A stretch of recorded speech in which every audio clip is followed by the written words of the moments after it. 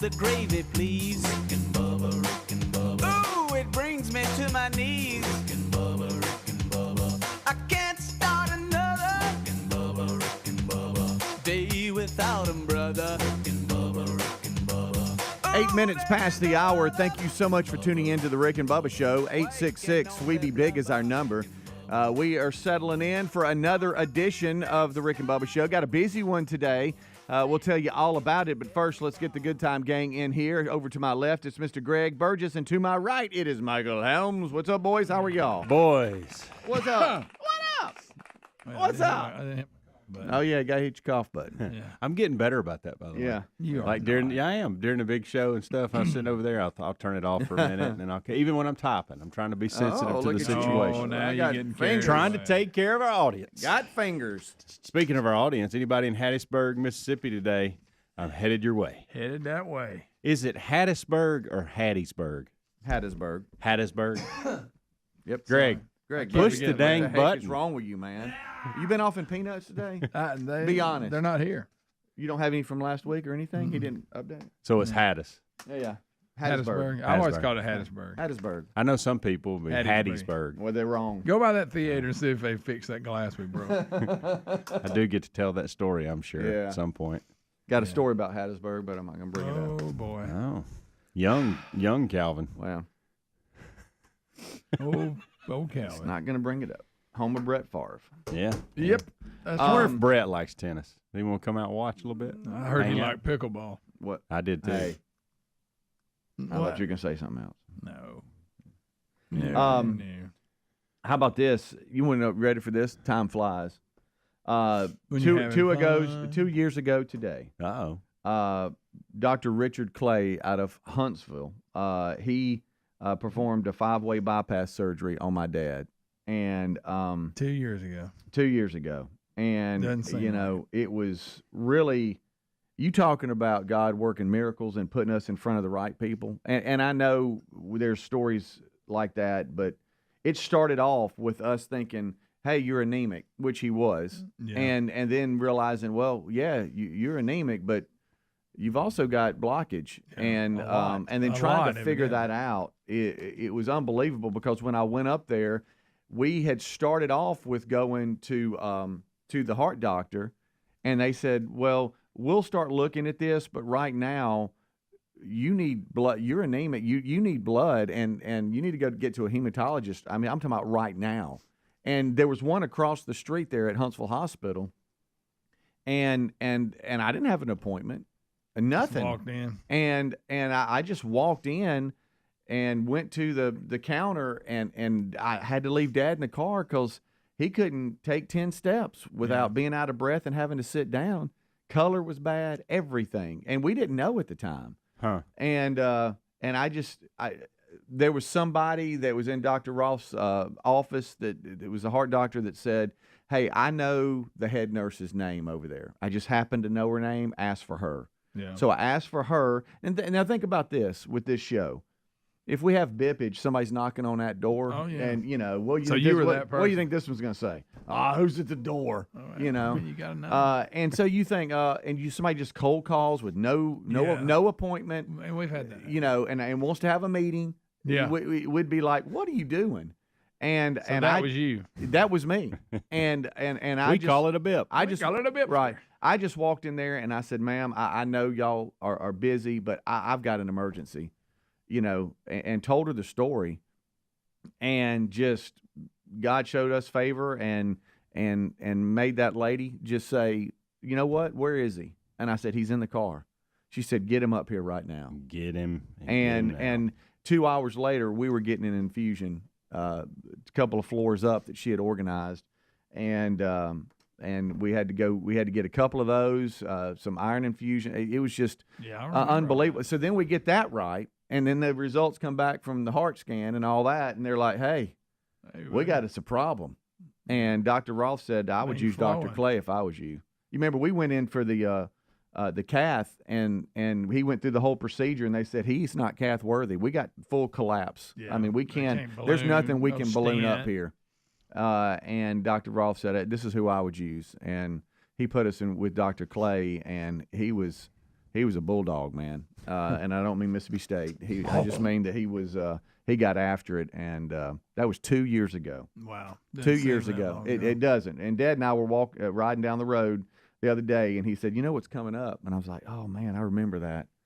It was a bizarre. Do y'all remember how crazy it was for like a couple? You were of weeks? running back and forth. Yeah. So anyway, I know a lot of you have been through things, and you have markers and anniversaries of, hey, I remember this, I remember that.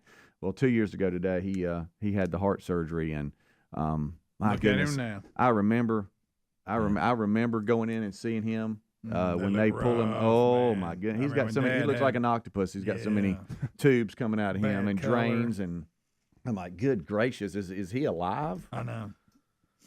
They're like, yeah, this is what we do. Yeah, every day. And then we met people in their office because we had follow-ups and stuff. And then, my mom, anytime the elevator door closed and we had people on the elevator, she asked about the show. Oh, no.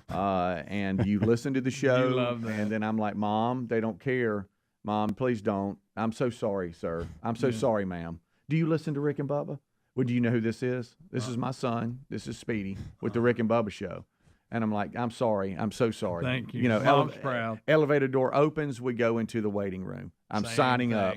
Hey, do you listen to Rick and Bubba? Oh, and I'm my like, God. good night. I'm thinking, Mom, could you sell the show? Maybe that's what we do. That ain't a bad Let's put idea. you in charge of network sales. She could do the hustle. Hey, loves this show. Loves That's everybody funny. on I would it. love to watch you deal with that. Oh, because you know me, I'm very sensitive to uncomfortable, social, awkward moments.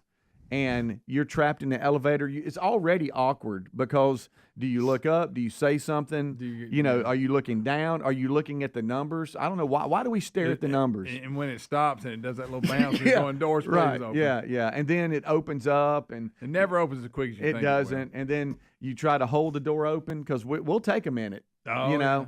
And my dad's facing the wall. I'm like, Dad, turn around. Oh, okay. He's in the elevator right like this. Speedy. Come on. I'm like, Dad, turn around, and he gets to laughing. He goes, "Oh, okay, I'm sorry. Okay, I need to point this way."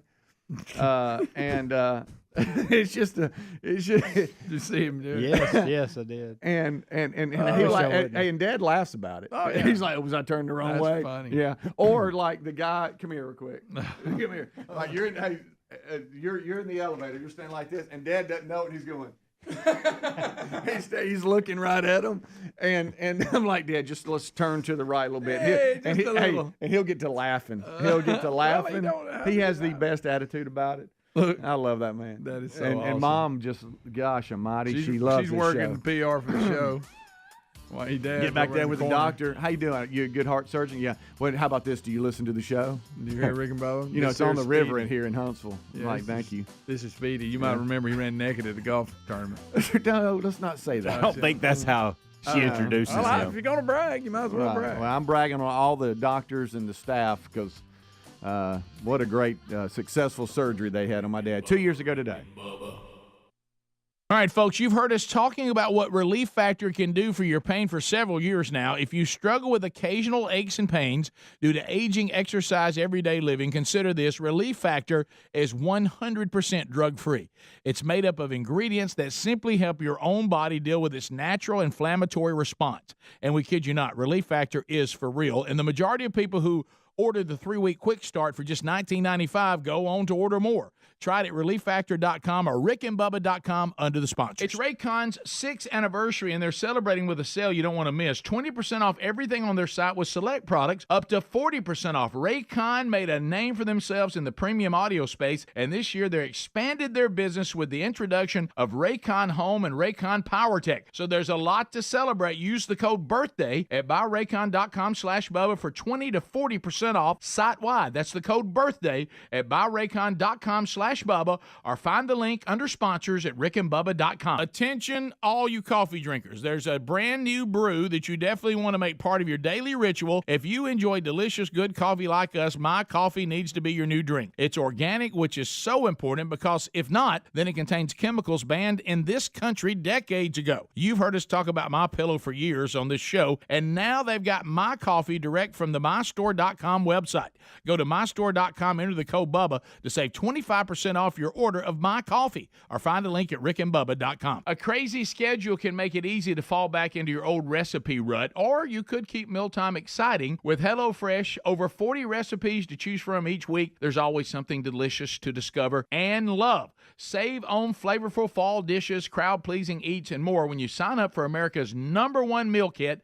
Take 50% off plus free shipping with the code Bubba at HelloFresh.com/Bubba, the code Bubba. That's HelloFresh.com/Bubba or RickandBubba.com under the sponsors. Are you driving an out-of-warranty car? Why would you do that? It's only a matter of time before your vehicle is in the shop costing thousands. Auto repair costs are up nearly 20% from last year. That's 4 times the rate of inflation. And when you enroll in a protection plan through CarShield.com/Bubba, you'll be locking in your price as it will never go up. We appreciate their administrators handling all the paperwork, and we get to choose the mechanic we want. They even offer 24/7 roadside assistance, complimentary towing, and rental car options. Save 20% at CarShield.com/Bubba. Okay, I'm not here to nag you about all your diets because I don't always eat healthier either. But I will share this. The Mayo Clinic says if you want to prevent heart disease, lower blood pressure, and cholesterol, eat 5 servings of fruits and vegetables every day. Folks, I don't do that, and you probably don't either. So I use Field of Greens, and I really like it. If you don't always eat right and exercise, join me and take Field of Greens. Get 15% off your first order at fieldofgreens.com with the promo code Bubba. Fieldofgreens.com, the promo code Bubba. Oh, look, honey, the ants are back. Wow. We leave one itsy-bitsy speck of food out, and they appear out of nowhere. Yeah, it's pretty hard to believe we used to try to get rid of these guys. Now they're just part of the family. To be honest, I liked our family the way it was before they came. I guess it's time to call Cooks. You don't have to live with pests. Get proven protection from Cook's Pest Control. Call or go online for a free quote. Cook's Pest Control. All right, folks, you've heard us talking about what Relief Factor can do for your pain for several years now. If you struggle with occasional aches and pains due to aging, exercise, everyday living, consider this. Relief Factor is 100% drug-free. It's made up of ingredients that simply help your own body deal with its natural inflammatory response. And we kid you not, Relief Factor is for real. And the majority of people who ordered the 3-week quick start for just $19.95 go on to order more. Try it at ReliefFactor.com or RickandBubba.com under the sponsors. This fall, as you settle back into a busier routine, your home may be sitting empty and defenseless. Simply Safe's revolutionary home monitoring innovation, 24/7 live guard protection, helps stop crime in real time. If an intruder breaks in, monitoring agents can see, speak, and deter them. Get 20% off your new system when you sign up for Fast Protect monitoring at SimplySafeBubba.com. That's SimplySafeBubba.com, or you can visit RickandBubba.com under the sponsors. There's no safe like Simply Safe. The folks at MyPillow have launched MyPillow 2.0. This new innovative MyPillow has a brand new temperature regulating technology to keep you comfortable throughout the night. Now, core body temperature plays a big role in how you sleep, and this new fabric technology helps regulate your body temp by creating a lower surface temperature for a more restful sleep. Available in 4 loft levels with a 10-year warranty and a 60-day money-back guarantee. Head to MyPillow.com/Bubba to buy one, get one free on the new MyPillow 2.0.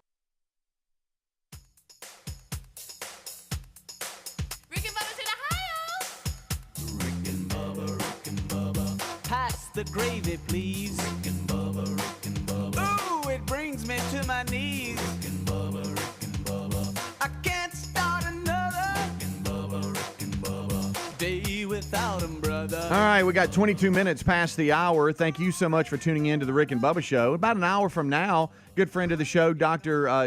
Dudney, will be with us next hour. Dr. D. Yep. And, you know, you would think that a dentist would probably be against candy, but no. They participate yearly in the Halloween Candy Give Back program where they support our troops and help children maintain good oral health by donating portions of their candy to our troops stationed overseas and just for a little bit of taste of home. And you can come alongside them if you'd like. Their website will be in show notes today. And if you are local, then they encourage you to drop by some letters and some drawings, and they send all that to the troops. give them a little bit of taste of home as they serve our country. So that's next hour. Plus, we'll have to talk about Bubba's crown last week and him being rushed in.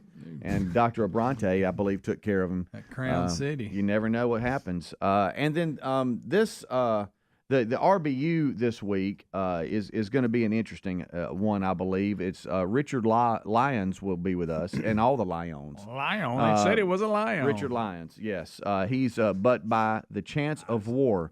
The original was released in 2019, and a second edition is out now that focuses on the appeasement and war of peace in the Middle East. And so a very topical RBU this week. He's got other books out, The DNA of Democracy and Shadows.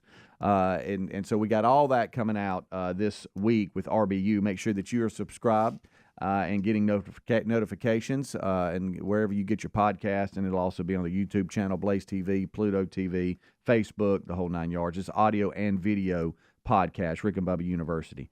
All right, so as we roll back, I gave you a quick update on the anniversary today, what it means to our family, and it really is a celebration. But we don't have a whole lot of celebrating. If you're looking at the news today coming out of Maine, I was out of the loop last night. Didn't turn on the TV. I know that Jacksonville State football was on. Yeah, and then all of a sudden I tune it up. I turn over just to get a quick update because I know we have a new speaker and all that.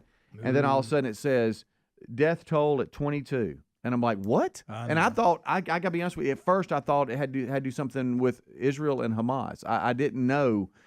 And then all of a sudden I read a little bit more. Hannity was on, and they were giving an update. At least 22 killed in a mass shooting at 2 locations in Maine.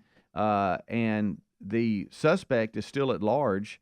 And he, reading more about this, it looks as though he's an Army reservist and has firearms had instructor. had mental issues. Yeah, he was in a facility for a couple of weeks this summer. He'd been hearing voices or something. Yeah, been hearing voices, and you just there's so many questions right now. But how this gentleman was even able to have a firearm, and I think he was a firearm instructor that's what too. It says, firearms instructor. So, National Guard, I guess. Good gracious, it's sad, and there's a lot of concern in Maine. So, they haven't found him yet, right? No, it's Robert Card is the man of interest. He went to 2 locations. 2 locations. Almost like a bowling alley in a bar, maybe, or something like that. I'm not sure. But he threatened to blow up a military training base when he was during his, I guess, his 2-week stay, or that maybe that's why he had to go for evaluation, but. Yeah, I mean there was some, that'll do. There were some signs there, and yeah, I mean I don't know how that works. If somebody has to go through a process like, hey, maybe we need to get his weapons from him until he gets cleared, or I'm not sure. I'm sure there's a procedure. Yeah, and some of those questions have got to be asked as to how this even happened. But Robert Card is his name, an Army reservist, and they say he's the man of interest, but wow. This will give you kind of where they're at in Maine. Only 29 homicides statewide the entire year of 2022, and this mass shooting right now is 22 dead and at least 30 wounded. Could be more. So we've gotten some emails here this morning of, hey, do y'all know that? Yeah, we do. So I just want to make sure y'all knew that we were aware of what was going on, and we'll keep updating you as we get more information. I mentioned Jacksonville State last night, and they played FIU, Florida International, and won again. So congratulations to Jacksonville State football. They're having a good season. A lot of points on the board last night. Yeah, I know, like 41-16 maybe. Yeah, I know Wednesday night football. I got that. But Greg, what'd you say a week or so ago? It was 50-something days of football. Yeah, there was supposed to be like 50 days in a row of football.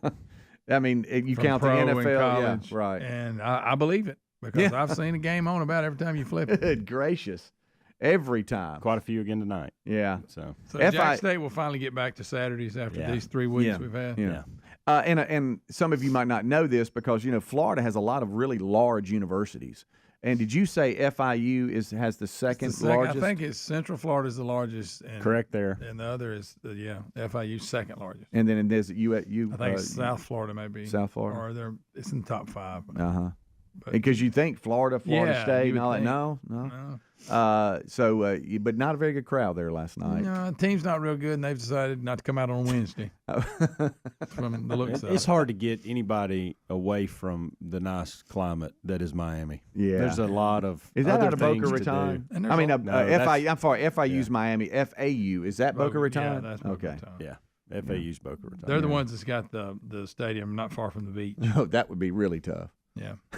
Focus here, boys. Hey, pretty ritzy area too. Yeah, that's where Kiffin was. Yeah. Yes, it is. My dad almost got transferred down there when I was. You'd have been a sharp. Yeah, you would have. He said, "No, I'll stay here and just retire." Yeah, don't want to go there. I'm glad he did. And then then that's when he went in. After retirement, that's when my mom said, "No, you need to do something. You're bugging me now. What are you doing here?" Yeah, get on. And about 6 months later, so then he went into being a financial advisor, that was quite the change. But yeah, he could have moved down there. They wanted him to transfer in NASA and all that and get down there. Get on down there. Yeah. I don't know. I know it's a beautiful place and all that, but Mm-hmm. I don't know. I don't think it'd be a place I would want to live. Right. I know the women's tennis team's going to give us a lot of trouble. That's so funny. That's where his mind goes. I mean, hey, they're real good. Really? Oh, yeah. All right, we'll take a break. We'll come back. We have a lot of other stuff to cover, plus your phone calls at 866-WE-BE-BIG. Rick, Bubba, Adler all join us for the main show right after top of the hour. If you want to go to the show, figure out where we're going to be as a staff, just click on upcoming events. You got the store, all the latest merchandise is there. So much at rickandbubba.com right there for you. And also don't forget, show notes has links of the day. We'll be right back.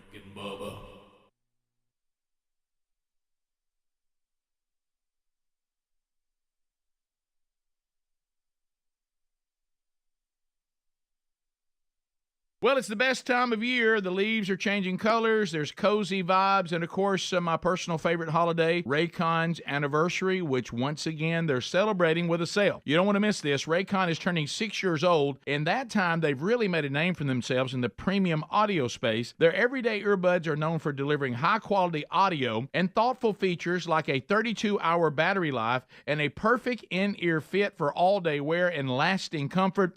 All this at half the price of the other premium brands. And this past year, they expanded their entire business with the introduction of Raycon Home and Raycon PowerTech. So there's a lot to celebrate. To thank everyone who's shown them support in the past 6 years, Raycon is offering 20% off everything site-wide with select products up to 40% off. Hurry now to buyraycon.com/Bubba. Use the special code BIRTHDAY to get 20 to 40% off site-wide.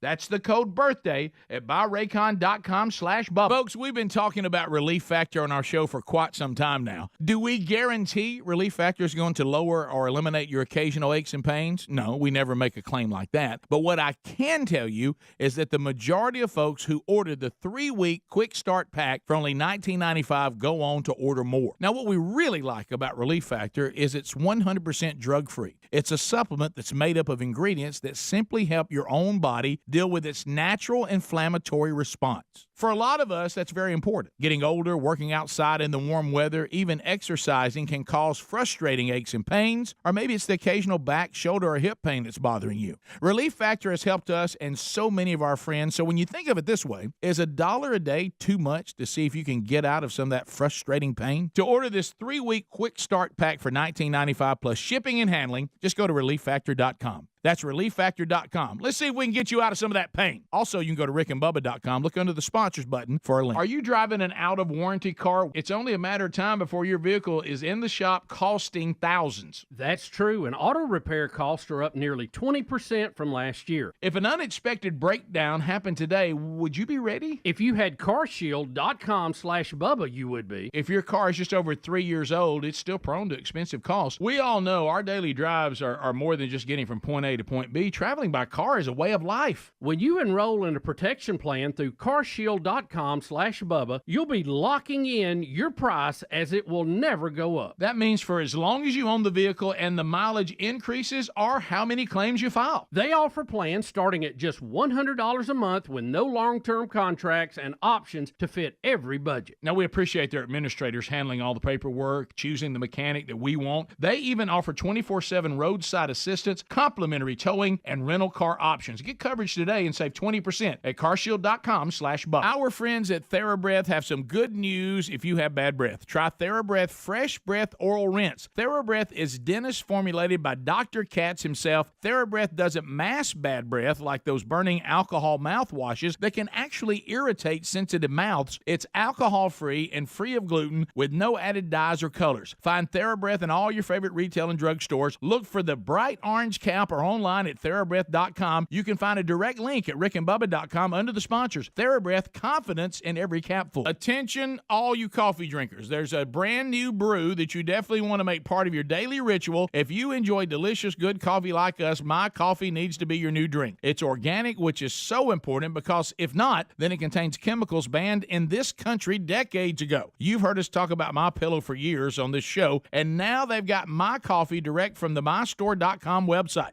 Go to MyStore.com, enter the code Bubba to save 25% off your order of My Coffee, or find a link at rickandbubba.com. Have you tried the Innovatives Helix Sleep Mattress yet? Well, nothing beats a great night's sleep, the kind you get with Helix. So we love them, and Helix has over 12,000 five-star reviews with customized mattresses that fit your sleep needs because they know everyone is unique. They even have big and tall mattresses and mattresses for the kids.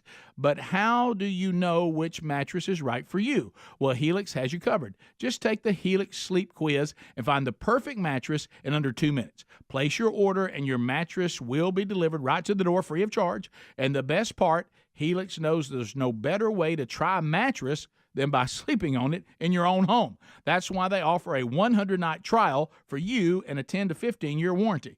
Right now, Helix is offering 20% off all mattress orders at helixsleep.com/Bubba. Best offer yet, by the way, and it won't last long.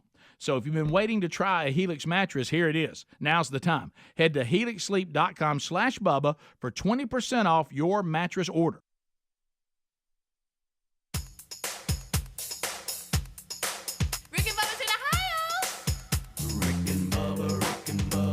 Pass the gravy, please. Rick and Bubba, Rick and Bubba. Ooh, it brings me to my knees. Rick and Bubba, Rick and Bubba. I can't start another. Rick and Bubba, Rick and Bubba. Day without 'em, brother.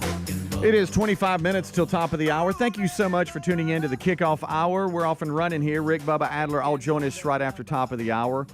For the main show, we talked about we're going to be having friend of the show, Dr. Dudney, in next hour. We'll have a good conversation with him, update you on the news of the day, and jump on into all of our worlds, which are ever-changing and so eventful. I was talking to some folks about our daily routine here, and I said, no, we really do go out, live life, come back and report it. Yeah. That's our show prep. Yeah.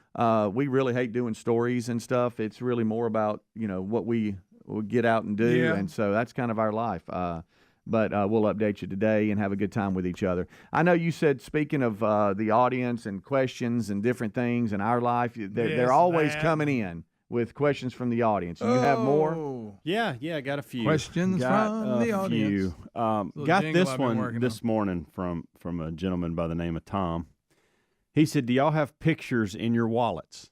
No. I don't even have a wallet. I have a wallet. Now it seems like wallets that you get don't have the place for pictures. Yeah. When I remember, there was a time when I did. It was a big deal. Like if you didn't have pictures in your wallet, then something's wrong with you. Yeah. Now I don't know if I'm sure they're still out there, but like the last wallet I bought, it didn't even have them. Yeah. So wallets have gotten more compact and smaller because you don't carry as much. Yeah. This has took the place of the pictures. Right. It has. He's holding up a phone for those. Show everybody your grandkids. That's right. Yeah. I know she went to grandkids. Yeah. This gentleman does have in my life. a picture in his wallet of his wife. Well, good for him. Wow. That's what you go with, Greg. Good for him. So maybe I need to get a picture of Terry and put it in He's happy about it. I don't have anywhere to put. Like I said, I got it on my phone. Have y'all ever seen the movie Gray? Well, yeah. With, is it Liam Neeson? No, about the wolf. Gray. Is it In the Gray? Yeah. Okay. And Or The Gray. Maybe The it's Gray. it's not In the Gray. It's okay. The Gray. You know, I knew it was something gray. I thought Gray it was just spelled gray. out really big on the movie. And he's in that snow and he's Oh, cold it's and miserable. And them wolves are trying to tear him a new And one. at the end, he has everybody's wallets, and he sits there and he goes down to his knees. He's just exhausted, Yeah, and it he didn't end like a wallet. realizes he's in their den, and then all of a sudden all the wolves start coming around him, and then the alpha over. stands up, and he's like, "Oh my gosh!" So here it is. But he stacks all the wallets The up. people that's been killed. Yeah, and he goes through them, and they all got pictures. I just thought about that. They all have pictures, and he's Good seeing. story. So your Right. mind went to that. Yeah, because I'm thinking, hey, look, he has like it was the guy that got killed with like his wife or his kids, and they're all sitting there like a portrait picture, and everybody had pictures That in their tore wallet. you up. Well, I was like, well, so I Which mean, everybody's squalid? dead, and look, you remember he get the what was it those shot bottles or whatever, and he breaks them, and to Yeah, make and he's like, "Come and on." he, let's go, And and, it he ends. tapes a knife like to his hand, But and then it ends, and I'm like, what a terrible way to I end. hated the way it ended.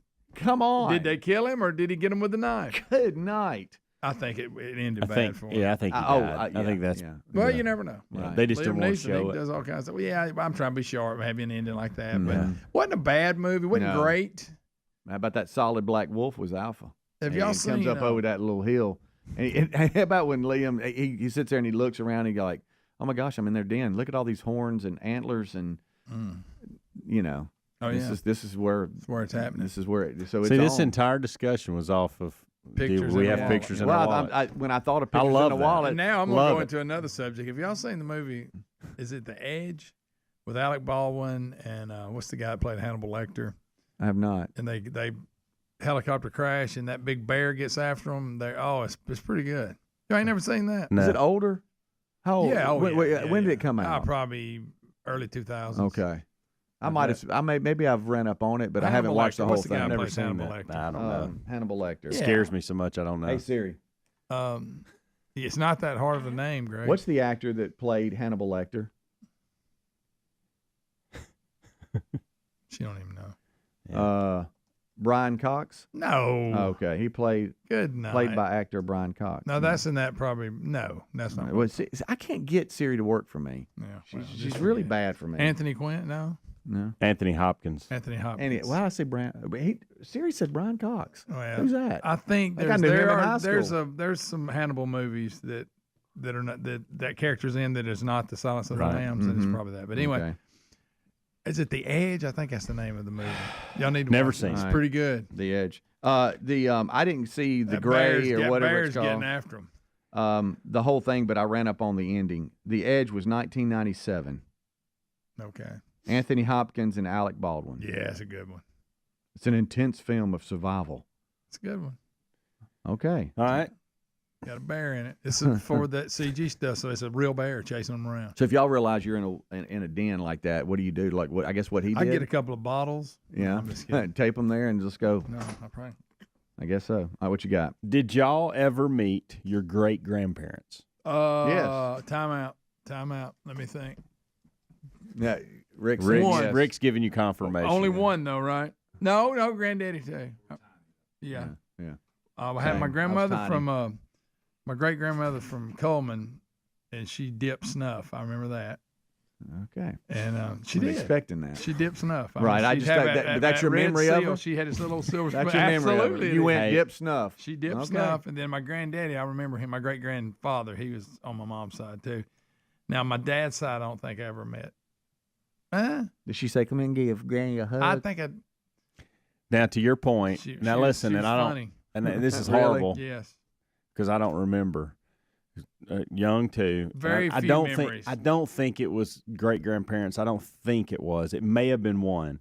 But Greg, to your point, I remember as a child. When I say child, 5 to 8 years old, going to a family member's house, and they were old, and it was on a farm type thing. And the lady, who I don't think was my great grandmother, but was related to her, was dipping snuff too. Wow. That was a thing. Yeah.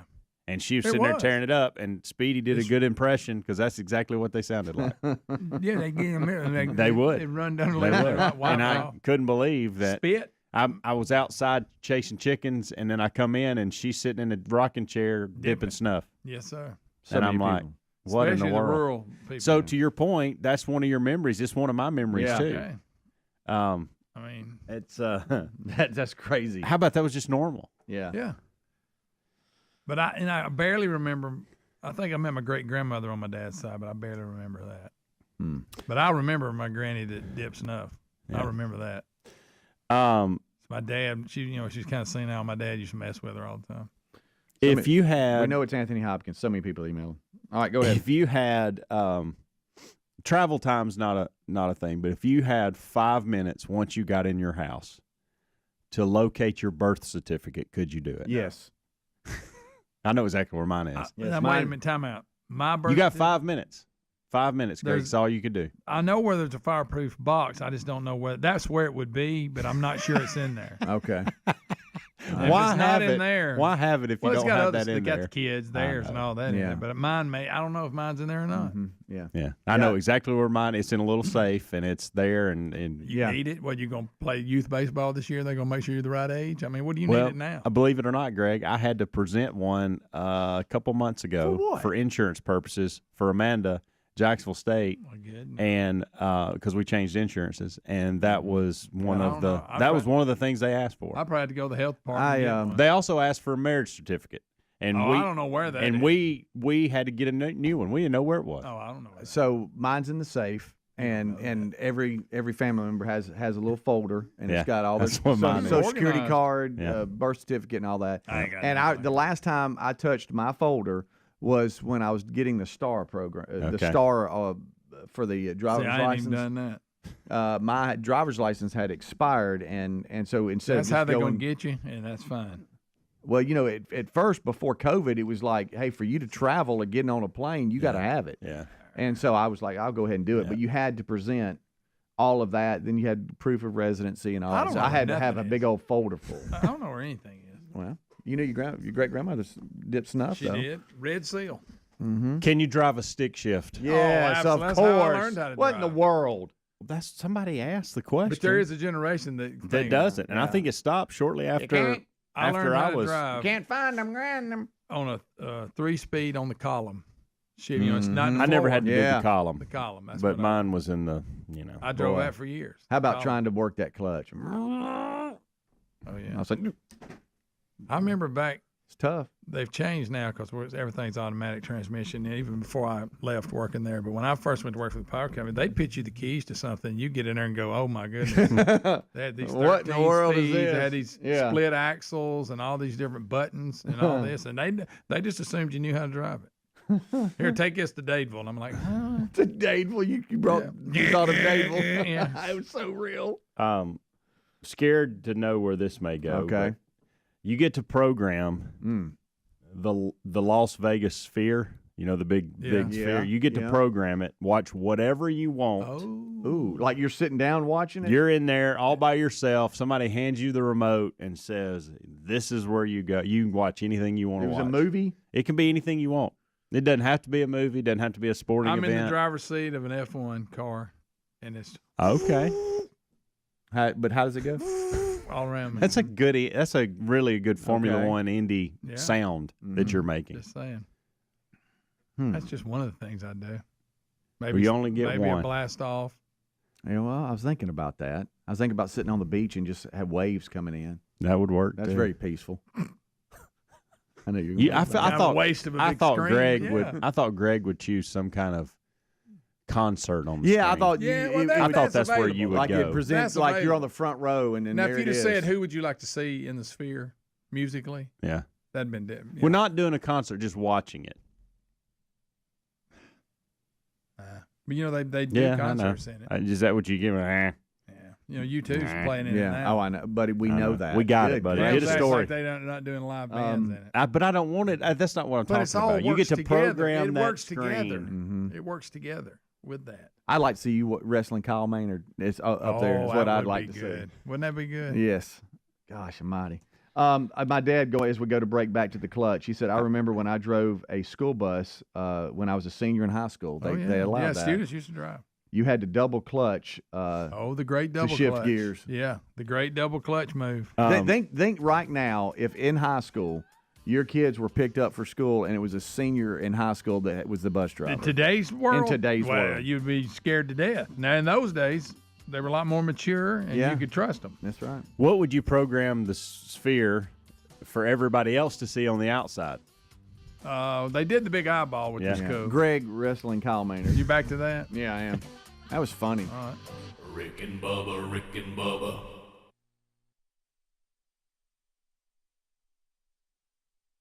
Some days I cover up because of my moderate to severe plaque psoriasis. Now I'm hitting the road with clearer skin thanks to Skyrizi, Risankizumab Riza, a prescription-only 150 milligram injection for adults who are candidates for systemic or phototherapy.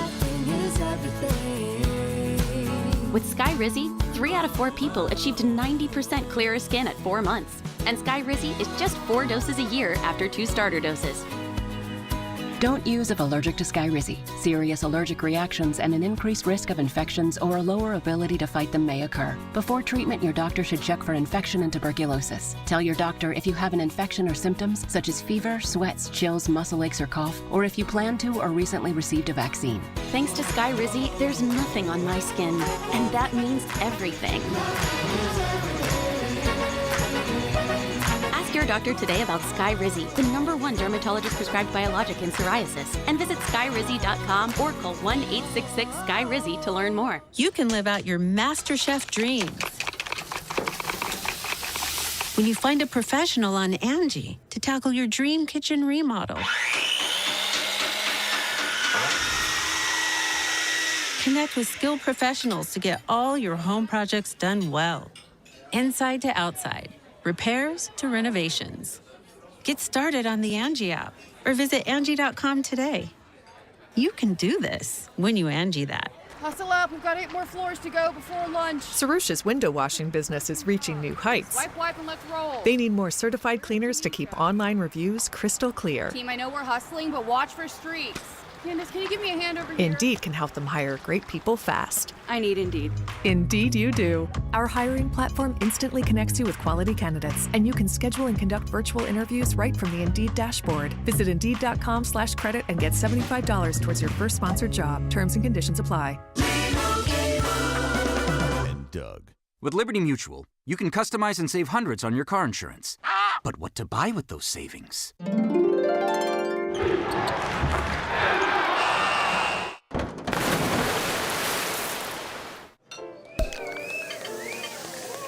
Yep, I bought a sound effects machine. Only pay for what you need at LibertyMutual.com. Savings may vary. Underwritten by Liberty Mutual Insurance Company and affiliates. Excludes Massachusetts. Liberty, liberty, liberty, liberty. Why choose a Sleep Number smart bed? Because only the Sleep Number Climate 360 smart bed lets you each sleep up to 13 degrees cooler or warmer on either side, while you both sleep at your ideal level of firmness, comfort, and support, your Sleep Number setting. And now our all-new next-gen smart beds have temperature benefits, so you sleep better night after night. And now, save up to $500 on our new Sleep Number smart beds, only for a limited time. To learn more, go to sleepnumber.com.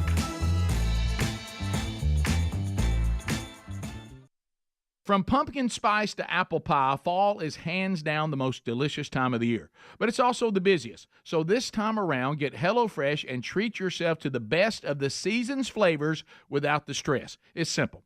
HelloFresh does the shopping and the planning for you so you can relax. Not only do their chefs create fall-perfect recipes to enjoy, all the ingredients arrive fresh and pre-portioned, so whipping up a home-cooked meal is easy. And make sure and check out all the fall flavors. A new limited-time lineup of easy autumn-inspired eats from HelloFresh Market, fresh on desserts like apple cider cake with caramel sauce, or please a crowd with appetizers like the barbecue pulled pork nachos.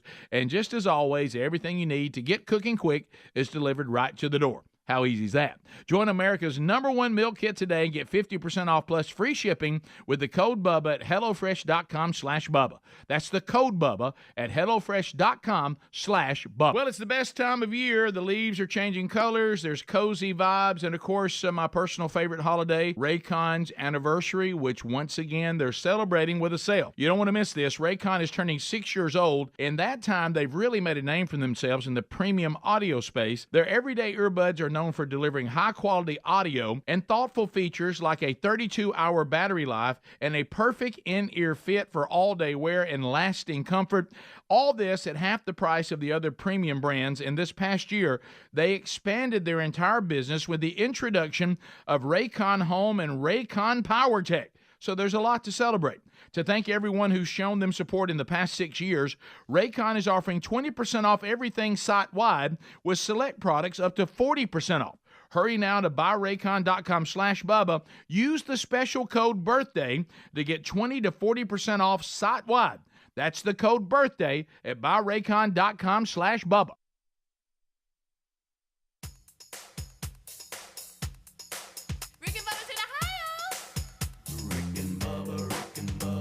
Pass the gravy, please. Rick and Bubba, Rick and Bubba. Ooh, it brings me to my knees. Rick and Bubba, Rick and Bubba. I can't start another. Rick and Bubba, Rick and Bubba. Day without 'em, brother. Rick and Bubba, Rick and Bubba. Ooh, there is no other. Rick and Bubba, Rick and Bubba. Waking on their blubber. Rick and Bubba, Rick and Bubba. Gonna be a big star. All right, we're rolling back 7 minutes until top of the hour. Thank you so much for tuning in to the Rick and Bubba Show, the number 866 We Be Big. All right, so, yeah, I know. What's wrong with it? When I guess it was Tuesday, you said that you had ordered something that would change your hair from being gray to a darker color, but it was a soap or something. The bar soap. Bar soap or shampoo like or whatever. oatmeal in it. Yeah. It's weird looking. I know. And you claim, hey, it's on its way. Yep. You got notification it's coming. Got an email yesterday. You said can't your wait. order is on the way. I can't wait to watch it. And okay. My guess is going to be delivered probably while I'm out of town this weekend. We will get back late Saturday, and then I may be able to start scrubbing on Sunday. Watch out now. And how long does it say before you see like a change? I think it's a while. I hope he comes in like with his skin's all messed up. Well, good. You know, so that's kind. You're supposed to be the nice one. I just wanted his hair to be real dark. Right? No, you got me with a major rash having to go to the hospital. I just losing a nose, little bit of a swollen eye. But just like you got punched. But you claim you're fine. Yeah, I'm good. And you have Bell's palsy for 1 day. He's wishing that on other Okay, I'm just kidding. Gray Gone that was bar shampoo. Gray Gone. Gray Gone. But something said, you know what? I'm going to order this. What was the big thing that you saw? I kept seeing this reel come up in my ads, and I thought, I just want to see if this works. It's not that expensive, whatever. So I don't think it's going to work based off people, have reached out and said. He said he doesn't like being gray. So you just take it. You take a bar soap. You wash scrub you your wash head your with head and if you want your face, I wonder why it's guys, it's not going to work. Okay. Why ain't it like a liquid where you wash your hair in? And is it that you don't want to look old? I know No, it has nothing to do with it. Yeah, no, is that what it is? That looks like you have it. wisdom. Yeah, I mean, granted, you look 10 years old and you are, but that ain't. Yeah. Right. I wouldn't worry about that. You claim you're already in your 60s and you're in your 40s right now. I don't feel like that anymore. The last few years, I've made some major changes that have. So now you're only like 5 years old. No, I mean, I'm just saying. I feel. I mean, there's no. I do. I feel great. I look. Heck, I look good. Wow. Oh, I'm kidding. That's a joke, by the way. No, he's serious. That was Hey, just a joke. wait till the soap gets here. Hey, wait till I have dark hair, mama. If y'all Geraldo sitting here. Yeah. Daddy's home with dark hair. How you doing? It's not going to darken it up. I don't think that's what I think it's does. supposed to take the gray out, right? It's dye free, and it goes back to its natural color. So somehow which is dark. it makes your hair regrow. Mine was always kind of, It makes your hair regrow. That's what's supposed to happen. Now, I wish you would have an afro. It had some weird effect. Yeah, look like Richard Simmons over there. Oh. You know what I mean? Guys, if I did my hair, just grow it out, I would have a fro. Please do that. I really that would would. be I've awesome. thought And about. wear striped shorts like Richard. I've thought about. Don't get Speedy fired. And then look at it and go, live like you're dying. Lick Speedy's eye. Hey, this is Coach Bullethead, and you're listening to the Rick and Bubba Show. Gracious. Sorry. This is why people. This is why people don't bring things to the show anymore. Right here, okay? Y'all don't know when to stop. Let me ask you a question. You knew this scrubbing bar was going when you brought it up. Greg, that's why I brought it. That's my point, and I appreciate it. Yeah, that's great for the show. But what if it has a weird smell? Hey, don't have to be so mean about it. Well, look, he had 8 puppies. Okay. We share the love. What has that got to do? He was going through handles. He brought that to the show. That means I can make fun of anybody. I don't think. Right, I don't you had think. 8 puppies. Hey, Yeah, hey, that's it. I'm bald. I don't think at any point. I don't think at any point during the puppies did you wish he had to go to the hospital for an allergic reaction. That's a good but point. I did want him to get frustrated and have little sleep. I did have to take the dog in the middle of the night to have emergency surgery. There you go. Did have to do there you that. go. Look, Mother this is the who then only refused to feed them, and I had to feed them all. This is the only show or business that bad is good. You know, if something bad happens to us, and I don't want anybody getting hurt. I'm not talking about that. And I'm kidding. Or about tragic, you. not tragic but, stuff. Yeah, not tragic. I'm not talking about Handles. that. But handles, even if a segment goes bad, kind of like this one, it's still good. yeah, kind of like this waste of time that just happened that we'll never get back. No, ever. A minute to the break. I'm You know what I excited mean? about the soap. I just want to see if Yeah. it works. Yeah. Yeah, that's it. Golly. Just want to see if it works. That's Well, all there is to At least it. you're fine. Does it say on there how long you see results? I just halfway read it. Yeah. You just ordered it. I just kept seeing this I'm gonna thing step pop on up out on the reel. and I thought, say I'm it's gonna, probably not going to work. I've gotten several emails saying they fell for it too, and but it was like $9 for a bar of soap. I mean, that's a Starbucks run. That's right. Is Ron Coe who put it out? You remember Ron Coe with all them little things on TV, the pocket fish? I tell you what's going to change my world is when I start these cold plunges. Oh, I forgot about Oh, going to yeah, start that's that. right. You're doing that too. Dark hair, Guys, the other cold. day I don't know that I'm able to handle it. The other day, Fine. Don't forget that. No, he says he's fine. So he's going to be in an ice bath fine with dark hair. Yeah. y'all Smoking. fine as fire, smoking hot. I got the other day. I thought, you know what? Before you go investing in some cold plunge that you put in your garage and do, Just try a bucket. why don't you just turn the shower on cold for like 3 minutes and see if you can There you stand go. it? And I got to tell you, that was tough. But that's not the same thing. It's not the being same immersed thing. in It's not the same thing. But I've done that before. Like in the summer, when it was really hot. Yeah. I've been out running, and that's hard to do. It is. Yeah. Even when It's you're tough. hot and trying to get I know. cold. Yeah. Well, just water on cold is pretty cold, even without ice. Yeah, you're So right. there. That's a great Laugh statement, it up at that.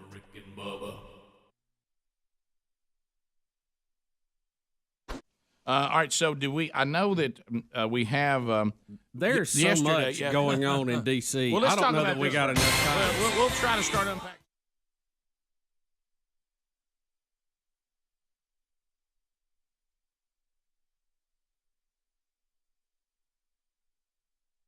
Aliens that have been vetted and declared unacceptable to come into the country, and then Can't stay. and then or ran. have overstayed. Yeah, they either overstayed or we decided they don't need to stay, and they did not pass our process to be allowed in the country. They've had their day in court, and they've Denied. been ruled that they will not be allowed to stay. I don't know that it's just like bizarro world now we're living It is. in. They're 100% right. When you have the Speaker of the House who is giving instructions how to avoid federal agents. Now, to me, does that not rank as obstruction of justice? I mean, we hear a lot about that lately. Aiding and abetting, isn't it? I mean, you're obstructing justice. I mean, that is a clear. That's the law. She needs to be marched out in Hey, it's the handcuffs. law. Hey, she needs to be marched out in handcuffs. If you think Donald Trump has obstructed justice by saying a few negative things about a prosecutor on a witch hunt, you're publishing how to get around federal agents. I don't even see how this is allowed, Rick. I don't know why there isn't a lineup of people going to jail right now on charges of obstruction of justice. Well, starting with Nancy Pelosi. Undoubtedly, I don't know what it is. When you become a Democrat, you can't be charged with anything. I don't know why that happens, and I'm exaggerating. But here's the thing. Let's just talk about America. Let's take the red and the blue and remove it. America, you have a group of people who are saying this, and you have to decide which one you want. We are vetting people at the border. We're a sovereign country. We have every right to do that. There's nothing evil about that. And then as people are being vetted, we have a thing called legal immigration. We let them in. Trump's even offered up plans to try to make some citizens that have been here for a certain amount of time in return for the wall. That was denied. was it Dreamers and the all DACA of that, program, the DACA program. So anyway, but we've said that these people through our vetting process don't need to be here, or they've been here too long. And you have one political party that says to those people, hide, do these things so the federal agents can't send you back. Now, these are not people that are unvetted. These are vetted people. They've had their day in court. Right. And these are people that are breaking the law, and we've even decided they don't need to be here. And you have one political party that says, let's go get the people that we vetted that we don't think are good for the country, or they have not met our criteria to be here, and we want to send them back. And the other party says, hide, don't let them get you. Now, you need to decide which political party you think is going to give you a country that is sovereign. And Rick, I think we just got a healthy country. We've got to quit. Gosh, I mean, we got diseases coming back in here. LA's turned into a third world country. I mean, what San Francisco's got human waste all up and down the streets. And I think it is very fair to ask, what is the purpose in this? Thank you. Because you even have some major news organizations now that are going, well, this change of heart by the Democrats, is that a change of heart? Because they play Bill Clinton talking about it. They play Barack Obama talking about it, and they have the exact position Trump has. 100%. And Obama now, says if you bring your children to the border, they will be sent back. Yeah, I mean, and one of the Congress is on, and I agree with Obama on that. The House is issued within the last few weeks 36 different subpoenas to the Trump organization or administration for various things. One of them is, and get this, they want to investigate why children were being separated from parents at the border. And this is going to be an easy one to cover. We were following the law that Barack Obama's administration put in. That's going to be an easy one to cover. I just don't understand what their mentality is on this. It's beyond common sense now. It's beyond this. I mean, I really think it has to do with the fact they think they can flood Texas and turn it purple, and thus keep conservatives, Republicans, whoever, how you want to classify it, from ever winning a national election. I think that, is it that evil? Is that what they're up to? Well, Bob, again, because that is so un-American, and it's really inconceivable. I can't even imagine someone for political reasons trying to do that. But it appears that is the only logic I can figure out with this. Well, you know, they didn't believe in this 2.5 years ago. So based on that, then you have a very strong case against the other that you're just looking at fruit saying, all right, I'm trying to see what this fruit is telling me. And what the fruit looks like is you've changed your mind. So if you've changed your mind, why have you changed your mind? And I'll tell you how it looks. Okay, let's just say that. It looks like political power is more important than the safety of the citizens of this country and what's best for the country. They'll do anything to get power back, and they're willing to even change a view that they had that we all agreed on was common sense. But it's treasonous what they're trying to do. It's just you're aiding and abetting an invading force. All right.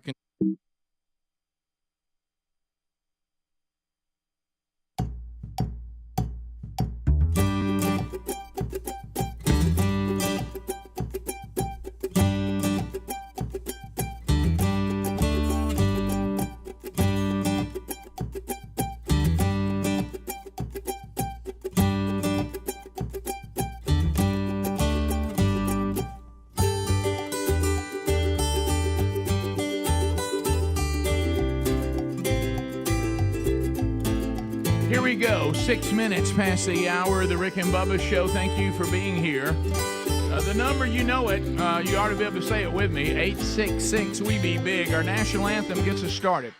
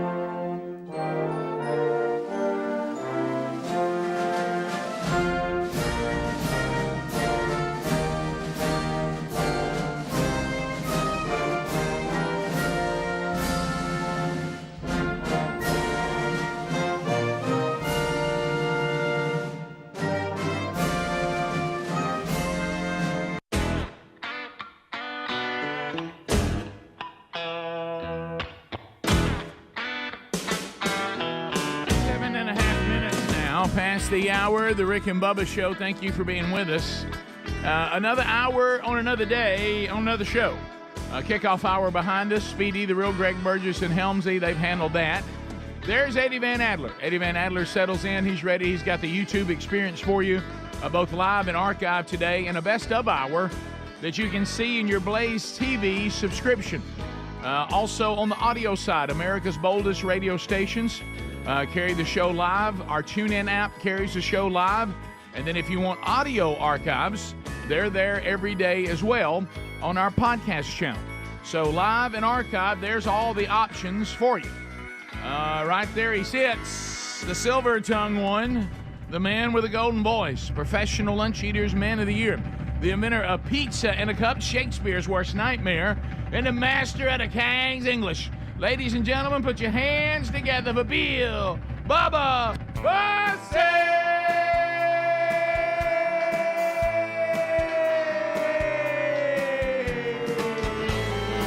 Howdy, Bubba. How about it, Rick Burgess? Friends, neighbors, associates everywhere. Somewhere.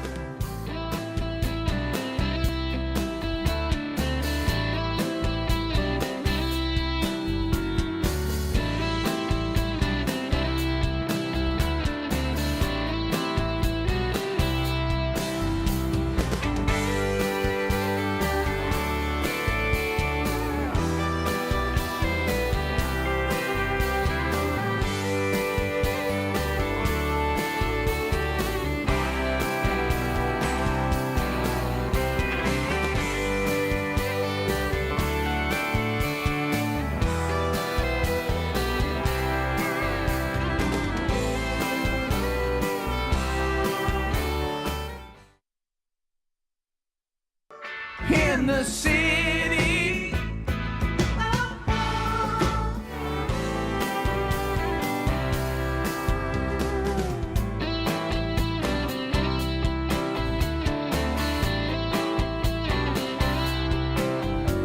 I wish the Eagles could sing 5-part harmony. Oh, wait, they can. So there you go. For those of you that are not watching on YouTube, in the city. I'll be going to the city December 1st. It is a Daring Faith conference, and we'll be there with the Promise Keepers for that stop on that tour, the one that's been run off so-called Christian campuses everywhere. So it'll be there in New York City, and I'll be part of the different panels they have. And if you want to join us in New York City, you can. If you'd like to talk to Promise Keepers about your church getting a simulcast of that, you can talk to them about that too. That link at rickandbubba.com under upcoming events. Bubba, you ready for another one? I'm ready, sir. Here I'm we ready. go. Here we go. We got Dudney coming in here, fresh off your crown situation. We'll talk about that. And he has a bone to pick with Greg today. Uh-oh. Or should I say some flossing string to pick with Greg. Huh. So that's coming up today. An opportunity for today, and these words usually cause a little pushback from us, Bubba, when you have these three words together. Candy give back. Candy give back. Candy give back. I don't follow that language. Yeah, I tell you what, you'll tear this candy from our oversized, large, dead hand. Yeah, normally it's candy give me. Get candy, go hide, eat candy. All kidding aside, we talked about it before. It is a great opportunity for us to say thank you to those that are serving our country in really uncertain times all over the world. So we'll talk about that coming up with Dudney here in just a little bit, and then we'll unpack the stories of the day. Bubba, we have a speaker. Yep. We have a Speaker of the House. How about that? We have a Speaker of the House. And we can actually say his name. Yeah. Right, we can. Mike Johnson. That's pretty easy. It don't get much better, just good old American than Mike Johnson. So, old man Johnson's boy. So Mike Johnson gets approved. Yep. Boy, yeah, he does look pretty undaunting, doesn't he? Came out of nowhere. Yeah. The also Saturday Night Live has made a Gary Palmer joke. Yeah. So you know what? We'll play that for you today too. Funny. I guess I know Gary's got a good sense of humor. He does. But I sent it to him when I heard it, and I said, "Congratulations, Congressman, you've made the big time." When Saturday Night Live is making jokes about you. That's good stuff, right? I wish they'd make one about us. I do too. And that if they or a Babylon Bee headline, something. Yeah. Well, all these people have to do is just be around us for a little bit longer and be more aware of us, and the jokes will flow. So yeah, that is funny, and we'll have to play that. We will, and it is a good one. It is a good one. It is a good one. If somebody comes up with something funny, even if it's a little bit of a dig at you, if it's a good one, you have to appreciate it. Yes. Yeah. Yes. Now, if it's just mean and they're just mad at you, that's different. But if it's a good one, then that's a little bit different. Got to thank Coop for sending us that. That was good. That was good. You've referred to Gary as Mr. Excitement for many Absolutely, years. absolutely. Now he does a great job. I mean, he knows what he's talking about. He does policy. I mean, you don't think of the business of Congress being really exciting anyway on a lot of levels, you know. But it's a great joke. Right. Well, the good news is Gary, unlike me, and you know, I tend to be a nutshell guy, and sometimes to my own demise, you need to know some of the details. But Gary is the kind, he will get into the details as much as you want to. Yeah. He knows the history of the country. He knows how the Constitution is supposed to work. He knows all the things that are going on. He's one of these people he's an incredible researcher. And but you know, our world, as you said back when American Idol first came on the scene, you said our elections have turned into American Idol. Yeah. And they have, and Gary is not the most dynamic personality, and there's a cult of personality that we all love in this country to our demise sometimes. And Gary does not tote that, and there are many jokes that should go with that. That's funny. But you know, it's kind of like, you know, when you're doing some important business. Mm-hmm. Like, let's just say you're having open heart surgery. Right. You don't want the guy who owns the room when he walks into it. I want a guy that really knows what he's doing. Right. You know? Gary, I don't have to. He don't have to steal the spotlight. I want him to be good at doing heart surgery. Yeah. What I'd like to sit down and have Gary Palmer sitting next to me in the meeting, and then I say, I'll tell you one thing. This is what we should do, and we shouldn't do this. And Gary, tell him why. Yeah. That's right. Hit it, Gary. And go. You be the setup man. I'll tell him how stupid it is. You tell him why it's stupid. And somebody says, Rick, can you walk that out for me? I can't, but Gary can. Yeah. Right. So he can tell you what I mean. Right. Let me tell you what I mean. Gary, you're on. And let me tell you how I came to this conclusion and why I'm right. Gary, you go. So we'll come back. Maybe we'll play that for you next. It's just audio. Unless Adler can find the video, but I don't know that the video's out there, but I know the audio is. Yeah. So we'll come back, we'll play that for you, and then we got Dudney coming up, and we'll talk to you about an opportunity for you to actually do something, say thank you, and we'll talk to him next, too.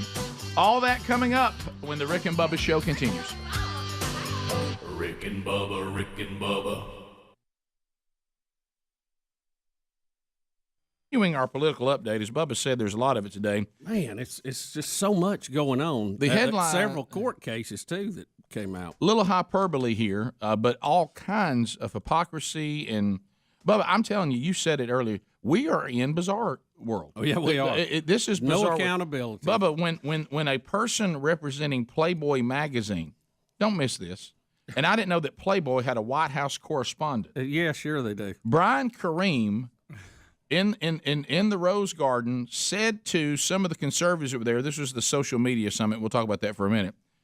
Now, I want you to, he's representing, I'm going to say it again, Playboy, which is a porn magazine. And a CNN analyst, too. Okay. I don't think anybody's reading it for their political coverage. Okay, listen. He started what they're calling a melee by telling the conservatives that were there, are you ready for this? Now, you talk about the pot calling the kettle black. Here's what Playboy's correspondent says to the conservatives, that they were a group of people eager for demonic possession. And it was caught on camera. Sebastian, is it Gort? Let me ask you this. My story says CNN analyst. Well, he's Playboy correspondent and CNN analyst. He's both. He's both. How do you? I mean, how? I want to be careful how I ask this question, but how do you? You ready for this? How do you team up with both of those? You ready for this? That's when CNN will have panels, and he'll be up there talking as an analyst, but yet he's representing Playboy at the White House. Well, here's the what most least read part of the magazine. Right. Here's the thing, Bubba. Like you'll go to Fox News, fair and balanced, and Sean will go up there and he'll pop everybody up there on the screen. This person hosts a radio show. This person writes for such and such. This person, does this. In their case, CNN brings up Brian Kareem and says, writes for Playboy, and he's a CNN correspondent. You see what I mean? Yeah. But the fact that he would be, he's going to be the person who he's talking about demonic possession. What in the world? See, this is the deal where we've gotten to now. So, but the brawl they're calling, which it really wasn't a brawl, but it's a bit of a exaggeration. Now, it was a heated argument. Yeah, I will tell you this: journalistic brawl. Is that what we're talking about? We got journalists in there fighting. I wish it was like Anchorman. I wish we really had that. Yeah. Now I will tell you this: Kareem did tell Sebastian to come on. Hey, come on over here. Come on over here. We can go outside if you want. Okay. That kind of thing. And the arrogance of this guy. He's already mad because there's all these conservative journalists. Mm-hmm. There was this social media summit, and then they go to the Rose Garden to hear Trump talk about the census and that he's going to, basically take a knee and not do anything and just wait it out. And so it's over, and now everybody's leaving, and this is where we pick up with this Playboy and this Playboy Can guy. I say one more thing about this guy? Screaming. This is the network. They have one of their experts that they go to for media writes for Playboy magazine. And this, remember, is supposed to be the bastion of where women come to be treated with respect. Yeah. CNN. I thought CNN stands up for women's rights, and we got to quit misogyny, Equal and we pay. got to quit treating women like they serve no purpose other than to be lusted after and to be treated like objects. So let's go to our correspondent from Playboy magazine, Brian Kareem. I thought Playboy magazine went out of business. I don't know. I thought a lot of them had gone out of business. I don't know. But Rick, I'm scared to Google it. What's even stranger I think about they went this? unnaked back to naked. Yeah, I think Sebastian. Well, Greg, competing with online porn is very difficult. Sebastian, Well, that's why they got the politics. who is a White House aide, is also British. Was a White House aide, yeah. Former, yeah. But he's British, so that even makes it stranger. That is strange. Right. I just don't. I couldn't remember if he was British or Israeli. It says British. British. in my Okay. story. All right, so here we go, and it starts into an argument. The conservatives are there to talk about being censored on social media. Right, yeah. And they've had that, and then they go to the Rose Garden to hear Trump talk about. So we've had that talk. We're easing to the Rose Garden here about the census. Correct. And Trump says, hey, not going to do the census. I'm done with that. It's too late anyway. Then this breaks out. Right, yes. Okay, and he's standing around, and they're all sitting. Don't be sad. Don't be sad. This is No, I'm just standing alone. This is a group of people that are eager for demonic possession. Demonic You're a journalist, right? That's right. Hey, come on over here and talk to me, brother. We can go outside and have a long conversation. You're threatening me now in the White House. I'm not in the going. Rose Garden. You're threatening me in the Rose Garden. Get him. You are a punk. You're not a journalist. You're a punk. Go home. Journalist, go home. Hey, Gorka, get a job.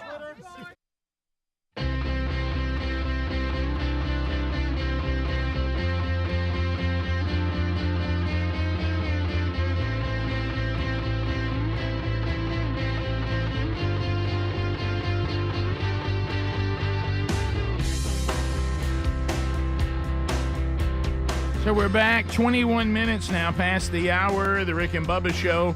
Thank you for being with us. We have much to do on the program today.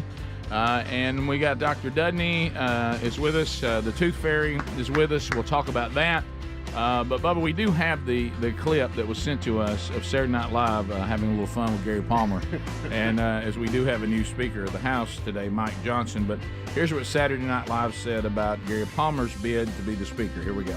Alabama Congressman Gary Palmer announced before today's Republican conference meeting that he has dropped out of the race for Speaker, though I'm not sure that merited an announcement. That's like calling Wendy's to cancel your reservation. So that's a good one. There we go. Dudney is here. Dudney, welcome back. We have a lot to talk about, and the Tooth Fairy is here. She's handed out all kinds of little Tooth Fairy goodies. Thank you, Tooth Fairy. And we all got new toothbrushes and some toothpaste and some floss. Dudney, do you want to take on Greg first before we get into this? Oh, no. Yeah, I love Greg. I heard him admit on the air that he flosses every other day, and we really want everybody to know we want you to floss every day. Every day, Greg. Every day, Greg. Not every. He says he's getting there. Every other day. I try to floss once a week on Thursdays. Yeah, Thursday is your day. Yeah. Look, she's even got the golden crown. I miss my golden crown. You know, I finally got that replaced. Listen, some people don't floss at all, and that's not a good thing. But flossing once a day, it's just a habit. Right. If you do it once every day, you get into a habit. And everybody knows that it's going to, Speedy's showing us floss. So we want to encourage people to floss the teeth you want to keep. Floss the teeth you want to keep. That's a bumper sticker there. Right. There it is. That's right. Front one's a lot. Or a T-shirt. Mine would be too hard. All right. So Dudney, we want to talk about this. Yes. This is a program that you've been doing for how long? I don't know, a few years now. Yeah. I'm saying 3-4 years at least, maybe a little, maybe more. Is it more than that? Yeah. You know, time flies. I really can't does go keep by up with Lane time. says 5 or 6. Maybe 5 or 6. Yeah. So and honestly, I heard the story about it, and then Elaine brought it to us too, and it just seemed like such a cool idea. One is that kids get a lot of candy, and it's okay. Listen, we know they're going to eat candy. You're just not going to stop them from it. Right. Well, we ask a couple of things. One, try to stay away from the sticky things, the caramel and the taffies and stuff like that, and try to eat it, and then, brush your teeth and don't eat it all day long. And floss. And floss. Thank you. But we every other day. We know what's going to happen, but this is a way I thought was so neat. It's a way of letting the troops know, hey, people back here are thinking about you, and you get a little goodie present, from overseas. But the other great thing I love about it is the letters and the cards. The kids will write cards saying thank you for your service, thank you for what you're doing. And it means a lot. And they're sitting over there, and they get a card or they get a letter, and it just makes them feel special, and it should. So we love the idea. Yeah. So here's how it works. Tell everybody exactly what to do. You can go to thomasdudney.com. That's in show notes today too. But I know here in our area where we live, we're talking about letters. We're talking about drawings to go to the troops, and of course any kind of candy. Do not, for obvious reasons, it can't be anything chocolate. Or anything unopened, but I mean, it needs to be unopened. It can't be something already opened. So no chocolate, because that's tough on the traveling. But to bring any other kind of candy, as long as it's unopened and uneaten, of course. I can't believe we have to specify that. Don't be digging off in there with your skinners and putting it back in there. Right. So that was what funny in the world? They did. They say that in their directions, and not partially eaten. Yeah. And so our troops all over the world. I don't like that. They'll receive these goodie bags with letters of encouragement, drawings from kids, and then candy for them to enjoy. It's really no more complicated than that, right? No, it's really not. And they do so much. I mean, it's a small token on our part to do that, right? Absolutely. Or and what they do. I just, we're happy to participate in this, and a lot of people are doing it, and I think it's caught on, and it's just a nice way. And I bet they're getting to where they look forward to it too. So knowing that it's coming. So here's the window for you to do that. If you want to drop these collections by Dr. Dudney's office, that's in Alabaster, Alabama. That's in the Birmingham area, and you can get all those details at thomasdudney.com if you don't already know. And you bring these by from 9 a.m. to noon between November 6th and the 8th. That's when they're going to do the big collection. They'll put it all together, then they'll ship them off. Right. Correct. So November 6th through the 8th, 9 a.m. till noon. And then, of course, if you also want to talk to them about, your dental health, like we have for years, Dr. Dudney and his staff takes care of all of our families. We love that. And just recently, we had an emergency crown situation. Yeah. Bubba. And we don't mean with the British Empire. Yeah, but Bubba was eating taffy, with a little side of caramel,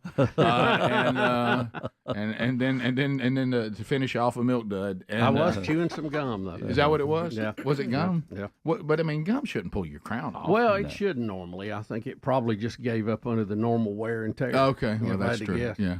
So, but y'all took care of it and got it all done and got Bubba back and happy to help. Yep. Always happy to help Bubba. If we can. Yeah. I was, Bubba almost pushed how happy y'all are to help. Because he almost swallowed it.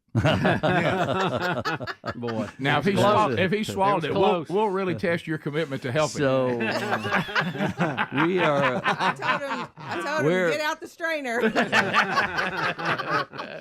I love you, but I don't love you that much. We might ought to just order a new one at that point. But you know the good news is, you know, if you can save it, it's a pretty simple process to put it back. Yes, it is, and certainly, you know, we like it if it's a whole in one piece. You can bring it in. We can, and the tooth is good and sound. We can just put it right back on. Boom. So I remember. So back in the day, I remember we would have like friends in school, and they'd go to the dentist and they go, "Hey, you heard so and so's got caps." Yeah. And they'd come back with those old silver caps on. Do you remember that? Well, we've come a long way with the crowns, haven't we? Yeah, we've come a long way with everything. I know, right? Yeah, I mean, it's you just remember them silver amazing. caps?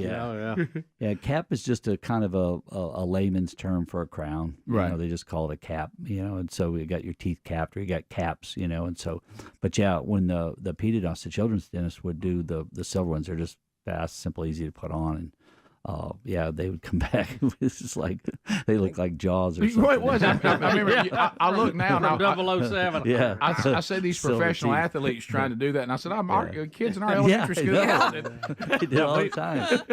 We made several trips to get rid of that. Right. But Chase had that on the playground. I think that's where your term, the grill, came from. They want to decorate their grill. We have so many funny stories with you over the years, and that was a good one. That was my favorite. We were talking about getting a new grill, and everybody thought we were giving something to barbecue. The husband, the wife, the winner of the contest, her husband heard she was getting a new grill. She thought he was going to be cooking out in the backyard with her new grill. Well, you know, we have, you know, it's their She could fault. be eating that food with her. Yeah, it's their fault if they're not hip enough. There you go. We can only play it down so much. That's right. Yeah. So if you would like to put one of these packages together, we gave you the information. Again, it's November 6th through the 8th. Candy, just don't do anything chocolate. Be sure it's all unopened, and you can do letters and drawings and Candy's dandy. Yeah, Candy's dandy. It is. But the troops are well aware of that saying as well. Yeah. But send candy and letters and drawings November the 6th through the 8th from 9 to noon at the office. If you'd like to find out more around the country, go to thomasdudney.com. More Rick and Bubba coming up right after this. Rick and Bubba, Rick and Bubba.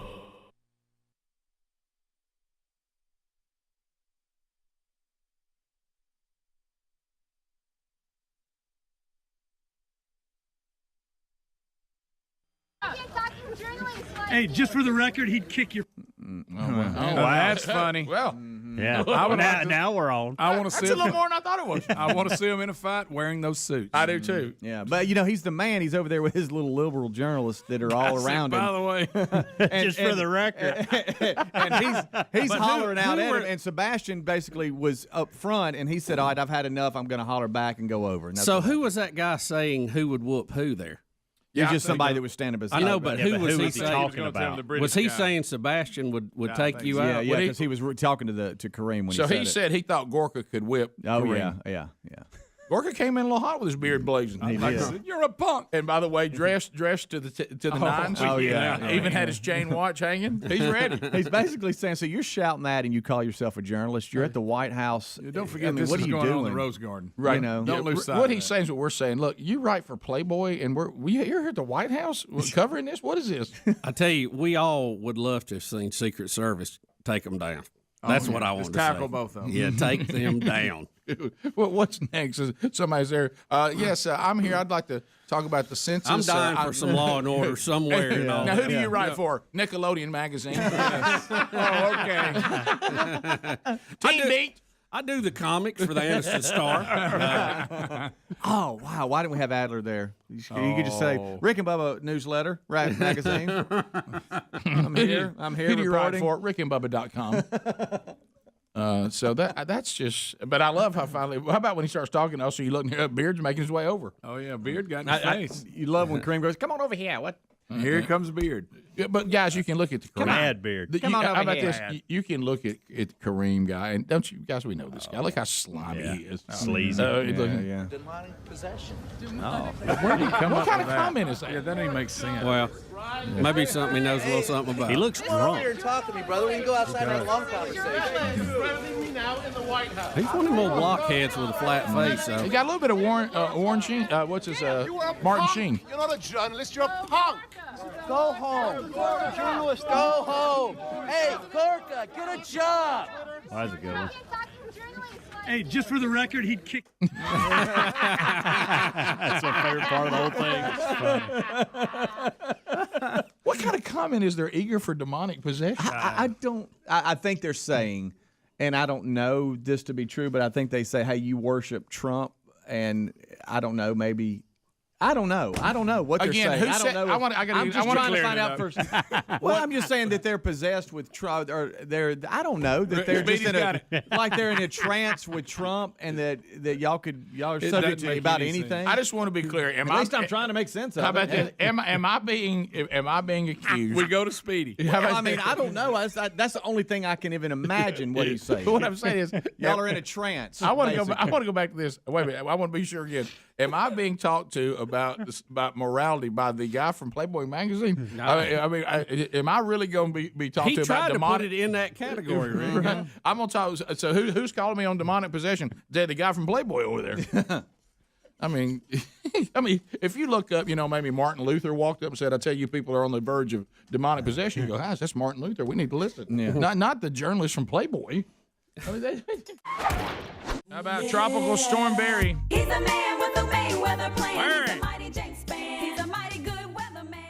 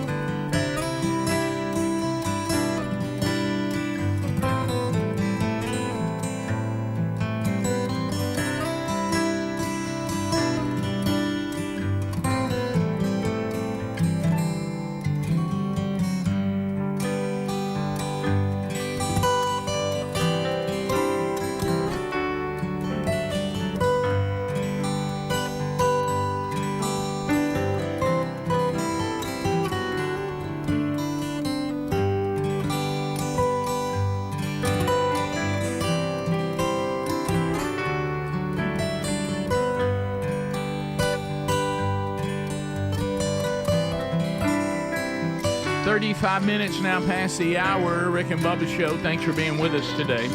As we work our way back, updates. Yesterday's Wednesday Bible study is available. The archive already got a lot of emails on that. There's some stuff in there that probably doesn't get discussed a whole lot, and it certainly was a powerful day in here, and a lot of reflection by all of us that were in the room. So if you haven't caught the archive, you can catch it today on our YouTube channel or our podcast channel. Speaking of unique podcasts, we do have the show every day. We do have the Bible study every week. But we also do Rick and Bubba University, the podcast that comes out over the following weekends, most every week. Today, we'll record that, Lord willing, with Richard Lyons. This is a second edition, but by the chance of war is the book. It's a new release. You can see one of the reasons. It centers on the appeasement and the war and peace effort in the Middle East. There's your topical book and a topical guest. So dead on there. So we'll interview him today, and that will be out this weekend.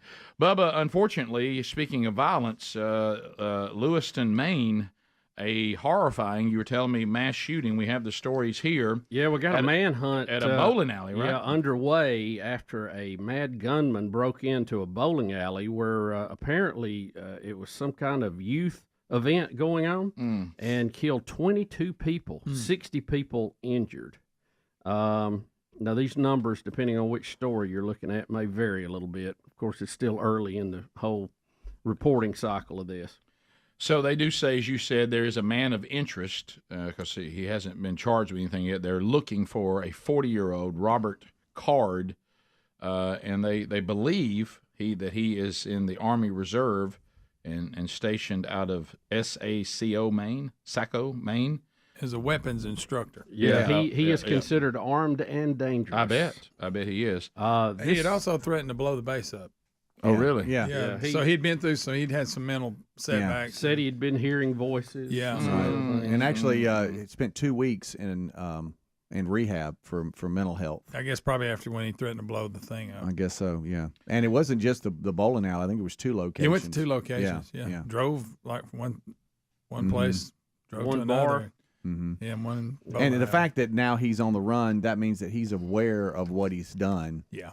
And you fear for that area for sure. Well, they're showing. I'm looking at some of the stuff, the photos from some of the cameras in there. I mean, that the reason why they're looking for him is you see him with a gun coming in, shooting everybody. Yeah. And Tragic. Very as tragic. As horrifying as that is, and he seems to be very qualified to use it, being an instructor and all that. So that makes him even that much more dangerous. Yeah, and showed his cowardice by going in there as if he feared the repercussions of youth night at the bowling alley. Yeah. What a coward! Talk about a soft target. Yeah, what an evil coward. So anyway, I mean, I certainly understand, but it also shows you some of the flaws that we have, and I know that there's only so much you can do because this is that thing where, people's rights versus, what medical people and law enforcement can do when it comes to mental illness. Right. I mean, it's a dicey road, when someone is, because there's a lot of people who are struggling with mental illness that aren't dangerous to anyone, and then there's people like this guy that obviously they're dangerous, and I think we know they're dangerous, but what is available? Yeah. We got to go back and look at what is available to law enforcement and to these mental health doctors. Yeah. When someone they think is dangerous but hasn't done anything yet. Right. I mean, that's I don't really have the answer on that. Yeah, that's a tough one. The threatening to blow up the base and everything, I think that should have maybe taken his chance to have firearms it shows you that away. There's some violence there. No, right, but you possible, can't, but you can't really do anything to anyone just because, especially if they're mentally ill, because if they've lost touch with reality. Yeah. You don't know whether what they're saying is real or not. True. Yeah, and I'm not pretending I have the answers because I don't. No, it's you're very right. It's very complicated. But infringing on people's rights and trying to be safe, there's a line there. I hate to go to this because I know we don't want to live in this world. Bubba, you've mentioned it many times. We've talked about it, and I know it's tiresome. But I can't really, and we heard people talking about this this week too. I can't really find a way to control what everybody else is going to do. Right. Yeah. So I guess I just better concentrate on me being able to protect myself. Yeah. Because that's about the only thing I can control, right? Yeah. I can't really control these other things. Here's if you guys want it, it's about a minute long, a video, a guy talking about how he was in the bowling alley and how he survived. Okay. And out of nowhere, he just came in and there was a loud pop. Thought it was a balloon. I had my back turned to the door. And as soon as I turned and saw that it was not a balloon, he was holding a weapon, I just booked it down the lane, and I slid basically into where the pins are and climbed up in the machine and was on top of the machines for about 10 minutes until the cops got there. Yeah. I don't know how to explain it. I don't think you're supposed to see that in real life. Over 10. Or at least I knew they were shots. And then when I got on top of the bowling machine, it was a lot of ruckus back there, so I don't really know from that, but I heard the first one. It was probably 15 feet behind me. I mean, he was close. Very close. But I just went there, just to bowl by myself, and yeah, I wasn't even there 10 minutes. 10 minutes? Yeah, I just walked in the place. I was putting on my bowling shoes when when it started. So, I've been barefoot for 5 hours. Well, I think the phrase that I pull away of that, he says, I don't think you're supposed to see that in real life. Yeah. And climbed up in the bowling machine. Smart. That was that was the old, I got to do something to give myself my best shot because I'm not armed apparently. And what do they say? Run, hide, and then fight. Yeah. So run first, hide if you can't run, and then fight if you're you got to get a defensible position to fight back. You Yeah. can't, if the advantage is the other way, you have no hope. So he followed it correctly. He ran, then he hid, and that worked. He didn't have to get to fight. But it was it's when you think to yourself. I mean, honestly, and we don't want to go out there and live. We're looking around every corner thinking there's going to be a shooter or some evil person. But when you realize that, you go, okay, of all the things I'm going to do this week, does anybody deem me going to bowl on a Wednesday night to be something I should be gravely concerned about? No, right. It shouldn't be normally. No. Yeah.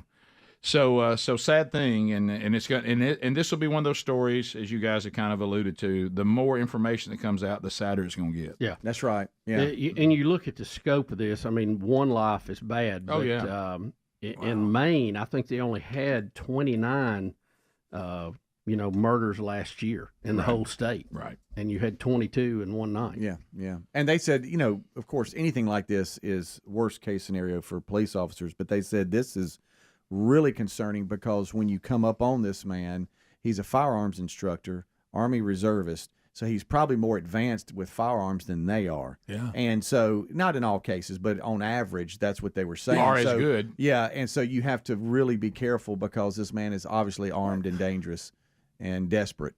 And I usually don't show pictures of mass shooters because that's what they want. A lot of times is fame and things like that. But with this guy still being on the loose, I am showing pictures of him. Yeah. Well, we need to know. Yeah, they have pictures because of him, he's on the run, and we need to stay alert to that. Yeah, extremely dangerous. Well, and I know that they're out of touch with reality, but if they could understand that the publicity they have right now is I'm a cowardice, evil person that shot a bunch of defenseless people at a bowling alley, including young people. I mean, that's what you want to be known for.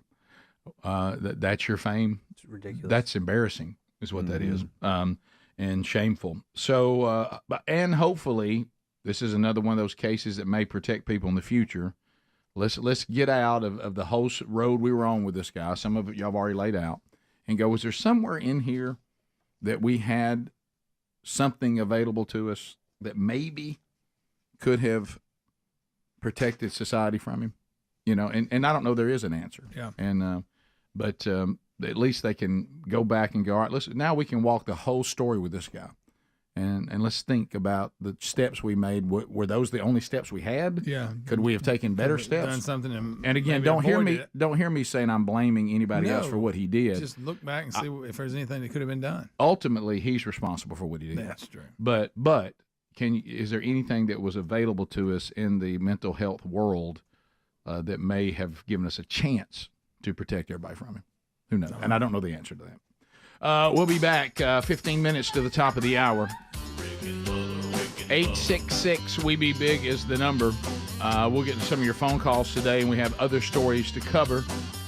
Check our website, rickandbubba, spell out the word and.com. As stories hit the show, we move those to show notes. You also can find out what's going on with the show. Shop the Rick and Bubba store for swag. Find all the different ways you can get the show live and or archived, all there. Rick and Bubba, Rick and Bubba. Bubba, the troubles for R. Kelly, they continue. Now, he's now pleaded not guilty to 21 sexual abuse charges. That's been since February. For his alleged abuse against 4 different women. You remember the documentary and all that. 3 of whom were underage when the alleged crimes took place. Well, now, Bubba, we will now add to that 11 new counts. And also we're putting in counts of aggravated criminal sexual assault. So now 11 new ones for trafficking, all kinds of bad things. Some of it's just not even worth. Rick, I've lost count. When I see on the news that R. Kelly has been arrested, I think it's just the beginning of a new week. Right. They've arrested him again. Now again. Let me ask you this: how is R. Kelly still out to be arrested at this point? I don't know. You got to ask that. I don't know. We've got we've got a 13 count indictment, which has some really bad stuff in it. So he hasn't been. He got off of one of the cases in the past. But now this is all new stuff, and there's many of them. Many. So he hasn't many, had trial on any of them yet. No, we've got this time. Remember, he was indicted by a grand jury, and now he's been arrested to start the process, I guess, again on new charges.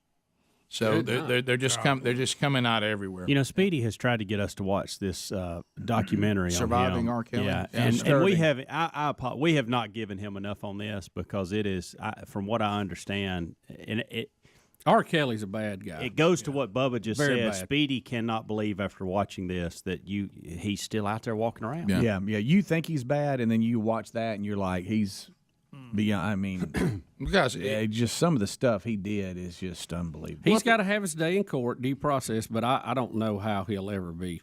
But I'm kind of surprised he gets out on bail. I'm surprised some dad hadn't killed him yet. Right.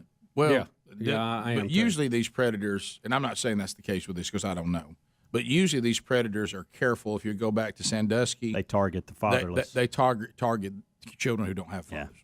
And sadly, those are easy to find now since we're getting up to about 50%. Yeah, you're right. Did you see, and it's not part of the story, and I don't know if that's the we case. don't have time for it, but did you see the two guys who went after the guy that killed their mom? Yes. Was it their mom in court? Well, I tell you what, they were in the hand. He'd They already couldn't get been him found off. guilty, and he was about to be sentenced, and Yeah. they thought they would get their pound of flesh before he went away. And, buddy, they went after him, and they were two of them, and there wasn't enough bailiffs around. There weren't, and they had used, a tase gun. They and tased everything. them to get them off of Yeah. Yeah, I know. Well, I'm it goes kinda that way, too. it goes back to the story in the past. You know, we had one of these sickos that abuses children in this way, and the dad waited outside at the payphone and killed him on the way out of the court. Yeah, and the guy was found not guilty. Yeah, he walked when he had his case. And I'll be honest with you, if I was on that jury, I'd have probably voted the same way. Well, you remember the guy, tried to claim insanity. I'm not for vigilantes, but that, temporarily, Right. and then this guy said, "Well, I was temporarily insane when I shot you and killed you." And he because I was. But so, I feel better now. I feel better now, but I was overwhelmed by it in the moment. Yeah. Well, There's now let's move to some good news. Rick, here's that. They were going after the guy who killed Mama. The guy who killed Mama. That's a brawl right there. The boys are getting theirs in. Oh, kicking! Look at him. Well, they figure this is our only shot, and let's see what we can get. Look, they're really wow. Good for them. They're really getting the job done there too. Speedy, go back to the very beginning of it, and you see how what a rush this is. I think y'all look at the very beginning. Don't miss the cross. But anyway, so these two guys they're watching the sentencing, right? Yes. And then it's official. This guy killed Mama, and now we've sentenced him. And right when he's about to be sentenced. They're taking impact statements from the people who were impacted. And there's an impact. And then they say this is our time to charge, so they charge. Yeah. Last time we'll get a shot at him before they put him away. Mm-hmm. Right. Yeah, and tase guns had to come out. That's the only way. Screaming? I guess family. I think it was a sister of them, maybe a daughter of the victim, who was, telling the judge to put this guy away, give him the death penalty or whatever. Right. Wow. And he, see, that's a little.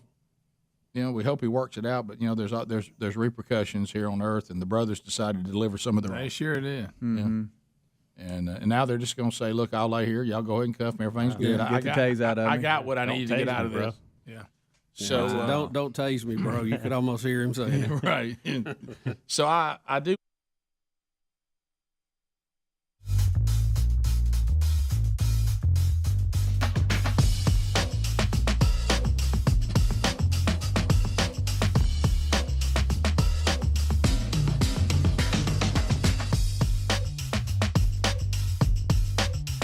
We're back 10 minutes to the top of the hour. Rick and Bubba's show. Thanks for being with us today. We'll get to some of your phone calls coming up next hour as we are hanging out today. Moving forward, gang, all here. Helmsy is out for the rest of the show. Everybody else here as we move forward. All right, so, we've been waiting on the Israeli ground attack going into Gaza. After Hamas had the evil terrorist attack against the Israelis during a music festival. And the Israelis said the response will be unforgettable. And they have been bombing, and they have been beaten down, trying to target those that did the attack. But the reports that are coming in right now is Israeli tanks roll into northern Gaza. The infantry has entered the Palestinian Strip overnight. This is the biggest incursion of the war to carry out targeted raids on terrorist cells in preparation for full ground invasion against Hamas. Yeah, the tanks rolled in. They had, like say, some targets they were after, and then pulled back to the line. Yeah. But they say that it is more preparation for a larger ground invasion. Benjamin Netanyahu vows, here's his quote today, all Hamas fighters are doomed. He says Israel is getting prepared to invade Gaza, and this is the latest warning. So, and what they're trying to make clear is their goal is, unlike the way their enemies act a lot of times, but their goal is to go in and to take what they consider, and I think some of the Palestinian people who just want to live, in peace, is that Hamas is an illegitimate government. They were voted in. Might want to take a note of that. That one's going to have to be on the people to begin with. But they thought that they would continue to get the vote if they didn't like it. And, of course, once terrorists take over the government, it becomes a theocracy, and they will not leave. Yep. So they have stayed there. So the Israelis say, as long as that government's there, we're going to continue to be attacked. Right. So we're going to take them out, and we're going to make it impossible for them to wage war against us anymore. And then we'll see where we go after that. And that was one of the things, I saw just scanning last night. God love, the CNNs and the MSNBCs of the world, even though CNN seems to have moved a little, not as far to the left as they were under the new ownership and the new leadership. But still, they've still got that CNN running in their blood. Oh, yeah. In their blood. And so they're talking to the defense secretary, and they keep saying, well, why won't y'all let fuel and everything go in there for the hospitals? I mean, people are starting the hospitals, and they're saying they may die because, y'all won't let fuel come in, and da-da-da-da-da, and they don't have power. And he was trying as nice as he could to say, well, I'm going to say what he was saying. He said it nicer than I'm going to say it. You're extremely naive. Yes. Yeah. He said the problem is Hamas will take whatever we try to send them. They're never going to get it. Hamas sees the Palestinian people as human shields. Even us going in trying to target the Hamas targets, they'll always try to throw innocent people in front of us so they can show pictures of it and then call us evil. You don't understand. It's not as simple. I love it. She said, well, and there's people saying they will reassure you that it gets to these people that are innocent. And he was trying to keep from laughing. Yeah. He was like, and then he gave examples. Well, we've tried that. Yeah. You're talking about people that are keeping their depot of ammunition in the basement of hospitals. Right. Yeah. As nice as he could, he says, we're doing everything we can to protect the innocent people in this, to take out the targets that we want. But we really can't control what the evil people are doing to their own people. Right. That we can't control.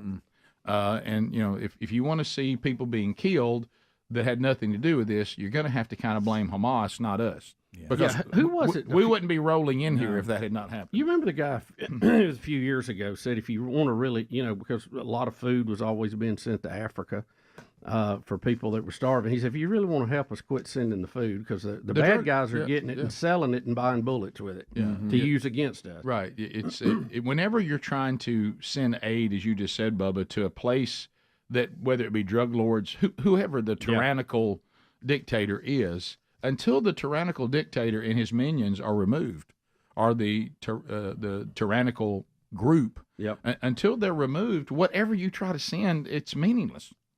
Because they're just going to take it. So does anybody really believe that a group that is willing to come slaughter people at a music festival, okay, that when they say, I know we're upset with each other, but if y'all want to send some stuff for our hospitals, we'll make sure it gets to the patients, our bad. You can depend on us. Does anybody believe that? When the person's goal is that the Israelis cease to exist? I mean, you got to get in the real world. Yeah. Did you see some of the protests too? I saw this week, and I think overall, maybe if you're not informed on the situation, you have a sense of fairness that you want to see everybody get along, and that's a great way to be. Right. But they were chanting from the river to the sea, or whatever their little chant is which means there is no Israel left. Right. They want them completely gone. Right. So you can't negotiate with people with that attitude. No, you can't. And you have to can't destroy work with them. And you know, I saw one absolute goofball online talking about Israel had not even been there since 1948. I mean, that's when they come on the scene. No idea of history 4,000 years old. No, I mean, the they whole don't know thing. anything. And again, we all know there's not going to be peace. I don't think we should not try, but we know there's not going to be anything substantial there until the king and the Prince of Peace comes back. So. I'm going to list, and you, because you're probably listening to those people more than you are us and some of the other people that are more conservative. Listen to commentators like Bill Maher, who is a liberal.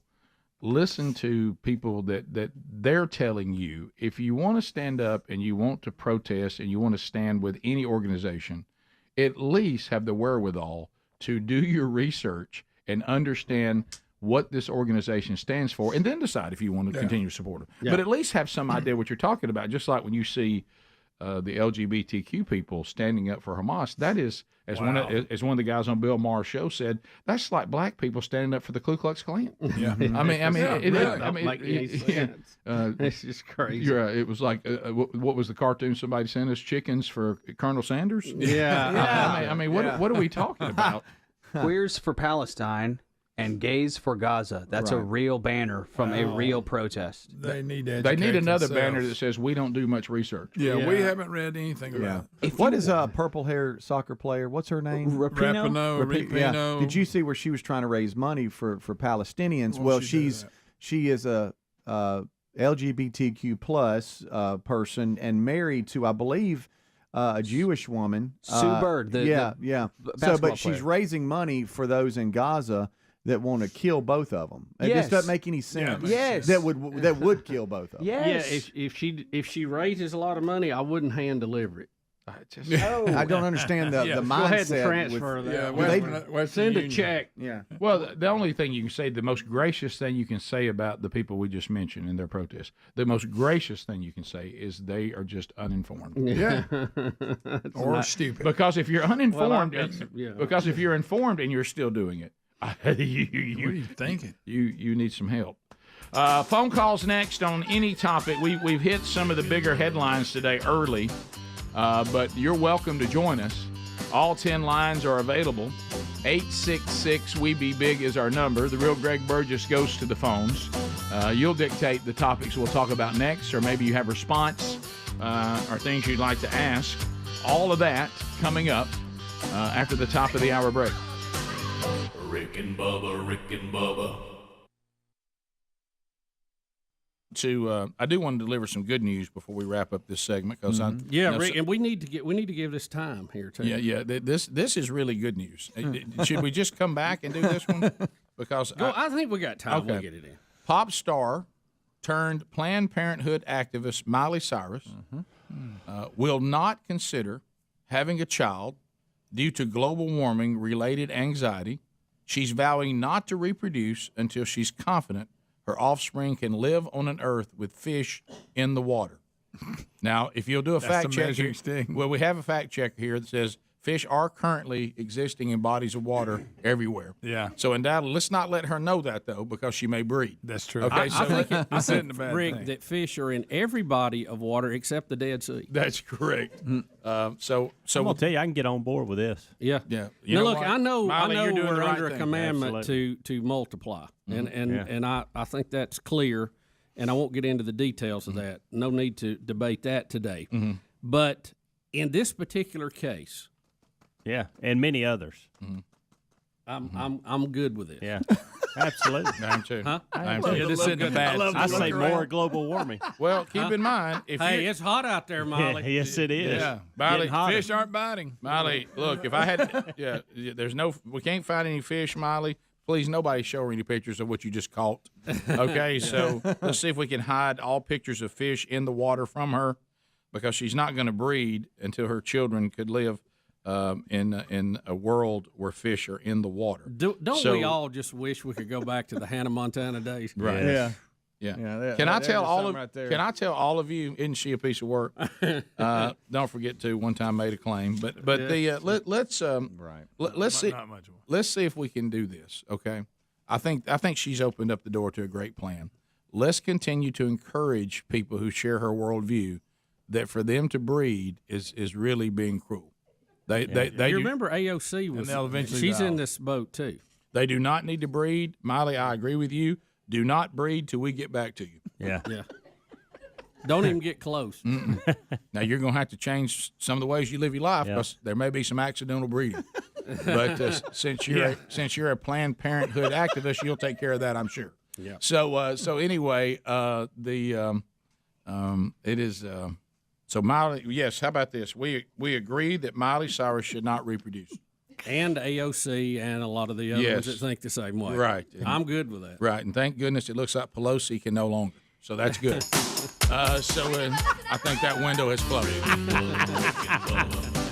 So Elizabeth Warren, likely as well. Yeah. Well, sometimes though, you never I know. Be careful. Well, her being Indian, Rick. Can we does anybody know the status of Cher? Oh, buddy. Phone calls are next at 866 We Be Big. Rick and Bubba, Rick and Bubba. Well, we got an update. A lot of you know that we have a young man from France that is staying with us at the Burgess house for the month of July, and so we have Gabriel, we've nicknamed her here Frenchie, right? And Big Love's joining us too because Big Love and Taz and Sherry and me, we've all been hosting him and carrying him out to experience. The greatest country the world has ever known. Vive la France, of course, no offense. But we have... How about they helped us get there? They did. We've been allies for a long time.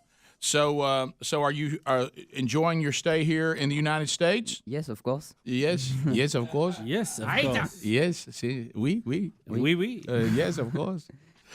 Yeah, I'm just trying to learn the accent. I'm sorry. We like your language. It's very smooth. Yeah, the French. I know. Yeah, you love it. Yeah. Oh, he knows. So I understood that you were able to speak with your mother on Skype. Yes. Yeah, and what did you tell her?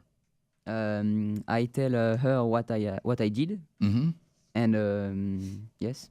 So did you? Sherry said at one point y'all began to speak French, and she didn't know what you were talking about. So did y'all start talking in French? And of course, Sherry's trying to learn it. So okay. Yeah, she heard you, and you were talking about this problem Yes. with your phone. Was that what you were talking about? Yes, but I think she didn't understand because I speak fast in French. Right. Yeah, you have to slow down. And you said that Brooks speaks too fast. Yes, for me. Yeah, for you. I get that a lot. Yeah. I do. Yeah. So in English, you took Frenchie to one. You had a lot of things he wants to do. We're going to work the whole list, and one of them was to go to a Walmart Supercenter. Mm-hmm. And you took him there. I sure did. I had to show him what America's all about. Walmart. If you want to get America consumerism, exactly. If you just want to say, can you show me something? I don't have a lot of time. Let's go to a Walmart Supercenter. So how was the Walmart Supercenter? It was awesome. We played Nintendo Switch. Yes. What did you say? We played a Nintendo Switch, which I want one so bad. By the way, you played a Nintendo Switch. Switch. Yeah. Do you have video games at home?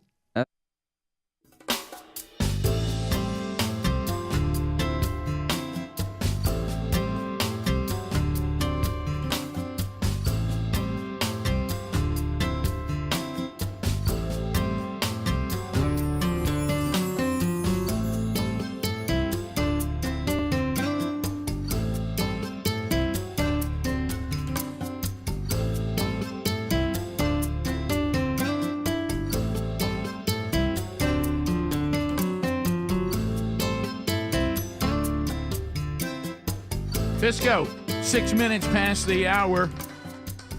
Phone calls. Lines are available. 866-WE-BE-BIG. You got a question, you got a comment, now's the time to move. Because of our Big Ten lines, we get a bigger sample, so it's easier for you to get in. So if you move now, you will. Speedy, the real Greg Burgess, who's on the phones now. Eddie Van Adler, he's got YouTube for you. And welcome back, Bill Bubba Bussett.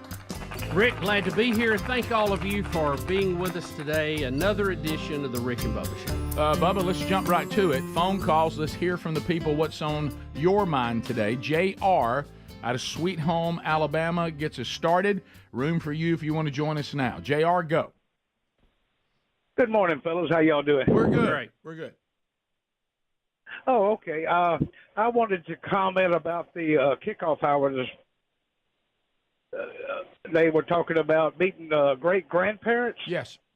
And actually, years ago, I actually met my great-great-grandmother. No, you didn't, And JR. she lived. Yes, I did, too. And she lived in a town so small, and people lived to be so old, they actually had to shoot a man to get a graveyard started. That's good. That's good. Yeah, they were talking there. I know, Well done, Bubba, Rick. with your parents being older, you probably had no shot at great-grandparents. Did you meet any of your great-grandparents? I didn't even meet grandparents on one side. Oh, really? Yeah. So we were talking there about was no way. the kickoff hour. That was one of the questions from the audience. Said, did y'all ever meet your great-grandparents? And one, I can still remember. I was old enough that I remember her. And then there was a great-granddaddy, and I think that we also maybe as a little kid saw, but I can't remember him. Yeah. And I do remember going to his funeral, though, because it was one of those old country funerals, real hot in a small church. Yeah. Everybody hugging the body in the casket. Uh-huh. Little kids, that was a... Well, you know what? And a bunch of old people singing old gospel songs. We went through a spell when I was a kid. My dad had 10 brothers and sisters where we had seemed like a lot of deaths all at one time.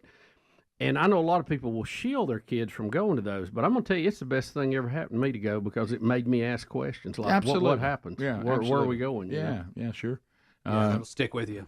Seeing people like hugging on a body, that'll stick with you. Yeah. Listen, this was back in the day where the body went back to the house and you had to sit up.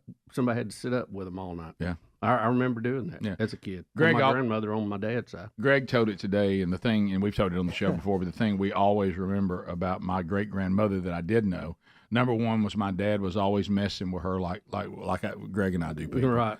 And he would believe that. And she was the one that would ask Mom if Dad was ever going to get a job and quit balling it. She could not comprehend that coaching a sport was a job. Yes. And she thought he was like laying around not getting a job, which was hilarious. And then, of course, the famous spitting her snuff on the sliding glass window because she didn't know a sliding glass door existed. Right. She thought she was spitting it outside. Right. And then she claimed she didn't do it. Yeah, I had some relatives wonder if I was going to get a job, too, when I started radio. I bet. Kind of the same thing. I bet. Then that sounds like something my mom said. Let's go to, I understand we now have multiple ham bones. This is a different ham bone. What a minute. Watch out. South Alabama ham bone. Go ahead. Hey, guys. Hey, buddy.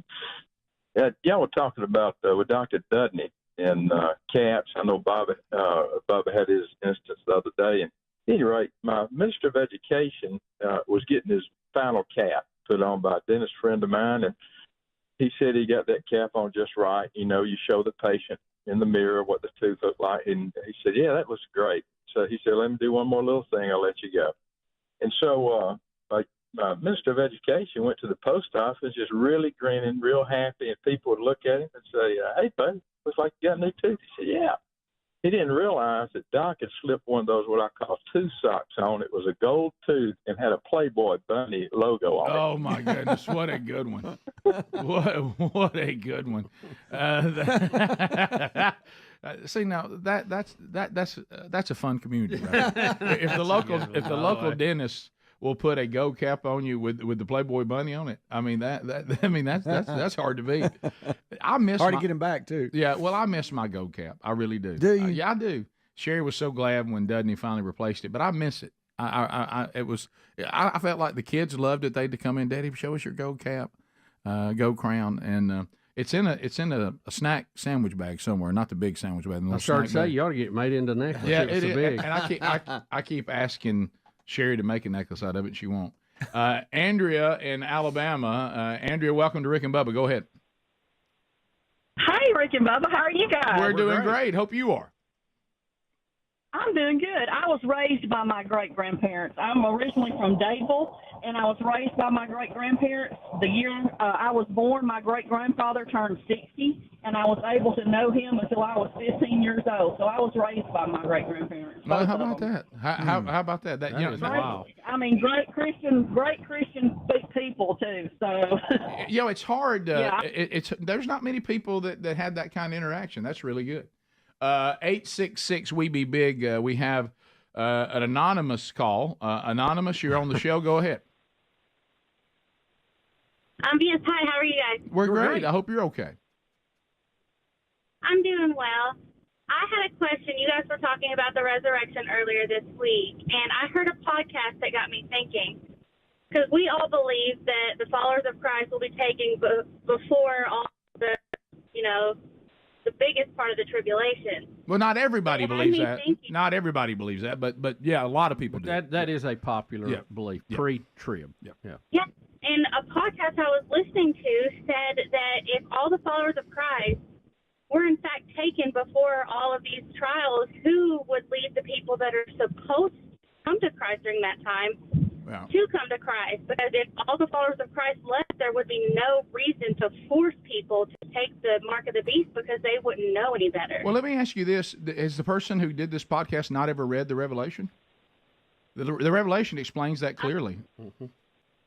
Clearly. Right. There's 144,000 Jewish evangelists that when the tribulation starts, they realize that God is who he said he is and Jesus was Messiah. They repent, and because they did not repent prior to the tribulation, they're in the tribulation, and they are the 144 evangelists that go around saying, don't take the mark of the beast, and they turn thousands of people to Jesus during the tribulation. So that actually isn't, that question has been answered. It's the 144,000 Hebrew evangelists who do that throughout the tribulation, and then as they lead others to Christ, they begin to lead others to Christ. So no, you don't need the church for the tribulation. That just isn't true. Okay, thank you. All right, thank you for the call, though. But I understand the question, but the question actually is answered in the Revelation. We just finished studying. It'll be kind of a rebirth of the church. Correct. It's the tribulation version, which is sadly many people will pay for that belief. Right. It doesn't say it's going to go easy at that point. And hey, buddy, they get the job done too. Mm-hmm. And that was the original plan for the Hebrew people anyway. Yep. Shanna in Alabama. Shanna, welcome to the Rick and Bubba Show. Go ahead. Hi. Just wanted to say, me and my kids enjoy listening to y'all. We listen to y'all like every morning on the way to daycare and work. Thank you. And I was just calling about the grandparents thing. I actually met my great-great-grandparents, and my kids were lucky enough to meet their great-great-grandparents.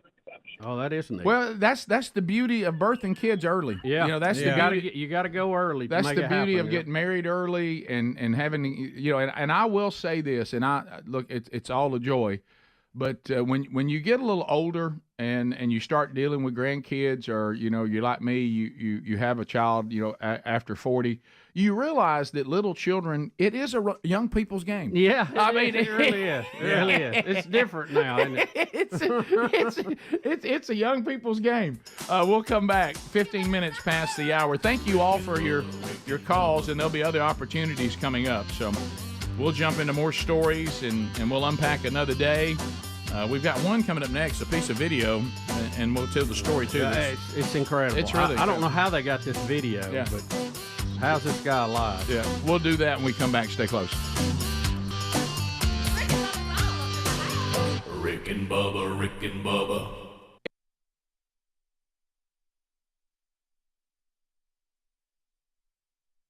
No, I don't. Mm-hmm. So you've played a few of those even at our house.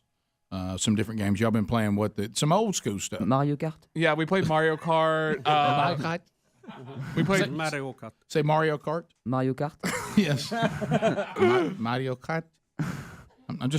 So he looks at me like, why do you keep doing that? He didn't know I worked on things. Yeah. Why, like this? We're trying to learn to speak that. Yeah, we want to get your accent right. But then you have to get your accent right, your English. Like, again, the word we've been working on, awesome. Awesome. Awesome. Awesome. Yeah. Walmart Supercenter was awesome. Walmart Supercenter was awesome. That's better. There you go. It's much better. And hey, you can't have nothing. I can't pronounce this sentence. Yeah, well, you try it. You can't have nothing. Remember, we worked on it. Gary? You can't have nothing. Yeah, right. Hey. You can't. You can't have nothing. There you go. Okay. You got it. Much better. That's getting better. Now, I know that Sherry doesn't want me to teach you that, but you need that. Yeah. So he's gonna sound like he's from southern France when we get done right. with So it. do you? So when you went to yeah, exactly. When you go to Walmart Supercenter, was it how you thought it would be? I saw that it was technology store. It was a what? Technology. Oh, it's Yes. it's so much more than that. Yes. Oh yeah. Oh, no. Yeah. But you said how technology. Yes, Gabriel, there is technology. How did you envision it? You thought did you think it would have What so did you many think it departments? would So look many like? yes department. Yeah. So you thought you knew it had electronics. Yes. Think about that in his mind. Just we would say everything. Best Buy was an electronics store. He thought Right. Walmart was. Right. Yeah. Greg. Did you see any fat people in sweatpants and tank tops? How was that? Because there's a lot of them there too. Greg wants to know: did you see a lot of people? No. No, Greg, we're gonna have to. Was it that do crowded? Google Translate no that. crowd. All right, Greg, this will answer your question. What time of day did y'all go? We went around like 7-ish at night. Too normal. Yeah, I guess so. Oh, wait a minute. Yeah. Any large women riding a cart? Did you see any people riding a cart in Walmart No. that were large? No. Wait. Well, you took him to the wrong one. I mean, he needs to experience this. Rick, wait a minute. I think Who is, I've got this. Who Yeah. is Let me this try. woman? Let me try to translate this. Okay. He goes, who is this woman? Rick, wait a minute. Let me try to translate. Her this. name's probably like Ethel or something. Say it again. Ah, Listen. yes, no, but I understood. Yes. Let me do it one more time. Avez-vous vu beaucoup de personnes grasses? No, I didn't. You know what is that? What were you asking him? Did you see a lot of fat people? Okay, no. What? I mean, you sure you were at Walmart? No, we were. I could have sworn we were at Walmart. Either that way, yeah, we were at Walmart, but the people felt like more like a Target vibe. Wow. What location were you at? We were at the one. Yeah, what is it near? It's near Hamburger Heaven. Oh on yeah. 280. No, that's too normal. No, Yeah. he needs to come home with me. Let him take in the one close to my house. Oh, Yeah, I got a Dollar wait, General the he one, needs to hit. Oh, the one in like. yeah. Oh, the Walmart in Pleasantville, Alabama. Yeah, that'd be Pleasant Valley. Pleasant Valley. Excuse we me. don't have to have How many one times you been there. there? You just go to Pleasantville? I thought it was Pleasantville for the longest time. It's I don't close know why. enough. Yeah, Pleasantville. thank It is you. Pleasantville, by the way. I don't So- think there's a Please watch Walmart Frenchie there. try to figure all this out. What? Don't All miss right, it. so Frenchie, Anybody with bad teeth. Oh yeah, Buck tooth people. you see any? Okay, I'll Greg, type just it don't in. listen to Greg. If Greg ever, if do not, let me tell you this. You know how there's certain safety things about you being here. Mm-hmm. Do not go off with Greg by yourself. Let us know. Okay. If Greg's taking you somewhere, be sure we know it. Okay. I don't even go. Rick. I don't even go off by myself with Greg. That's a good point. Wait a minute. I think I've.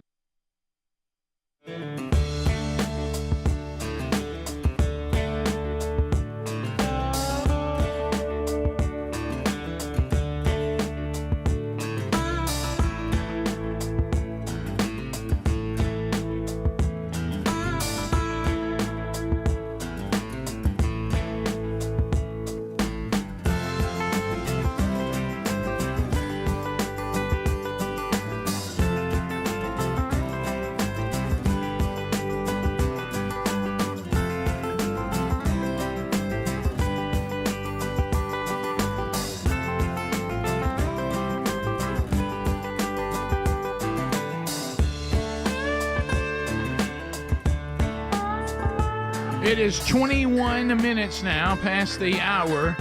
Rick and Bubba, Rick and Bubba, Rick and Bubba. Hey, hey. Crazy, crazy moment coming up here. A look around the wacky. Ooh, baby, it's making me crazy. It's making me crazy. Every time I look around. wacky world. I feel good. Crazy moment. Motorcyclist zips between semi-trucks and cars on a busy freeway before crashing and suffering more than 20 fractures. Bubba, they have a quote from the guy, meaning he's alive. That's shocking. Thankfully, I made it out alive and didn't lose any limbs. Where is the camera? From Daytona Beach. Yeah, I guess somebody's following him, maybe? No, it's a 360 camera, so it's just hanging right off the tailgate there. Oh, okay. So there's the shadow of it right there. Good night. What is his deal, man? Guys, you've seen these people. He's flying and zigzagging in between. Traffic. He thinks he's so decides to sharp. go between some vehicles. Oh, and we're watching it now.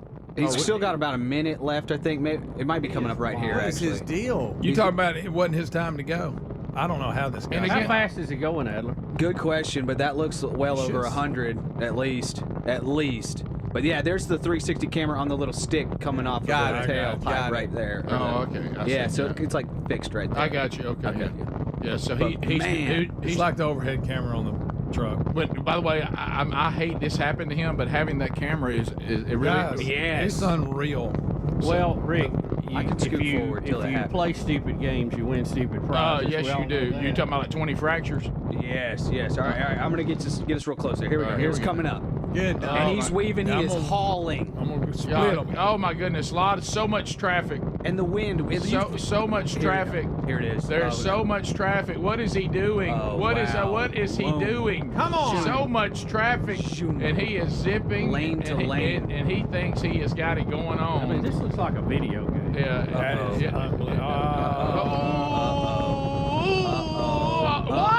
What is he doing? He's knocked out.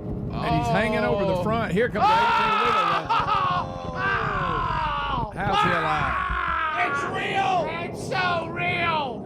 It says in the story 140 miles an hour. Guys, did you see? I How didn't know that the semi. I didn't know the semi. He's knocked out, leaning over the handlebars, and it's still going down the highway. Look, I'll tell you what I'm worried about. Is there any report on whiplash on the truck he hit going 140 miles an hour? I got whoever's in there. They had to get knocked around too, just by the force of it. Gracious. Y'all, look, that 18-wheeler nearly ran completely over. Yes.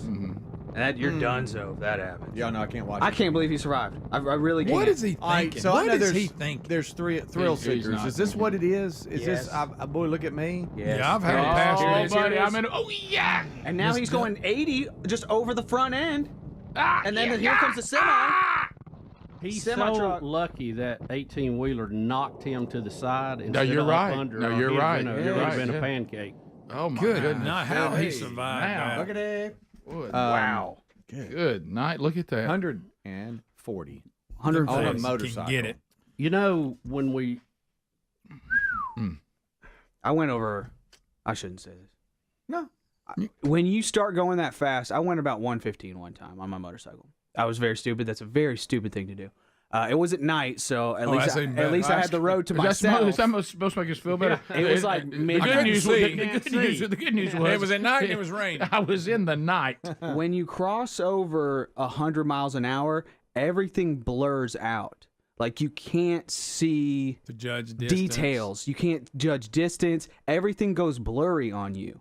It is crazy. And I was like, this is bad. What are you doing, you idiot? One time I was going about 80 and a bat, like a nighttime bat, hit me in the chest and it felt like getting hit by a baseball bat. Scared you to death.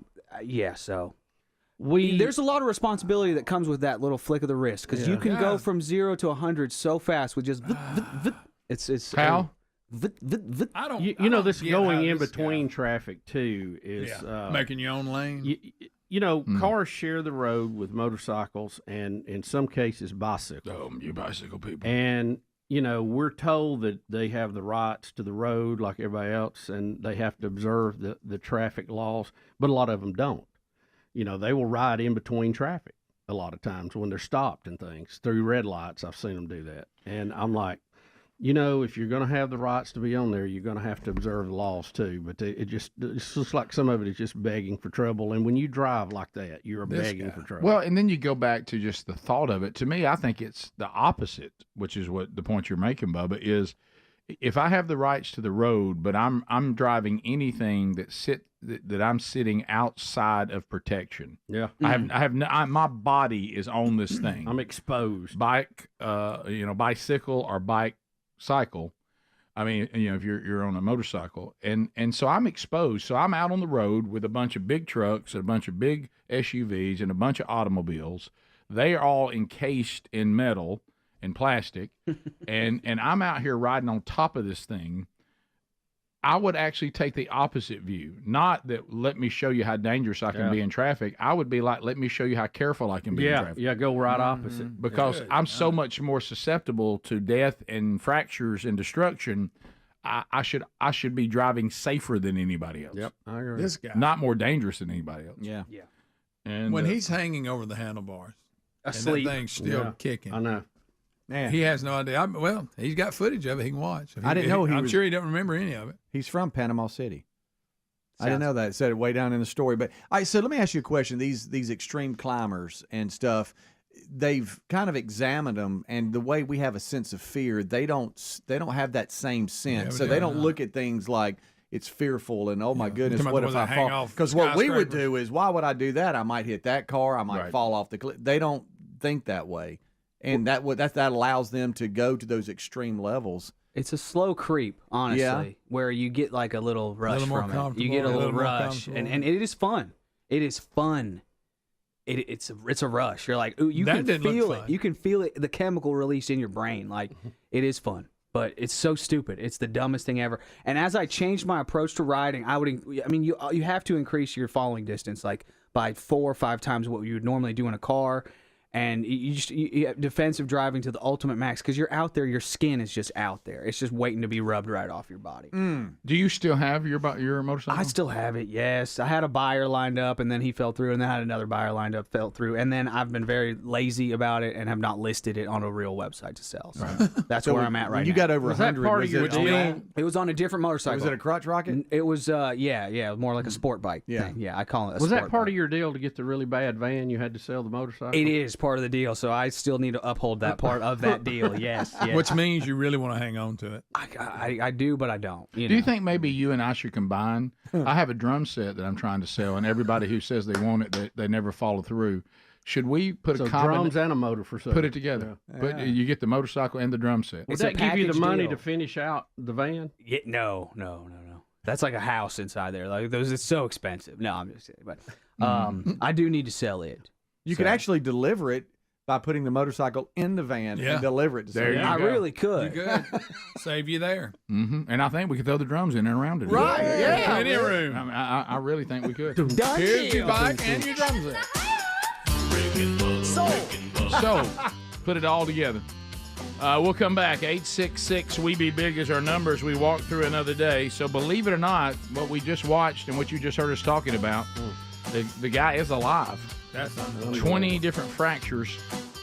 And somehow I think he won't weave through traffic at 140 anymore. No. Bottom of the hour. Rick and Bubba, Rick and Bubba. Well, I changed them. I'm not used to Bubba's using Google Translate. Well, it keeps changing. You see any people with bad teeth? No, it did it in English. It's supposed to have Why did it do it? Okay, wait a minute. Let's try this. Bubba, I understood that. Greg, hush. You're messing me up. Vous voyez des gens avec de mauvaises dents? No. No? What about this on? Show that again, Adler. This is what I was telling you about Greg. Yes, I. Okay. So you understood that. Yeah. Y'all have worded that in a weird way. Yeah, you're going to make don't Greg be sound alone like he's with a Greg. Yeah, Redo that. Well, Greg is Greg can be I don't want you to be influenced too much by Greg. Okay. That's he'll make you drink. Incorrect. He'll make you drinky-o. Right. That's Spanish. You see what they put up there? Okay. And it's like Brooks' uncle, but I said you heard Brooks. He's been told the same thing. Dad, here it is. Dad, my Uncle Greg is my role model. No, absolutely. I got it, Rick. Wait. Thank you, buddy. Greg Of course. peut vous montrer de mauvaises habitudes. Okay. I put Yeah, Greg if you don't can- want to have any Greg fun, can just show show you it. bad habits. there you go. There you go. Que les bonbons Oh, if I hear that one more time.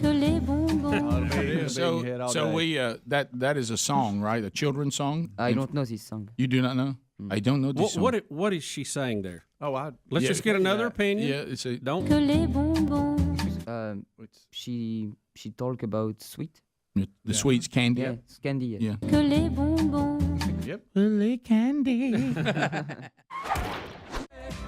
Ooh, baby, it's making me crazy.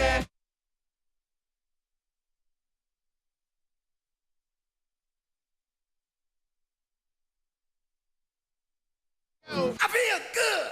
Well, Bubba, you guys were saying yesterday it's one thing to see money flying all over the highway.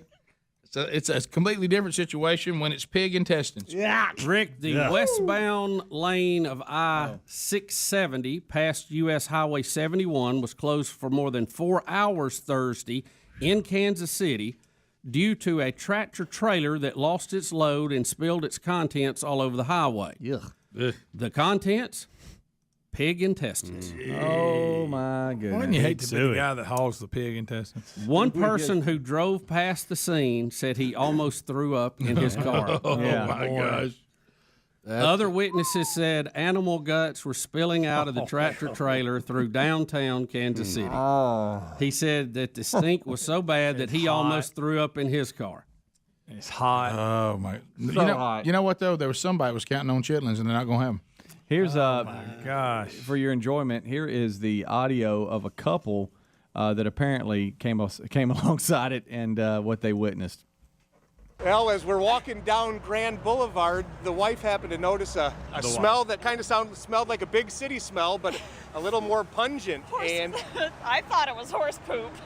and we looked down on the expressway, and you could see some type of accident with remains of maybe animals all over the expressway. It made my nose upturn a little bit, that's for sure. You know what my theory is for this putrid smell? People that are overweight, wanting to lose weight, come down here, you won't eat for a week. Good to hear from Old Blue. That never gets old. Hey, Hank. Golly. You know what my theory is for this putrid smell? People that are overweight, wanting to lose weight, come down here, you won't eat for a week. The way he says putrid smell, too. That's the... But yeah, that's not as much fun as the money, is it? Yeah, and I guess you heard yesterday they had at that point about $4,000 back of what they said was $175,000 they lost. Still not sure how an armored car just flies open with money coming out of the back. Right. That sounds a little strange to me. Yeah, I don't know.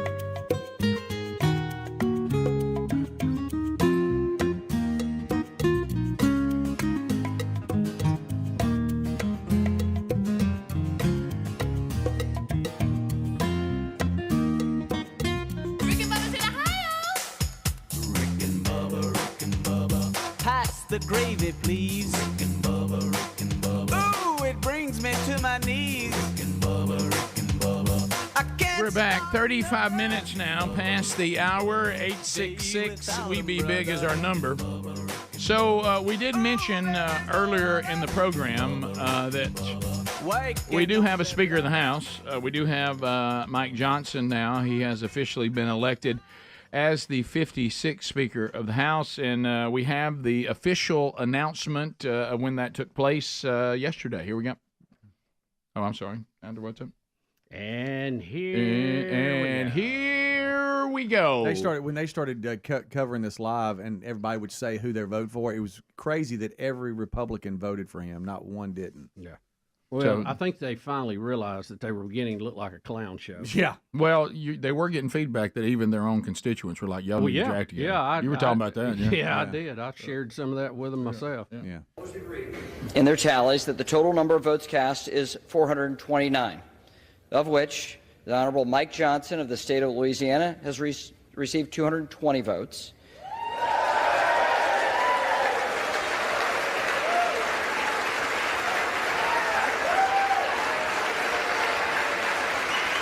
So all the Republicans are standing and clapping.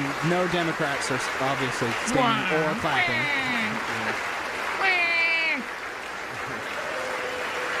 And then Glasses is going to announce Hakeem Jeffries' votes. And the Honorable Hakeem Jeffries of the state of New York has received 209 votes. Then Democrats stand up and clamp. Yay, we lost. We want him anyway, though. Therefore, the Honorable Mike Johnson of the state of Louisiana, having received a majority of the votes cast, is duly elected Speaker of the House of Representatives for the 118th Congress. Rick, you see that door right there on the left? I've walked through that when I was getting the tour. Isn't that cool? I have Just to to be right there in front of it. Yeah, I have to. That is very, very cool. Yep, right there. Yep. I actually went there and cast a vote. I went in there with some bullhorns on, and I was like, I remember that. I remember that. What was that date? A lot of pictures of you out there. Donald Trump weighed in. He seems pleased, which he gets the Mike Johnson approval. He gives the Mike Johnson approval. Here's Donald Trump. Just want to congratulate Mike Johnson. He will be a great Speaker of the House, and we were very happy to help. I've known him for a long time. He's a tremendous leader, a tremendous man. Comes from a wonderful place, Louisiana. He's going to make us all proud. So at this time yesterday, nobody was thinking of Mike, and then we put out the word, and now he's the Speaker of the House. So I want to just thank all of the supporters that I have, and I want to thank all of the supporters that Mike has. And again, he'll be a great speaker. I think you're going to be very proud of him. Thank you, everybody. Thank you. I knew there was somewhere in there that Trump pulled this off. And y'all can pretty much thank me for it. Not trying to bring any attention to myself. That's just what happened. Unheard of. Of course, we put something out about him. And then he was voted in, and so I just want to say to America, you're welcome. Mm-hmm. And I don't know why that for some reason the person that we have this video of, their mic was not involved in it. We were hearing off mic Trump talk about it. So now we want to wonder, who is Mike Johnson? I don't know him, never heard of him, but that doesn't mean much because I don't follow this very, very closely. But there are some flashbacks, and we can see him in action. And here he is back when he called for Nancy Pelosi to be arrested after ripping up the official documents from the State of the Union speech that Trump gave. Here we go. So you were obviously watching there at the State of the Union. When you saw the speaker rip the president's speech into pieces, did you take that as a sign of politeness, as an expression of kindness and friendship? No, of course not. I mean, it was a shameful display. It was stunning, really, to many members sitting in the House. It was totally unprecedented.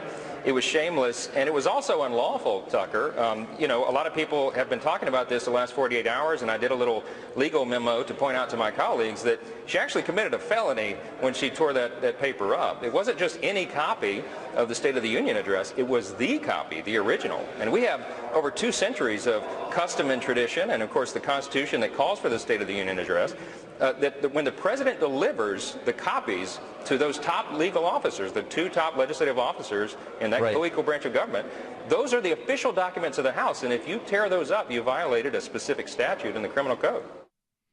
Nobody moved on that one. He makes a great point. Apparently, we're not that serious about it because we didn't do anything to it. Yeah. But I like what he's saying. And then another one, a flashback, when all the attempts to impeach Trump, so some of you maybe wonder where he is on Trump. He certainly defended any attempt to impeach him, and here it is. Members have called for removal based on a myriad of objections against this president. Representative Al Green of Texas filed a resolution in the House for impeachment after Trump called for players kneeling during the national anthem to be fired. I mean, come on. You don't like his political positions? Great, but you can't impeach a president because you don't like him. That's not how this system works. We're in a constitutional republic. There are rules here. There are standards. You don't get to make that decision. The voters in this country do. And we have an election coming up in about 11 months. Let the people decide. Don't put yourselves in their place. You don't have the right to do it. You're not following the proper procedure. You're not doing this the right way. It's a rarely used constitutional device in our history. It's supposed to be. Professor Turley ended this way, and I will too. He said, quote, despite my disagreement with many of President Trump's policies and statements, impeachment was never intended to be used as a midterm corrective option for a divisive or unpopular leader, unquote. Look, we get it. You don't like him. That doesn't mean you can banish him from the marketplace. You can't send him out of his businesses and say he can't hold a position of honor or trust. You don't get the right to do that. The people of this country do. We live in a republic.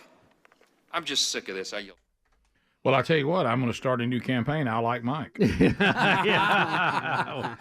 said. I like Mike. See, I like that. He got a little spit in him, and he also is a clear communicator on why he's mad. And Rick, probably one of the better clips is him questioning the head of the FBI, Christopher Wray, when he testified before Congress. Yeah, we have that. The FBI made the social media platforms pull that information off the internet if it came from conservative sources. They did this under the guise that it was disinformation. Can you define what disinformation is? What I can tell you is that our focus is not on disinformation, broadly speaking. Well, wait a minute. Yes, it is. Wait a minute. Can I answer the question? You can in a minute. Your star witness said in the litigation, Elvis Chan, who's in charge of this, said they do it on the basis of disinformation. We need a definition of what that is. Our focus is on malign foreign disinformation, that is, foreign hostile actors who engage in covert efforts to abuse our social media platforms, which is something that is not seriously in dispute. I have to stop you for time. That's not accurate. You need to read this court opinion because you're in charge of enforcing it. The court has found that, and Elvis Chan testified under oath in charge of this for you. He said 50%. He had a 50% success rate in having alleged election disinformation taken down or censored. That wasn't just foreign adversaries, sir. That was American citizens. How do you answer for that? Well, first off, I'm not sure that's a correct characterization. Comes right out of the opinion. You should read it. Of his testimony. But what I would say is the FBI is not in the business of moderating content or causing any social media company to suppress or censor. That is not what the court has found. That's not what the court found. Now, Christopher Wray, remember, just for the context of this, was appointed by Donald J. Trump. So, you can't say he is a left-wing liberal in this by his given nature, being appointed by Trump. But it's clear the FBI or somebody, or as the court found in this case, the FBI was intervening with social media companies. I mean, this is before Elon, remember? Right. So, well, and I think Mike Johnson, our new speaker, I think the point, the point he kept making is you're trying to comment apparently on a ruling that you haven't read, because what you're saying is not what this says in front of me. I would get you to go read it, and then you can come back and defend it, because you're acting like that the ruling is not what it is, and you're pretending something here. He knows what the ruling is. Yeah, he's head of the FBI. Right. He's a lawyer. He's very experienced with this. He does not want to answer that question. Correct. He just simply answered a question he didn't ask. He wanted to talk about foreign involvement, foreign, malign, evil, hostile things being done. He didn't talk about people who had a different opinion, who should be able to argue that opinion or share that opinion in the public marketplace of ideas. It's totally different. Totally different. Right. And that was the point that our new speaker, Mike Johnson, was trying to make. All right, we'll come back. 866-WE-BE-BIG. I like Mike. I'm going on record. I like Mike. Don't know much about him, but what I've seen, I like. Yep. I like Mike. Mike also did not vote to certify the votes for Biden, by the way. When Trump was trying to, do all that stuff. So Mike Johnson's a big Trump guy, big Trump supporter. Phone calls next. Speedy on the phones. We'll talk to you when we come back. Rick and Bubba, Rick and Bubba.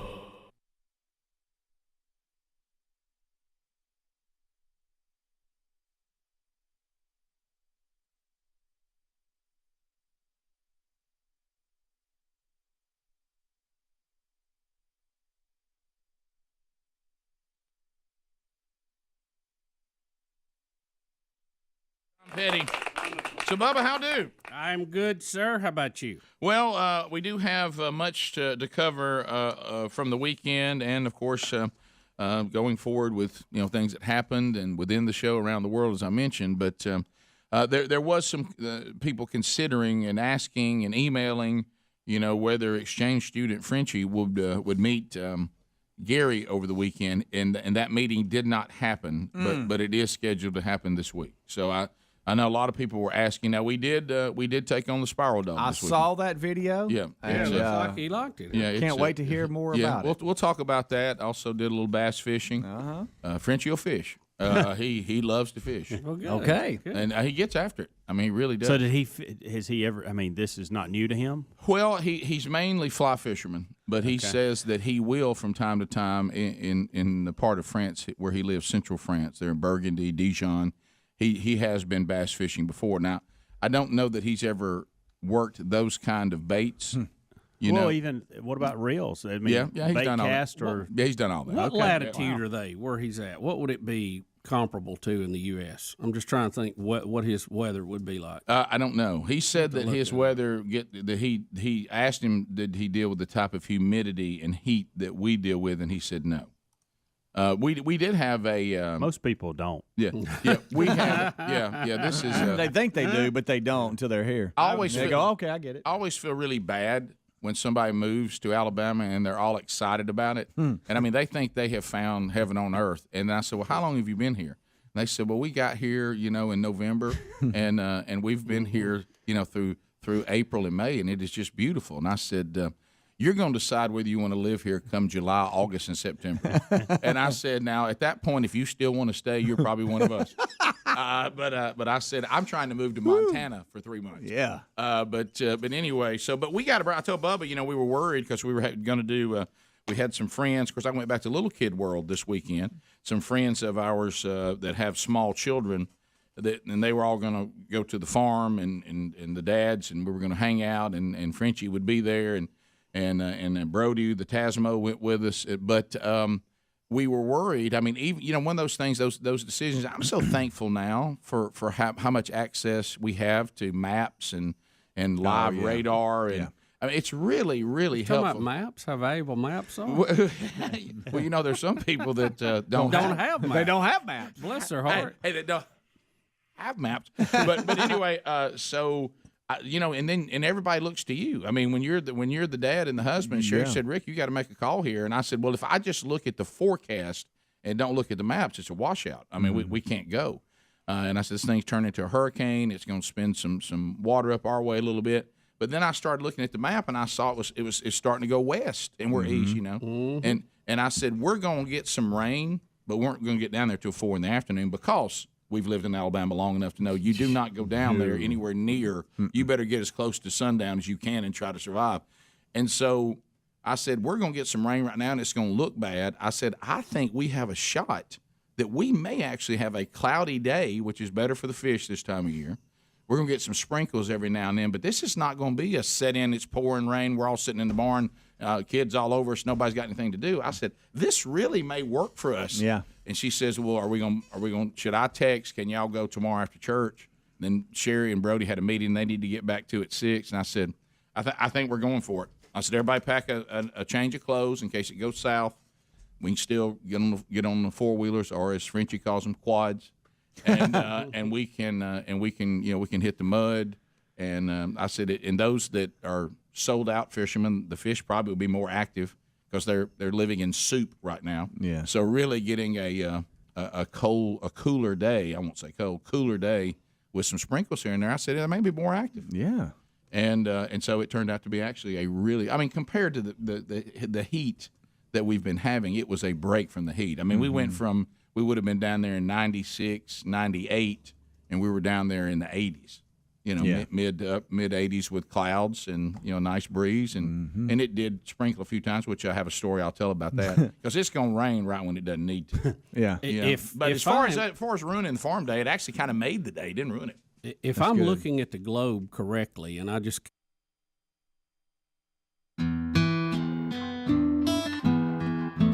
We're back 10 minutes to the top of the hour, Rick and Bubba's show.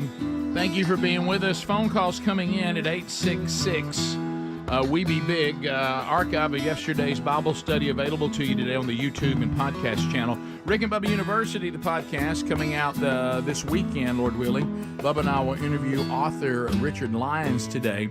His book, But by the Chance of War, about appeasement and war and peace in the Middle East, and we'll interview him this weekend. That'll be coming out this weekend. And then some things going on this weekend. I'll be in Leeds, Alabama Sunday morning as part of a revitalization of a church that my local church is helping. And a lot of us are going over there and helping them get back on their feet and getting the opportunity to bring the message at the worship service. So if you're in Leeds, Alabama, Valley View Church, I'll be there 10 a.m. this Sunday morning and have the honor of bringing the message. Then that night, from the manchurch.com down in Clanton, Alabama, First Methodist of Clanton, Tommy Lenore and the group down there will be kicking off the men's discipleship strategy. You can join us.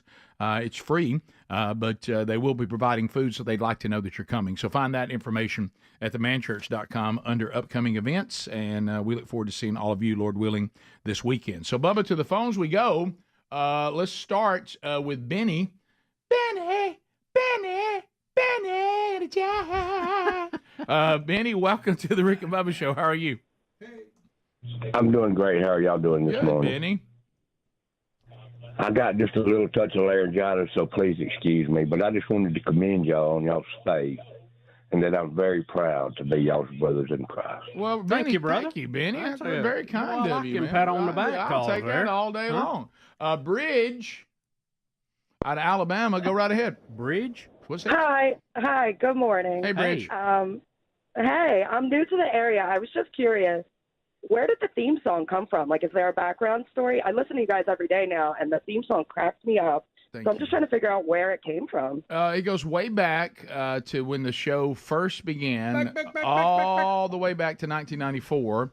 And a good friend of mine, Brad Ryan, he and his dad and Bobby Horton make up a band that's been around for a long time called Three on a String. And he you mean Hall of Fame? The Hall of Fame, yeah, in our Alabama Music Hall of Fame. And so we grew up together as kids because his dad and our dad went to Auburn together. And so he heard I was trying to make something happen with an old fella named Bubba, and he sent it to me on a cassette tape. And it's him. Oh, cool. It's him. His wife is the one who says, "We go up in the high." The high part. The high part, and then his older brother does the bass part. So it is Brad, Barry, and Jenny Lee Ryan, and they were. Oh, that's cool. Okay. So we grew up. I was just curious. Yeah, it cracks me up. Oh, got it on a cassette tape. Yep. Sure did. So thank you, Bridge. Glad and welcome to the Rick and Bubba family. We continue. Let's go to Rob out of Hoover. Rob. 104.7 WZZK. Go, Rob. Morning, Biggins. Hey, buddy. Just also want to commend your boy Calvin Welburn for Saturday at the UAB game. That guy was working hard. He owned the crowd of 10,000 people there, had him in his back pocket. Yeah, he did. He was working hard. All 10,000 right there in the back pocket. I mean, he did a great job. Yeah. That mascot dance contest. Oh, yes. Dang right, man. We were all fired up for that. That was impressive. Well, he's a pro. He is. He's done this, and you're probably not familiar with the years he did this for the Tennessee Titans. Right. Yes, and I'm familiar with the story of when he was coming in hot to make sure he made it to one certain men's room up there too. And got several offers to do other teams, and was selected. I think it was 2 or 3 years in a row as Hot Man of the Year in the league. Rick. That was right. Love it. That's somewhat right. So Rob, you had some comment on Mike Johnson. Yeah, one more thing on MAGA Mike Johnson, that he is one of the most courageous, outspoken pro-life supporters that I've heard in the past 10 years. So I think that's another important thing to mention about him for folks that don't know him. He's not shy about that, regardless of what kind of pushback he gets politically. So, first caller mentioned y'all's faith, and I don't know if you heard Johnson's speech yesterday. He mentioned both his faith and his pro-life stance, pretty heavily. So I think, the process may have been a little painful, a little, unorthodox, but I think we got the man that we needed. So y'all keep it up, guys. Good work. Thank you, buddy. Let's go to Casey out of Alabama. Casey, go ahead. Yeah, y'all was talking about motorcycles earlier, so I had a question for Adler. Okay. In the like the motorcycle community, is there like an unwritten rule for like, you know, riding a bike that's proportional to your body size? Because it gets me every time when I'm riding down the road and I see a big guy on a small bike, and it just, you know, just reminds me of Chris Farley's, you know, fat guy in a small coat. Is there? Yes, absolutely. The bike needs to fit your body. It really does. That explains yours. Yes. So I was, That I was- XR75? No, okay, all right, friends. Why don't we sell that thing here on the air and get it going? Okay. Do you want to, or you? I do. I dragging do. your feet? No, I do. I do. I actually have a guy that's. We could have Rick and Bubba yard sale out here. I have a guy that's supposed to get back to me this week. He has a shop. I forget where it is, but he's gonna. He said he's gonna buy it. What's a bike like that go for? I have no idea. I think I'm gonna let it go for 2,500. Oh wow, okay, that's a good deal. I had it initially listed at like 3.5, but now's the time. I'm like, plus it being colder, you've got less buyers, and just What if we I went, need to let it go. What if we went 3 even and threw in the drum set? That sounds like a deal of the century. You dial 5 back to me. Yes, no problem. Lizzie in South Carolina. Lizzie, go ahead. Hey guys, I've got 4 kids, 7 and under, 2 girls, 2 boys, and my 2.5-year-old boy is all boy. Yeah. Like, doesn't know slow, doesn't know gentle. Yes. And I've got a 5-month-old baby, and I just want y'all's advice. Y'all raised sons. How do I make my kid not that kid in church? And I work for my church, so it's even worse. Yeah. If my kid's that kid. Yeah, you know, I hate to say this. The only thing I ever knew that really worked with children until they're old enough to kind of reason is fear. Yeah. And fear of authority. And so a lot of times, you know, nothing out of bounds, but if they couldn't behave, they paid a price for it. Yeah, negative reinforcement and positive reinforcement. And so if you do it right, when they get to squirming or being a little rough with the baby, if you just look at them, if they paid a price for it, they realize they're about to pay it again, and they usually will get in line. So he's testing your boundaries and your authority is what he's doing. So and I get the spanking soon. Yeah, and all little boys do that. Yep. So to some degree. But celebrate that he is all boy. That's actually a good thing. You just got to get it honed in. Yeah, and living in fear of a spanking is not a bad thing. No, it will keep you out of trouble. Matter of fact, it may save your soul one day, as the Bible says. Oh, I mean, look how bad I am. If my parents had not disciplined me with, you know, corporal punishment, I would be in the penitentiary right now. And probably on death row. You know, this will hurt some people's feelings, but Rick, you said it many times. When I meet a young child, I can tell exactly how disciplined minded the parents are. Yeah, the running joke was these parents that think they have to tell you that they don't spank their kids. You go, no, we got it. Yeah, you didn't have to tell me. I knew that when he climbed my curtains. Yeah. And you didn't say anything. You know? Or you started counting. Honey, get down from there, sugar. Okay, don't make mama count to 10, okay? Top of the hour. If you leave us, have a big day. If you got more Rick and Bubba, we'll be right back. Rick and Bubba, Rick and Bubba.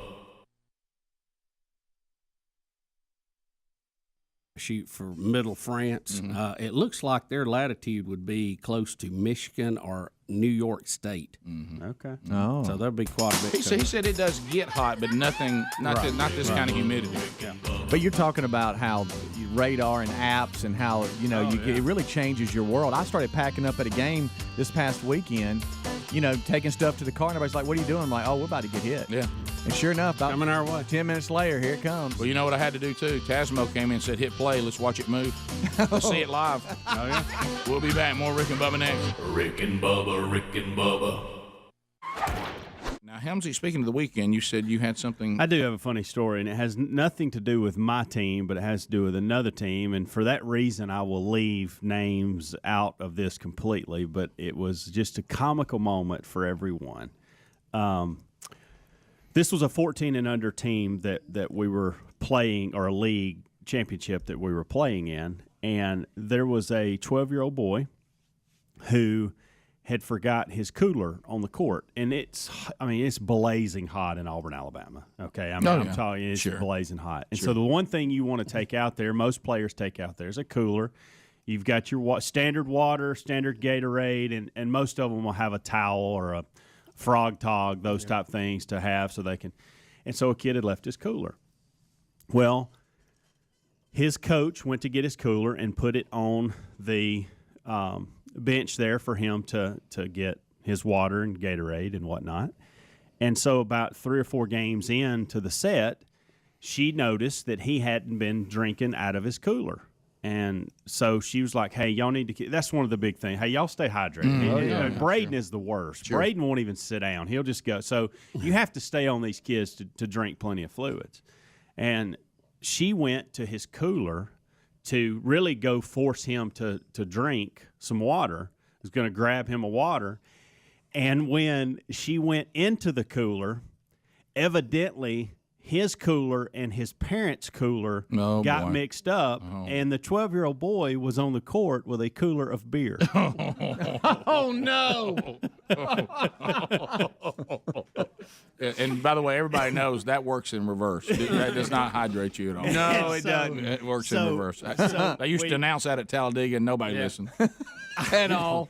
I don't know if the kid knew it or just had the cooler sitting there, knew it, and didn't want to get into it and didn't want to broach that whole subject. But the coach went over and said, hey, you do realize you must have got what are you doing with this beer in your cooler? And he acted like he didn't know because he hadn't been in the cooler. He's like, I didn't know. I didn't know it was in there. I guess it's mom or dad's, that kind of thing.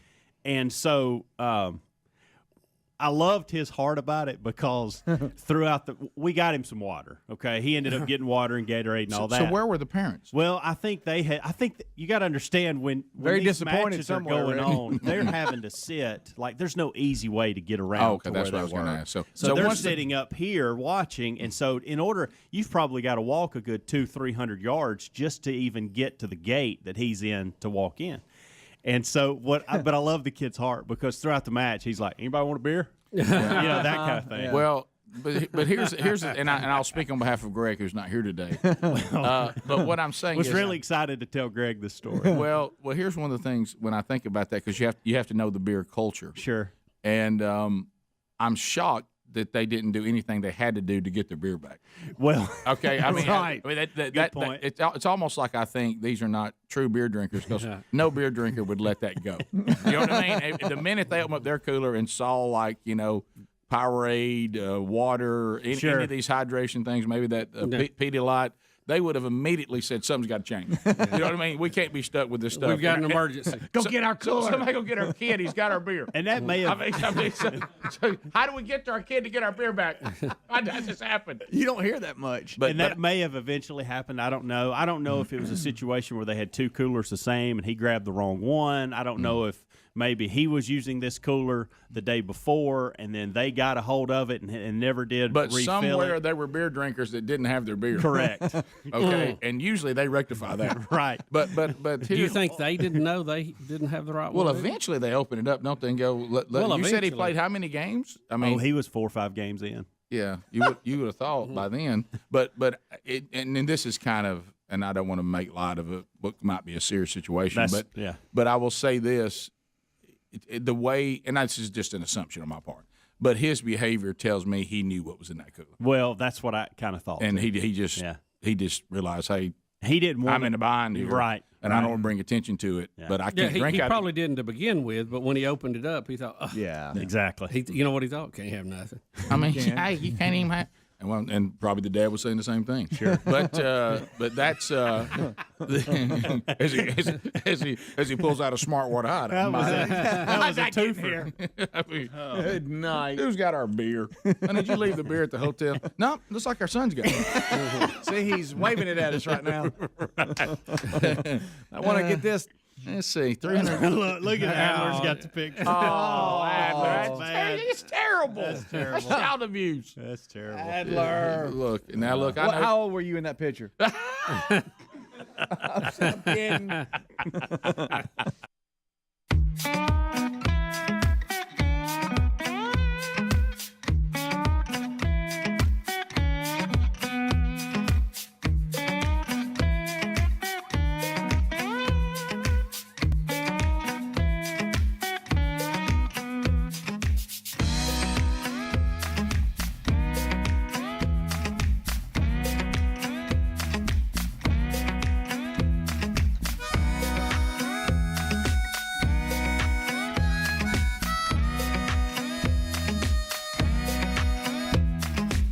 Here we go. 6 minutes past. Helmsy out for the rest of the show.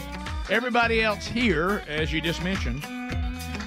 Going back to one of the callers, and then we got a Jack Black story today. So the caller that called a little while ago and said, "Hey, I'm kind of new to the show. I'm digging it. I'm listening every day," which we're thankful for. Tell me about this theme song. And so we gave the background on that. Little theme song. Which this leads to a text from someone that's been around the show for a very long time. For 20 plus years, I have 100% thought that Speedy was doing Rick and Bubba's in the house. Mm-hmm. I've gotten that before. I never knew till today that was not Speedy. Is that shocking to you? Yeah, it is a little bit. Yeah, I mean, because we've mentioned it before, but I thought we covered it many times. Yeah, so apparently it shows you again, no matter how much you cover something, don't assume everybody heard it. That's right. You can't assume. Yeah. I thought it was Speedy too. You still did? I always thought it was definitely a female, and a lot of people thought it was like Rick's wife or something. But it's not. Yeah, Brad Ryan's wife. In I'm his not home calling studio. you a female. I didn't think it was you. Speedy. Yeah, right. You thought it was Speedy, right? Well, some people did because I just got. Yeah, no, I've had that. I've had that question asked to me because you say right. Well, yeah, I see what you're saying. I can go there. Don't say that. Does anybody know? I thought it was Nopi. You know, Jack Black is on that list of people who own me. I mean, you talking about I'm a little chubby, but I do physically coordinate stuff. Yeah, sure. Oh, yeah. And I love that. And I over-exaggerate music and my love of music. And all that. I just can't get enough Take of it to 11. I love it. Like I said, it was actually Adler's dad who said when he first saw School of Rock, he thought it was a movie about me. And that's a fact. There's a lot of similarities. Right, yeah. A lot of similarities. So when he overdoes it. Oh gosh, I just can't get enough of it. But, on the drums. But oh my goodness! But anyway, keep that going. But the apparently he has stripped to his underwear and is performing Taylor Swift songs to help raise funds for crew members that were affected by the Hollywood strike. Yeah, this was a variety show that was done in Hollywood to raise money, emergency relief funds for both union and non-union crew members who have suffered financial difficulties during the strike. And we give you Jack Black singing. And for Taylor some reason Swift. he goes, and I know this, we over the years, this is just the version of fat guy going shirtless. Yeah. For some reason, easy. all of us who have a little weight about us, we think if all else fails, take your shirt easy. off and You'll jump always around. get a laugh. Yeah, take your shirt off and jump around. Beard? I mean, a lot of beard. That's ridiculous, that beard. A lot of skin. Yeah. That's a lot of. You get ready for a movie role or something with that beard? You got to. Been wearing it a lot Where lately. you from? He's going into the crowd now. Los Angeles. L.A. in the house. Working the crowd. Any requests? You don't have to film it on your phone. Any requests? And he cusses right here, so I got to turn it down. But then somebody says, Taylor Swift, do you know that song? He says, of course I know that song. And Oh, he's he getting ready does to his kick. little routine.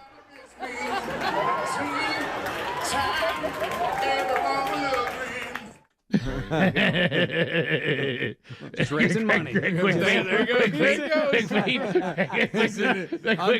Doing the showman step. Underwear and socks. Working the crowd. Working the crowd.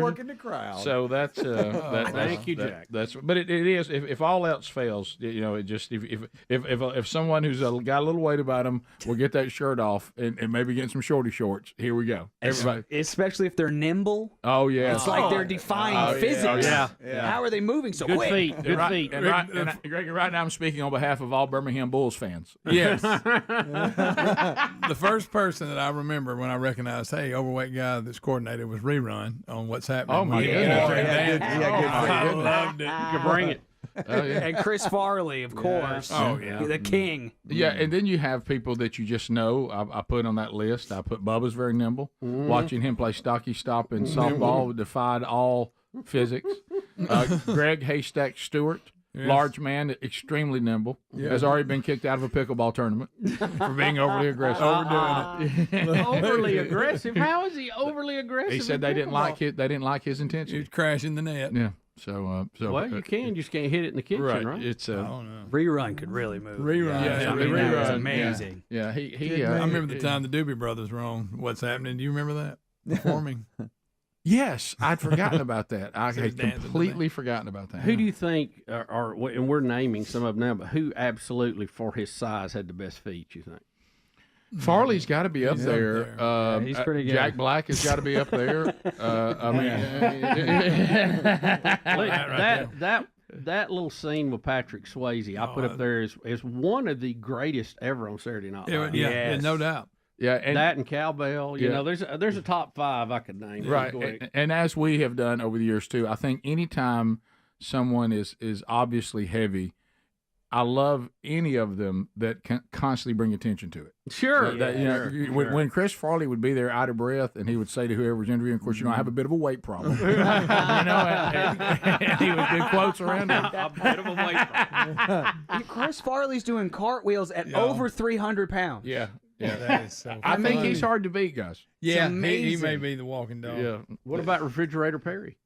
Yeah. Oh yeah, you guys are real athletes. I would say Shaq for his weight. Well, he's distributed. To me, it's more people that aren't athletes. Yeah. And you look and they're just big fat people. I think that Chris Farley. Okay, I can have that as a boundary. You know what I'm saying? Yeah, I think that Chris Farley is doing with his body more than Rerun, because Rerun's not as big as he is. Yeah, that's true. Rerun didn't have. I mean, Chris Farley was straight up large. He really was. Yes. No neck. Just... but he could do it. He had some chemicals helping him out, though, in his body, I think. But it was John Belushi, speaking of chemicals. Speaking of chemicals. Yes. I think John Belushi did a lot of what he had. You know it? Fat Albert when he played Buck. Greg, that's well he was. I never remember John Candy being especially nimble or anything. No. Funny, he just pretty much was, I'm funny and fat. Yeah, right. I'm that fat funny guy. Right. And I'll always be in Super Bowl lore after Joe Montana talking about me too. Yeah. Before going on the winning drive. Hey, is that John Candy? Yeah. So there's it's surprising how many large people can be nimble. I know. I was trying to think that what's that guy on the diving board the other day. Whoever. That's a good one. I don't know who he was. That's a good one. Greg Cooper. Coop. John Cooper. Okay. I've seen him high stepping down the hallway one time. That was so good. If you're fleet of foot and you have on Sunday socks and shorts, that's all. Absolutely. Yeah. And look, I put us up there. I think we do a lot what we have. You do. I mean, we move around pretty good. Y'all do. Rick doing the running man. Right. Well, those. At Fat Fest, I did the full blown. I'm talking about. Your speed, David Lee Roth high kick. Yeah. Your speed for your size when you were even larger was always. I mean, when we try to race, sometimes I'd get to laughing. I couldn't even run. Oh yeah, it was just like a big old train coming downhill, wasn't it? Out of control. Right. Don't get in my lane, though. My wife found that out. Yeah, don't do that. But I thought that was... Whoa. Everybody knew that. I saw it. I witnessed it. There's a little bit of... little elbow, a little wide arm. You wouldn't believe the number of times since Sherry was a sprinter, the number of times we've raced throughout our entire relationship. Yeah. Me and Betty used to run a lot. Because I wanted to know, because I wanted to show that, hey, I know, but I'm telling you, I can get this moving. Watch me move. And it was, even when she would defeat me, it was always close. And then the last time we raced in the backyard for the boys, I was faster. Rick, remember when Dad raced your wife? Yeah, you remember that, right? And I also defeated a cancer patient that was a survivor. Yep, yeah, that's really good. Rick. Right? Yeah, and he had just survived cancer treatments. That's good. Our dad, me and Rick, he weighed about 100. About 100, but he was very fast, and he had survived cancer. You trash talking him at the end. It was a little much. Yeah. Well, I needed to win. But Greg, what were you saying about? Me and Rick were saying who could outrun each other. We were probably in our 30s. Dad was in his 50s. Yes. And he said, I'll outrun both of you. So we get out in the front yard. And he jumped the start. He did cheat. Yeah. But he beat us, but he also pulled a hamstring as he went across the line. He did beat us. He did. 15 minutes past. We'll be right back. It was worth it, though. Rick and Bubba.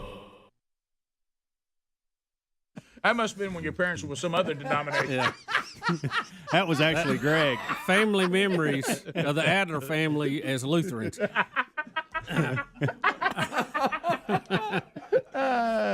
You just see. Look, here's the deal. You see a lot of things that you normally see. And then there's always that one thing that happens you didn't see coming. That was it this weekend. Look, I've said this 1,000 times, rolling through all the many years and all the many kids and all the many things.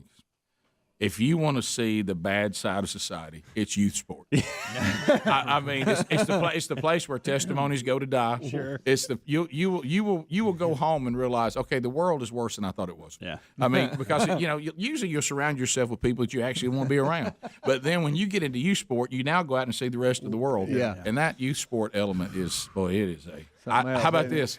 There's some great memories, and I like them being in the memory column. Yes. It's. I do not. I'm thinking to myself, gosh, grandkids one day. I guess that will pull you back in at some point. I watch my parents have to go back into that world. Yeah. And I remember my dad because especially being the coach in the local community, he was just like, whenever this is over, it will be great. I felt like that many times. Oh, sure. I mean, and it shouldn't be that way. That's a shame. Well, but it's the parents wear it. It goes back to what Jerry Seinfeld said when he became a dad. Yeah. He said, I was kind of excited about my kid, and I love my kids. He said, what I didn't count on is that this kid would bring other kids into our lives. Yeah. Where'd that come from? It's all these other people's kids and these other families I'm not crazy about. But Barry, tropical storm, hurricane, back to tropical storm, a lot of rains, updates from Span. He's a man with a Maine weather plan. He's a mighty James Span. He's a mighty good.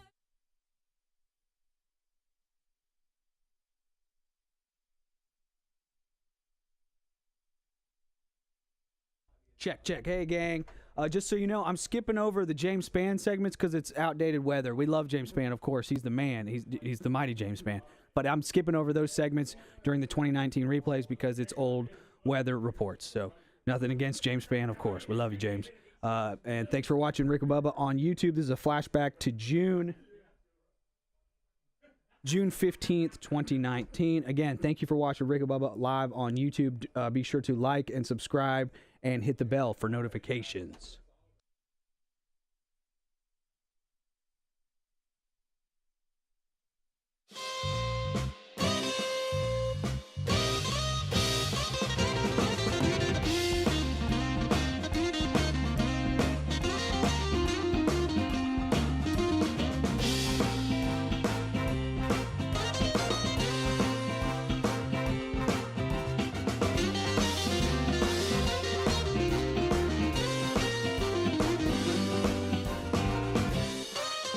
Frenchie just brought something up to me as we were about to go into this other story from the farm adventure this weekend.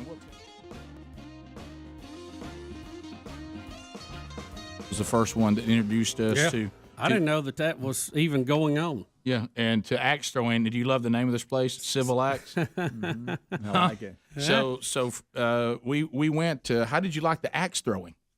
We had a lot of fun. Yes, it was great. And, yes, and look, let me say, this guy, now that right there, some friends of mine sent me this, said, is that the picture you want of a person staying in your home? and that is young Frenchie with an axe over the top of his head, ready to throw.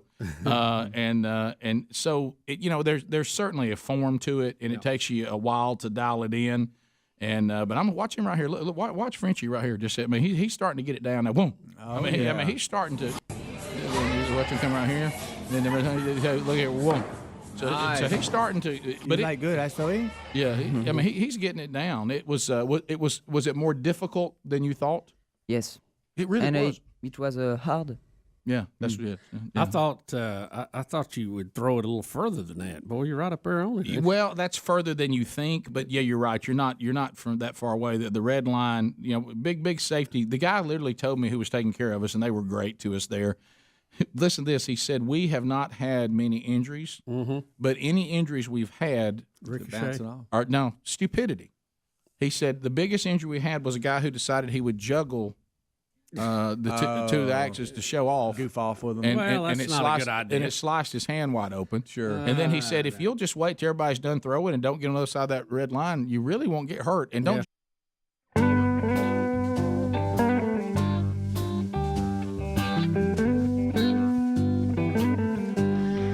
21 minutes now past the hour. The Rick and Bubba Show. Thank you for being with us today. Much to do. Keep in mind, coming in 2024, not one, but two Man Church conferences. Birmingham, Alabama, the home of 104.7 WZZK, February 16th and 17th. And then 96.1, Starkville, Mississippi, hosting us there. And we'll be on the campus of Mississippi State University at the Buttersworth Theater. We got Robbie Gallaty. We got Rich Wingo, Andy Blanks. I'll be speaking. Chuck Hooten in Birmingham. And then over in Starkville in March, it will be James Spann, Scott Dawson, Andy Blanks, and myself, along with Chuck Hooten. If you don't have your tickets to that yet, they're on sale now. Go to themanchurch.com. I do realize it's men's ministry, and got one yesterday saying the link doesn't work or whatever. If you just go to, when you go to themanchurch.com, right there at the top of the page, just click that logo. Then all the ticket stuff there's for you. And if you need to buy more than the ticket service allows you to buy online to have all your guys sit together, just call the ticket office and they'll let you get as big a group as you want, as long as tickets are still available, and they are moving fast. All right, so we want to get into the Biden stuff? Yeah. You want to do a little Biden? We still got some Biden stuff hanging around. We're going to have Biden stuff, I think, pretty much every day. Biden stuff makes you sleep tight, America, doesn't it? Sleep tight, America. A Basement Joe. Anybody think he's in charge? Anybody? Anybody think he can run for a second term? He's years from being in charge. Oh, he's good. Anyone? He's doing great. He's doing a great job. Rick Bidenomics. Anyone? So it looks like he's going to make an attempt. He gets close. In all fairness, I don't want to just be overly critical of the president. He gets close on the Neil Armstrong quote. But here comes President Biden. Shades on. Look, if I was in charge of him, Agreed. You'd never see him without the shades on. Never. Or Jill by his side. Yeah, Jill would also be there to direct him how to get off the stage. All right, here we go. Nearly 55 years ago, American astronauts took humanity's first step on the moon. They sent a message, forever etched in history. Quote, "That's one small step for man, and one giant step for mankind." Of course, it's not. Unfortunately, giant leap. But you know what? Here's the only problem I have with it. I don't want to be overcritical, but he appears to be reading it. So I mean, I understand. That's a good point. I understand not being able to recall it. We do that here all the time. I certainly am guilty of that. But he appears to be reading it. I think I'd have read through it before I went out. I don't know how you missed the quote if it's there in front of you, unless the person who put it in front of him didn't get it right. Well, maybe. That's possible. It's hard to get good help. You being our space guy, does it bother you that it was a little bit off, or do you care? Little. Well, Neil himself messed it up. Right. He didn't say what he was planning on saying. But you got to understand, the guy was probably a little shaken. He was about to step on the moon, for crying out loud. Correct. Yeah, but It's really, supposed to be one small step for a man, one giant leap for mankind. Yeah. For a man. He forgot a man. A man, Yeah. right. Which when he was about to step on the moon. So because that, what he was saying him. is my step of a single man is a giant leap forward throughout history for all of mankind. Right. Yeah. But Biden's quoting what he said, not what he should have said. Biden's supposed to quote what he said. Say Bubba, what he said. The original recording, if you'll listen, you'll hear Stanley Kubrick go, "Cut!" Action. Places, people, places. And cut. So even though Neil Armstrong, to your point, that's one small for man, one giant leap for mankind. Even though that was the quote, and he was supposed to say for a man. What Neil Armstrong said was he did get right, step and leap. Yes. And Biden, I don't know how he looks down at the quote and goes step. Yeah. I don't. In all honesty, one though, giant step. I just Google searched this, and on a lot of the graphics, they have him saying "a man," which he didn't say, or else the feed cut out and we didn't hear it. That's true, because it was okay. But they're saying "a man." Now, other ones you look at and it doesn't say that. So are we saying one of them even emphasizes, it says that's one small step for, and they put A in quotations, man, one giant leap for mankind. But he didn't get the leap part right. That's that's kind of the catch. But no one says that Neil Armstrong said step twice. Right. No, right. I know. And so, and it hurts that he says quote right before. Quote! Quote! On the moon. I mean, right. They sent a message, forever etched in history. What do you think? Quote, that's one small step for man and one giant step for mankind. Oh, he looked up. That son of a gun with his aviators on. He looked up and tried to wing it. I told you to read what we put in front of you. He thought he had it. He thought he was on the home stretch. Right before he crossed the line. He said, what am I doing? How about this? You were incorrect in thinking you had it. Here he is actually reading too much. He's reading what he shouldn't have read. And a lot of people think that they put the word period at the end of this sentence so that the president didn't think this was not the end of the sentence, but then he reads the word period. All right. And you know, that old remembrance promise, at the going down of the sun and in the morning, we will remember them, period. Look, folks. Okay, you're right, because that is not a quote that you would say, and that's the end of it. Period. That he really is reading the period there, I think, because that quote does not need the emphasis of period at the end. No. And where was he at? He had the Maltese for the Falcon love of all that is good and kind. I don't know who. I know, guys. It's normal. It's normal for a president to quote things. You got to stop giving this guy quotes. Yeah. He just can't. He can't do it. He now wants us to know that Bubba, that he does understand the Constitution. Apparently not. But here he is. Does he? I understand the Constitution.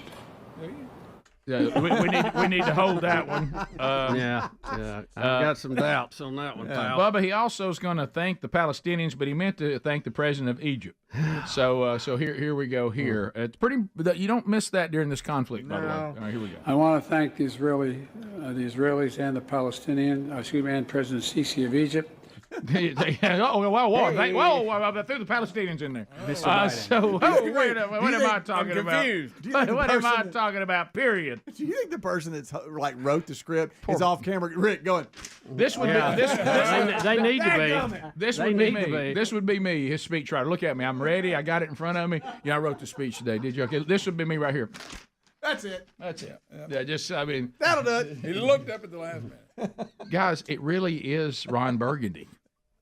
It is. Remember him screaming, how many times have I told you not to put punctuation? I think this is an insult to Ron Burgundy. Well, Ron wasn't that bad. He could read it. I'm the president? All right, who put a question mark? Who put a question mark? You know Burgundy will read anything.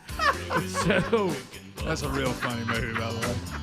A little off color at times, to say the least. But it's just a little weird when the news teams go out and start fighting each other. That escalated quickly. Phone calls coming back. 866 We Be Big. We'll chat with you, America, right after this. Rick and Bubba, Rick and Bubba.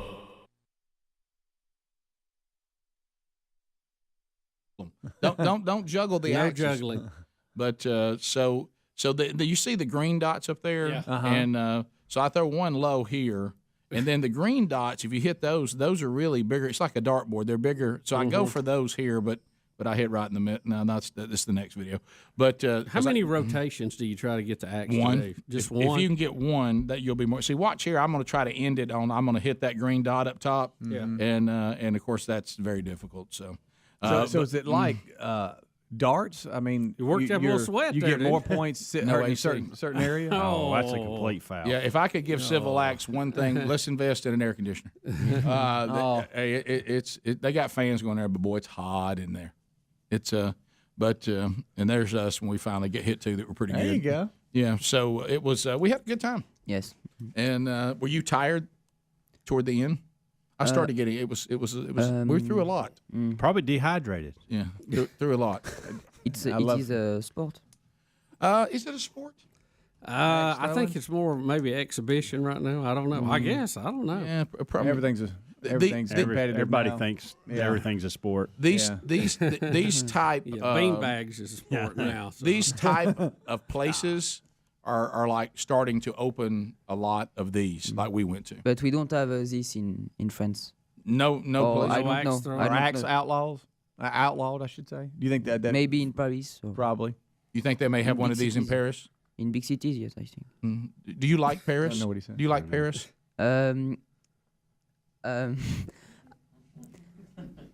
I like. I don't like Paris because there is pollution. Right. But lots of French like Paris. See, he's a country boy. Paris. Yeah. And France, the French version. So he doesn't like going to the big city. Right. Well, look, here's the thing. Just like in America, and I told you this, we don't want people, which is, I'm glad that you came to Alabama, because we don't want people to think the United States is like New York. Or L.A. Or L.A. We don't want Or that. Chicago. Or Chicago. Or, or any other big city that has a bunch. San Francisco, certainly not. But so Paris doesn't represent all of France. No, but there are lots of stores, lots of buildings, history. Yeah. Historic. Buildings and history. Yeah, yeah. Oh, I've been there, and it's nice. It's a good place to visit.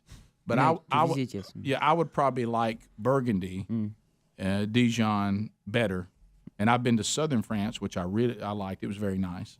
But and Sherry has been to near where you live, and she loved it. It was great. And I think France is a beautiful country. Yes. So we have to see the nature.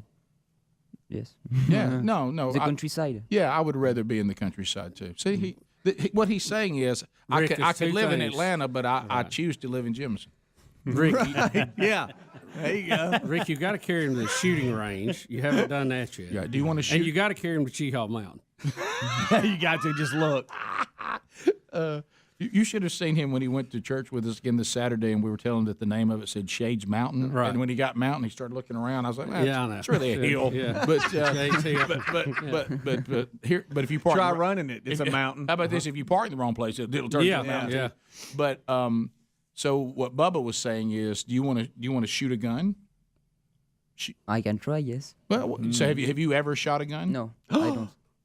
They don't have. I know you're right. Yeah. Have you ever shot with Nerf? Do you know who? Nerf? You don't know? Knife. Nerf. Knife? Nerf gun. Nerf gun. That's good. Oh, Nerf. That's good, Speedy. Speedy's turned into I'm having fun But trying to it's, figure out what he's saying. Nerf. It's for kids. Yes. Yeah. Oh yeah. Nerf. We shoot them all. The soft Nerfs. Yeah. This is a little different. Yeah. But so BB. Start with BB. yeah, we could. Yeah. Little So pellets. so we will. You have when do you go back? August what? The third. August 3rd. Yeah. Third. So we got time. We'll take care of it. Let's get you out on a lake or a river. Yeah, we need to go to the lake one day. Fishing. Oh. Let's get you Captain out. Bubba. Then we'll take you out to shoot. Rick, you need to get a target. See, your French is What fantastic. gun? What gun does he need to start with? Nerf. No. And go BB. Speedy's learning French. Z BB. CB. Go Is he BB? Go bang bang. Is he gone? Is he gone? I gotta get this. I only got 2 weeks. He'll love the firing range with all that. Oh yeah. Rick and Bubba. Pass the gravy, please. Rick and Bubba. Ooh, it brings me to my knees. Rick and Bubba. I can't start another. Rick and Bubba. Day without him, brother. Rick and Bubba. 35. Yeah, no need to hurry. 35 minutes past the hour. Waking on the blubber. Rick and Bubba show. Let's go phone trolling. Let's go phone trolling. Open them up. 30 seconds a pop. Largest number of people, shortest amount of time. You got comments, you got questions. Bring them. Bring them. Bring them. No meaningless shout outs, no shameless plugs, no baby predictions. This is designed for content only. Questions and comments, bring them now. Greg is ready to get you lined up and ready to go. Field of Greens, man, you've heard us talk so much about this. And you know what? If you're someone who is able to get 5 servings of fruits and vegetables every day in your diet, well, you know what? Congratulations, you may move on. But if you're like me and most people, that's hard to do. But Field of Greens makes that happen. That's the fuel our body wants. I take Field of Greens twice a day. And look, when you're looking at all the different things that we know, including we know the Mayo Clinic has already told us if you really want to cut down on cholesterol and heart disease and blood pressure, one of the best ways to do that, 5 servings of fruits and vegetables every day. Now, remember, unlike some of the others that you may see and hear about out there, each fruit and each vegetable in the Field of Greens was medically selected by doctors who support those vital organs, heart, lungs, kidneys, immune system. Let me say that again, immune system. Here we go into the cold and flu season, and the best defense against that is a very healthy immune system. I can't tell you how much better I feel. It's had such an impact on my life. I know it will you. Fieldofgreens.com, the promo code Bubba, get 15% off. Had a guy, by the way, send me a picture under the can't have nothing, and, of course, the folks at Field of Greens will take care of it. His showed up, and somehow it had been broken in the shipping, and the powder was all inside the envelope. He's like, you can't even have a Field of Greens. How about when you order something and you're waiting on it, it comes and it's damaged? It's all or busted something? up. Oh man. Let's continue. Josh, Mississippi, 30 seconds on the Tro. Josh, go ahead. All right, Rick, go ahead and call a timeout from the get-go. I got an offer on the table. Okay. $200 donation to the Bronner Burgess Memorial Fund if Bubba attempts a cartwheel. Oh, no. No. Hey, I'll even cover the $15 co-payment for his medical visit tomorrow.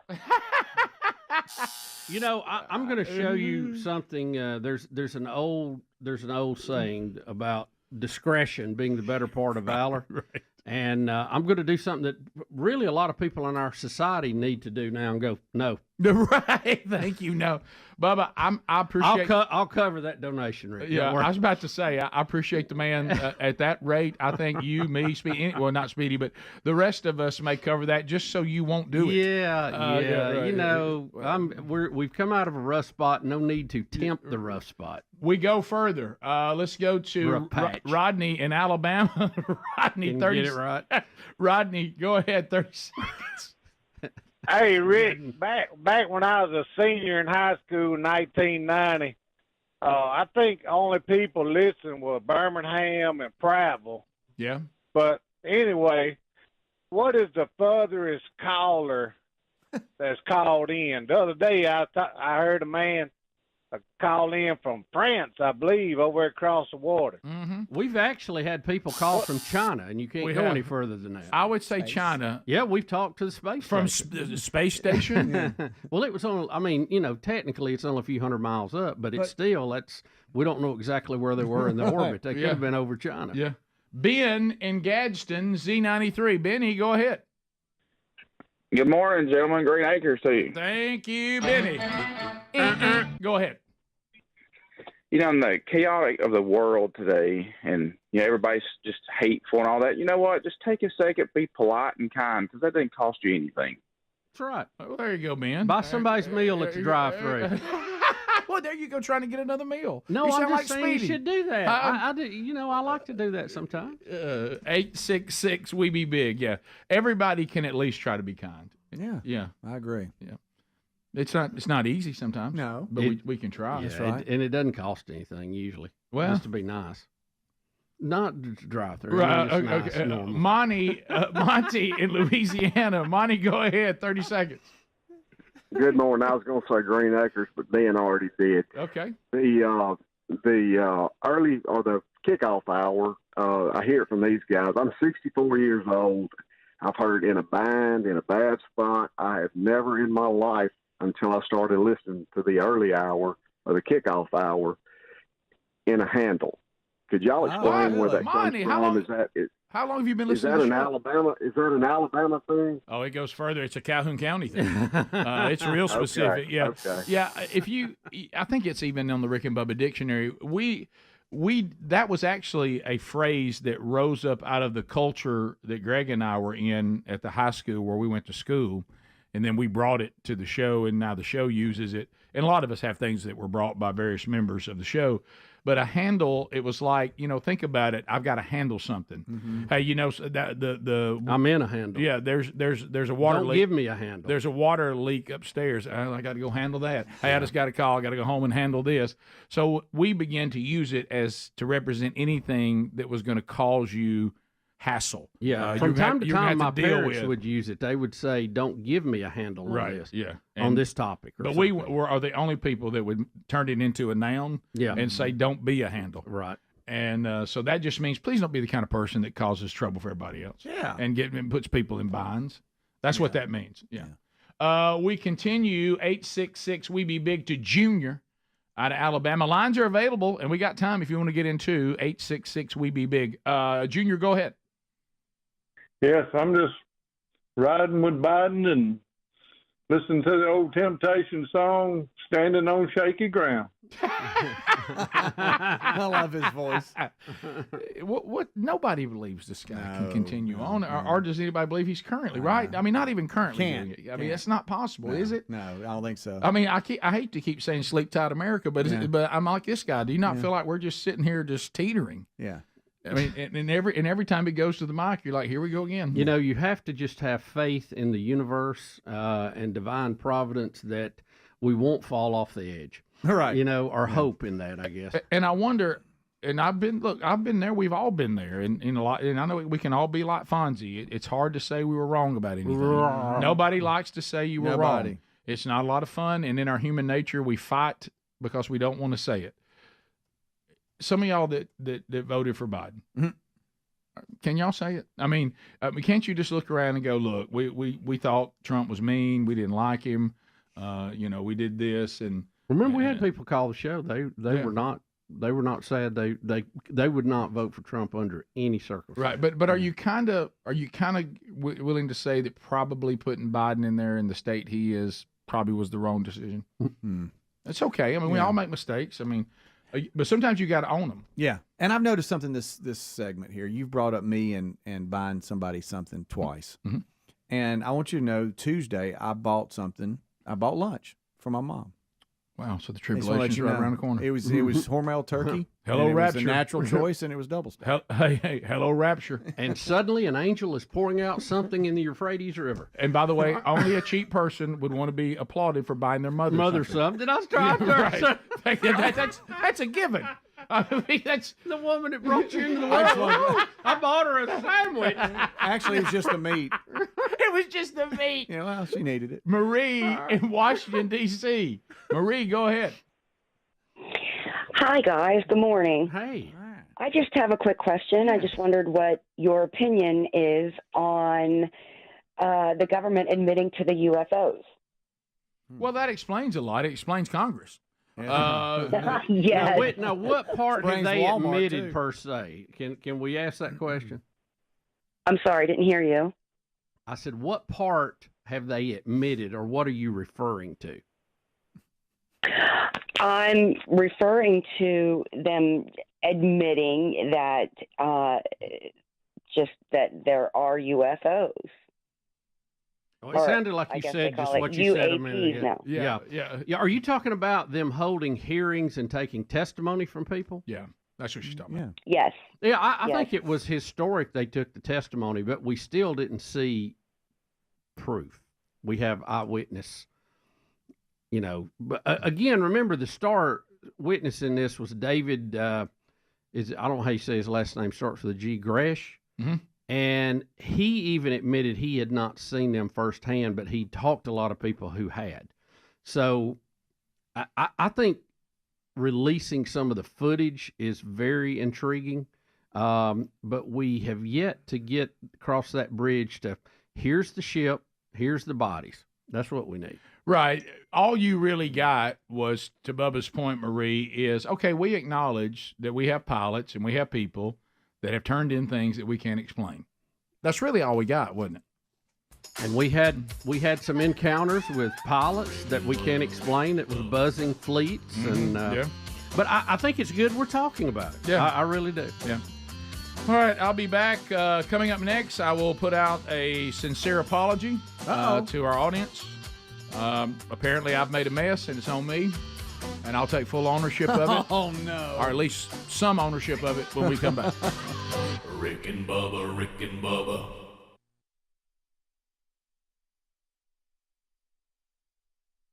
Yeah, Gary, aim right over there. See, the good thing about you being in Alabama, You take him to the one close here. Yeah. The good news of being here in Alabama is you can shoot military style weapons before you go home. Oh yeah, you go rent one over there, man. You have all kinds of stuff. I got us a tank appointment, but that's not for 2 years. Drive a tank, we'll blow up some old houses. 50 cal. You've got some more awesome things to go. Your awesome has gotten a lot better. You really sounded good on that when you said that. We had a fun weekend. Yeah, wow. we had a great week. It was fantastic. Well, he's gone to Six Flags over Rick. He has. He really Yeah, has. well, look, we're just getting started. What's next? Hey, he ain't been to Lake Mitchell yet. So we'll get that in this week. So some other questions that we need to ask. What in the world is going on in the Dominican Republic? Rick, it looks like American citizen victim number 13 has happened. Boy, a this man that story- we mentioned earlier, this Jerome Jester Jr., 31. He died while on vacation. He had been in the Dominican Republic with his sister, who called for an ambulance. He is the 13th U.S. tourist to die under mysterious circumstances in the country. Now, keep in mind, other countries have had people die too. This is just the 13th U.S. citizen. They've got a serial killer loose in the Dominican Republic, or a group of them that are working together. And is all of this tied, because we have two things going on in the Dominican, and they're not related. You have the plastic surgeries that are going bad, killing people, and then you have this deal, which they're not related, right? I mean, this is different. Yes. And this is mini bar deaths and Well, they said this drinking guy. things. They said this guy had just finished drinking a soft drink when he said that he didn't think that it tasted correct, and he fell to his knees and started throwing up blood. Goodness. over on a soft drink. Yeah, that's somebody is poisoning this stuff. I know. And the FBI and CIA are supposed to be involved already, but I mean, on a map it looks like a fairly small place, but it's still a lot of ground to cover. you know? And just like we saw, and I hate to bring it up because I know how terrible it is, the Aruba situation with Natalie Holloway. Oh, I know. When you start going to these little island places and trying to deal with their law enforcement and deal with those people and a lot of hey, man. Where do you have jurisdiction? Where do you not? Hey, they're on it. They'll get back to you. Things do not. It's not very well. It's like let me tell you this. There's a laid backness to the island life, and sometimes you kind of feel like even in serious things are a little laid back. Yeah. I was going to make the point. I call that the hey man syndrome. Right. The hey man. The hey man syndrome. It's all good. No sweat. No worries. That's all wonderful Just be happy. until I'm vomiting blood. Yeah. And when that happens, I got to see us come off that attitude. You know what I mean? Now we do need to be serious. We do need to be moving. We do need to be quick. And when I'm investigating a person who keeps killing everybody, but if I drink the wrong thing, I need us to drop the kind of laid back attitude there. Like, see us get to the bottom of that. See if we can't figure this out. But I got to tell you, if you live off tourist dollars. You think somebody there in the old DR would be getting on top of this thing going, hey, you are killing us, because it's hurting tourism. You know it is. Yeah, and I don't want to be insensitive on the other because one of the deaths is tied to our home city. But if you're going to have plastic surgery, let's just mark DR off the list. Even I don't care how. Look, this is coming from me. I don't care how much money you're saving. I know, and if this Speedy, you need to take the floor. Rick, Don't we do all admit we need competition to hold prices down here in the U.S. Okay, we all admit that. Right. And the prices seem on certain things to get out of hand at times. But let me tell you, you're not saving a dime if you go abroad and they kill you. No. You haven't saved anything. Okay? As a matter of fact, it costs you a lot more. Yeah. Whatever they were fixing, we're now. You never got to use it. And while at times our you prices can get too high and the hassle of insurance, Well, you didn't. are a big pain. Right. We do have good care here. We do. And we do Top of the world. things. We do. It's the best. It's the best the planet's ever seen. Yeah. That's why every Medical two-bit, Mecca. every dictator, every socialist leader in the world comes here when they got a real problem. If you think your plastic surgery is something that you just got to have, but you think it's too expensive, before you go to shake hands with danger, why don't you just at least try to go to one of the American, vetted out, great reviews, board certified.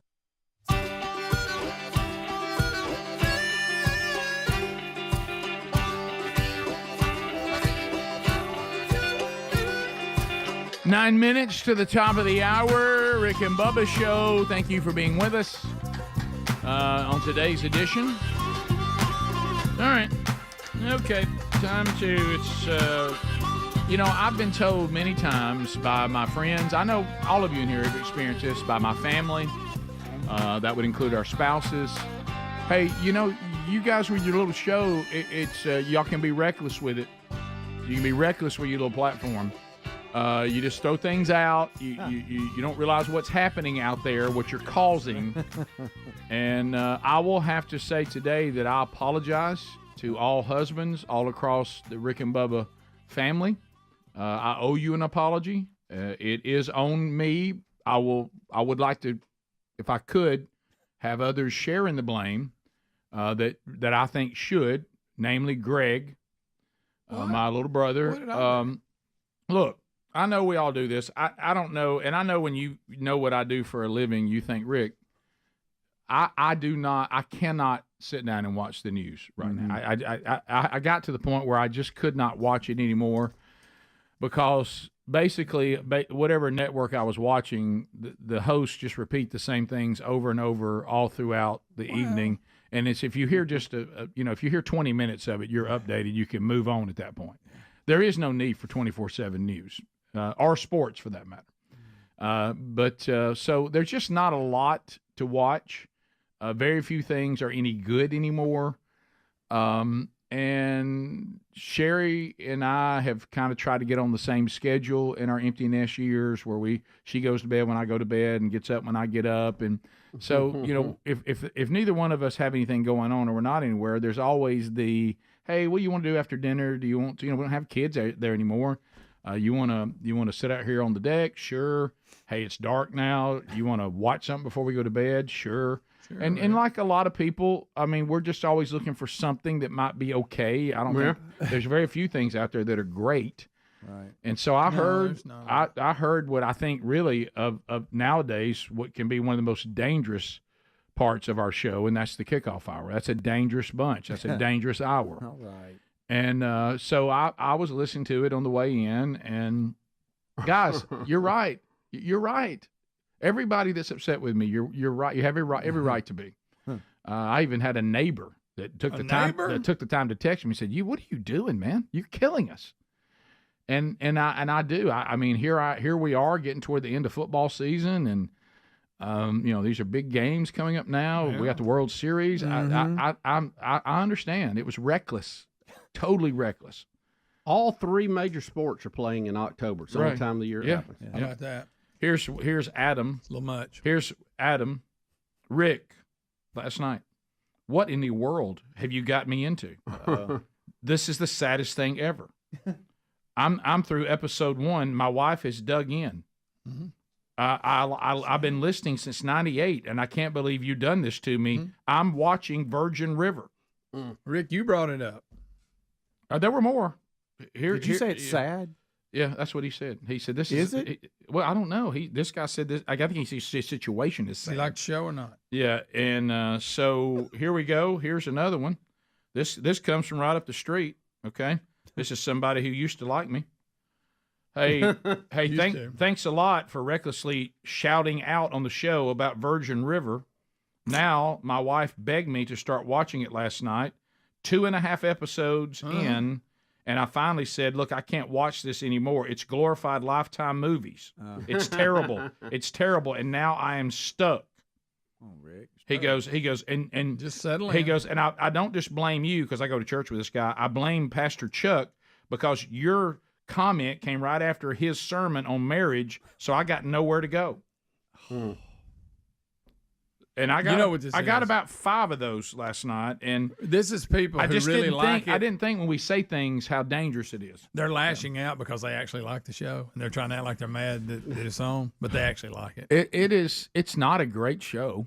No, I mean, it's nothing special, but it's good it's, scenery. And I want y'all to know when we say, look, don't look at it. They're still. They don't show any. I'm not watching it. Yeah, they don't. They don't show anything. There's not. If there's any language, I'm not sure. Every now and then, there's not anything bad. But and they do promote, people, being intimate outside of marriage. But it's not. They don't show it in any graphic way. But it is like a Lifetime or Hallmark movie. But so I'm certainly not promoting it as some great thing you should watch. But I mentioned that it was, of all the things out there, and it happened to like me. the Hallmark And show. here's the worst thing about it is I did it to myself. Yeah, thanks. Interesting. We're sitting there, and Sherry's like, there's just nothing on, and like an idiot, like an absolute idiot.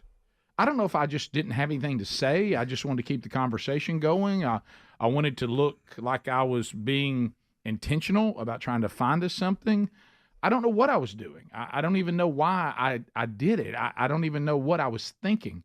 I mean, why not just throw something out like Rick? I mean, watching The Voice would be pretty harmless. You want to watch Old Fart Bachelor? Yeah. I don't know why. Golden I don't know why. I Bachelor. mean, I don't know why I didn't throw anything out. What about like the new that. Frasier? Yeah. I don't know. Could've done Yeah, that. there you go. Come on, Rick. And it was on the screen, and like an idiot, I said, "Well, now Greg said that Virgin River thing. And he and Lisa are watching that." And she goes, "Really? You think so?" I said, I've heard Greg and Helmsy talking about it." And all of a sudden, there was that moment where all of a sudden she gets the remote, and click, and then I look up and she goes, "Well, you want to just watch episode and see?" Well, yeah. I mean, what's the worst thing that can happen, other than ruining men's lives everywhere? Yeah, Well, that's what the worst thing could happen, Rick. You've ruined other people's lives. If it was just you, that's fine. But now people are taking shrapnel.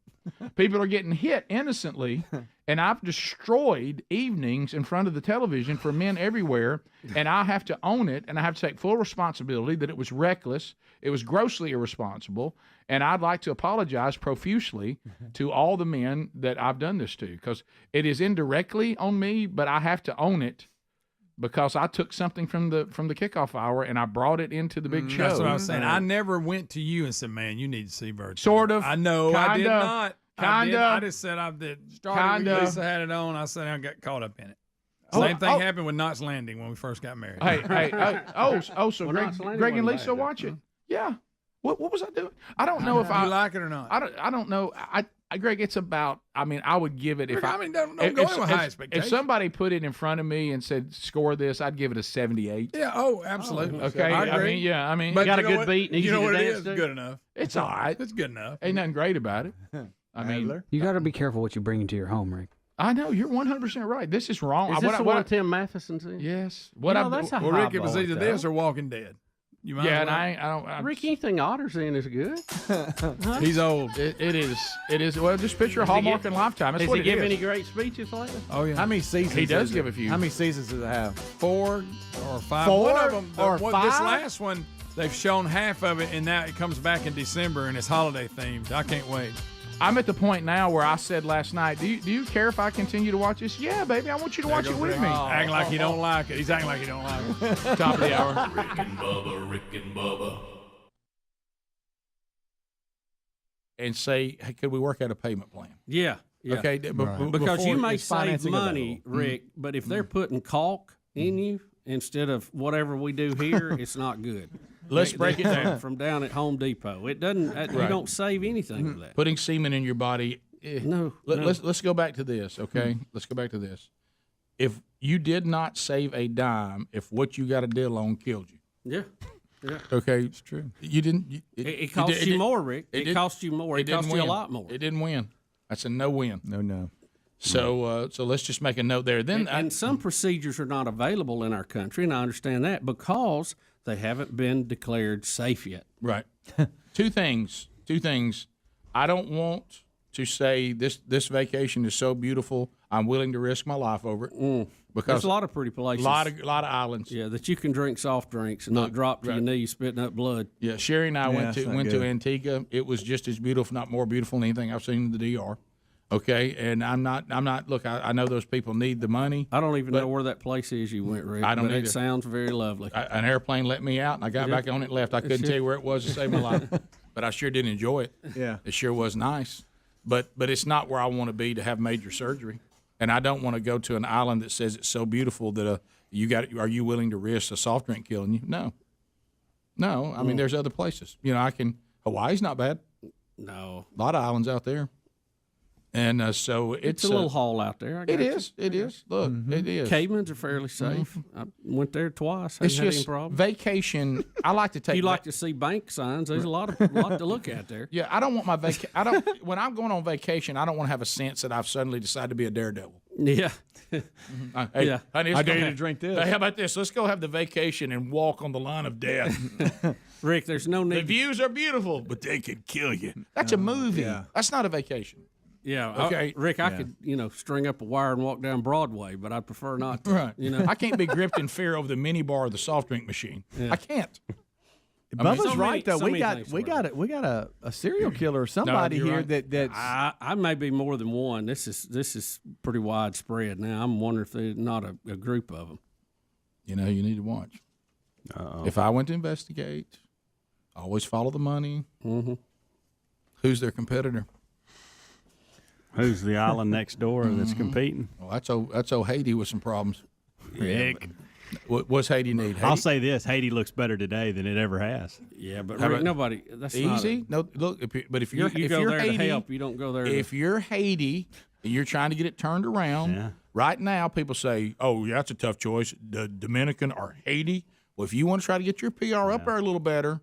Well, DR's killing people. I'll tell you this. Haiti hadn't had a soft drink issue. How about this? I will go on record right now, and certainly I could be wrong. You better look in them Haitians. You better get some Haitian suspects. You think somebody's crossing the border to think not about make the DR look quite so attractive? First of all, you got to have access to the DR. They're not far. Yeah. Or it's a local DR, and would that person just be insane? Why would you destroy your island? Can you go between the two, or what's the? I don't know that situation like I need to. Right. And my aunt. We need to go to my map. My aunt is a missionary in the Dominican Republic. I think they got a wall up across there or something. They're practically the same place. You know what I mean? Well, it's Rick. It's one island, and it's just cut in half. Right. I'm down there. I'm telling you. And one of them has been very prosperous, and one of them is dirt poor. You talking about enough to make you angry? I don't know. I don't see. I don't know if they got here. I don't know if they got. I'm telling you, Rick. I don't know if they got the tools to pull this off. Well, you're right, but would you agree that we should at least check a Haitian? No wall, Rick. No wall. I'm zooming back. Walking right. It's like our southern border. You just walk right in. They got to have something. Could be San Juan. I don't know. Let's see here. There's only a couple of access roads. Let's see. There's not a ton. I'm telling you, put your eye on a Haitian. At least rule them out. Wow. They may be innocent, but we'd be looking. Look at all that. That's where I'd be. Yeah. Well, have they been able to identify what this is that's killing everybody? Look, that would be a first step. That toxicology report would be nice. Are we hearing on the toxicology report at all? If we got 13 victims, we ought to have some common threads here. Shouldn't we? Why are they not telling us?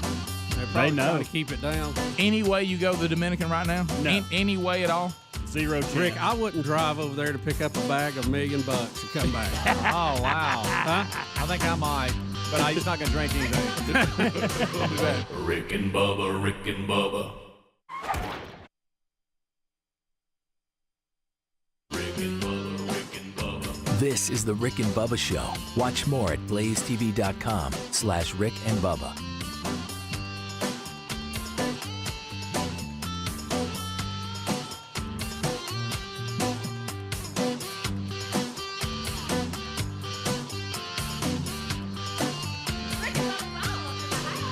Rick and Bubba, Rick and Bubba.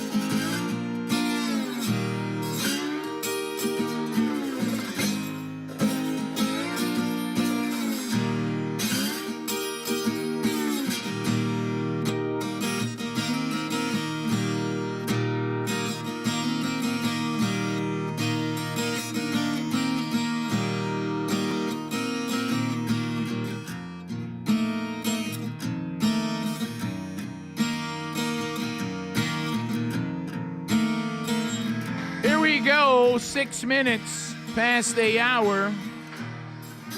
Rick and Bubba Show.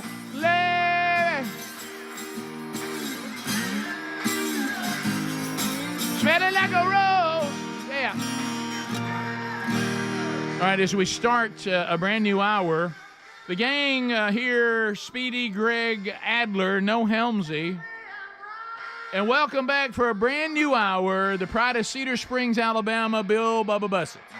Rick, glad to be here. Thank all of you for joining us and letting us do what we do. Do what we do. Bubba, give us some things to start the hour. I know you have some comments. I have seen this several times in emails in various places. It's a story about Judith Love Cohen. Are you familiar with her? No. You know what I'm talking about? I do not. She was an American aerospace engineer who helped to create the abort guidance system, which was used on Apollo 13 and actually used to help bring the astronauts back home safely. You know what I should have done? Anytime you ask me somebody's name and do I know them, if I throw out something, you're involved in a lot of space research. If I'll throw that out, I bet I can get close. Don't you think? She went to work the day that she was supposed to give birth. She took a printout of the problem she was working on to the hospital. She called her boss to let him know that she had solved the problem that they had been trying to get fixed. On that very same day, she birthed a son. His name, Rick, Jack Black. Is that true? Yeah. No way. Listen, both his parents were NASA engineers. Really? Is that true? When he was on SmartLess. But wait a minute, Greg. It's one thing to say my parents were NASA engineers. It's quite another to say on the day I was born, my mama solved the problem about getting people to the moon. But I heard him on SmartLess in the interview because, a lot of times they'll bring them facts when you're trying to guess who he is. Yeah, they go off and Wikipedia. They said, and he mentioned about his parents being NASA engineers, and then they asked him, is that true, or did Bateman make that up? Because they do make a lot of stuff up. Yeah, he said, no, it's true. And he said they were in charge of designing the abort mechanism to bring it back. Bubba, no, that's true. Is it true? No. That's what everybody's been telling me, but I didn't know. Yeah, it's abort guidance system that allowed the astronauts to safely return. Yeah, I actually heard him say that in an interview. That's big. But is it true about giving birth that day, or is that somebody threw that in to make it sharper? Go down. Let's see. Let's go down. Let's see if it is. She was heard screaming, "Abort!" To give birth. It's a legend. Okay, give birth. The rating on the big screen. 1 month after the moon landing.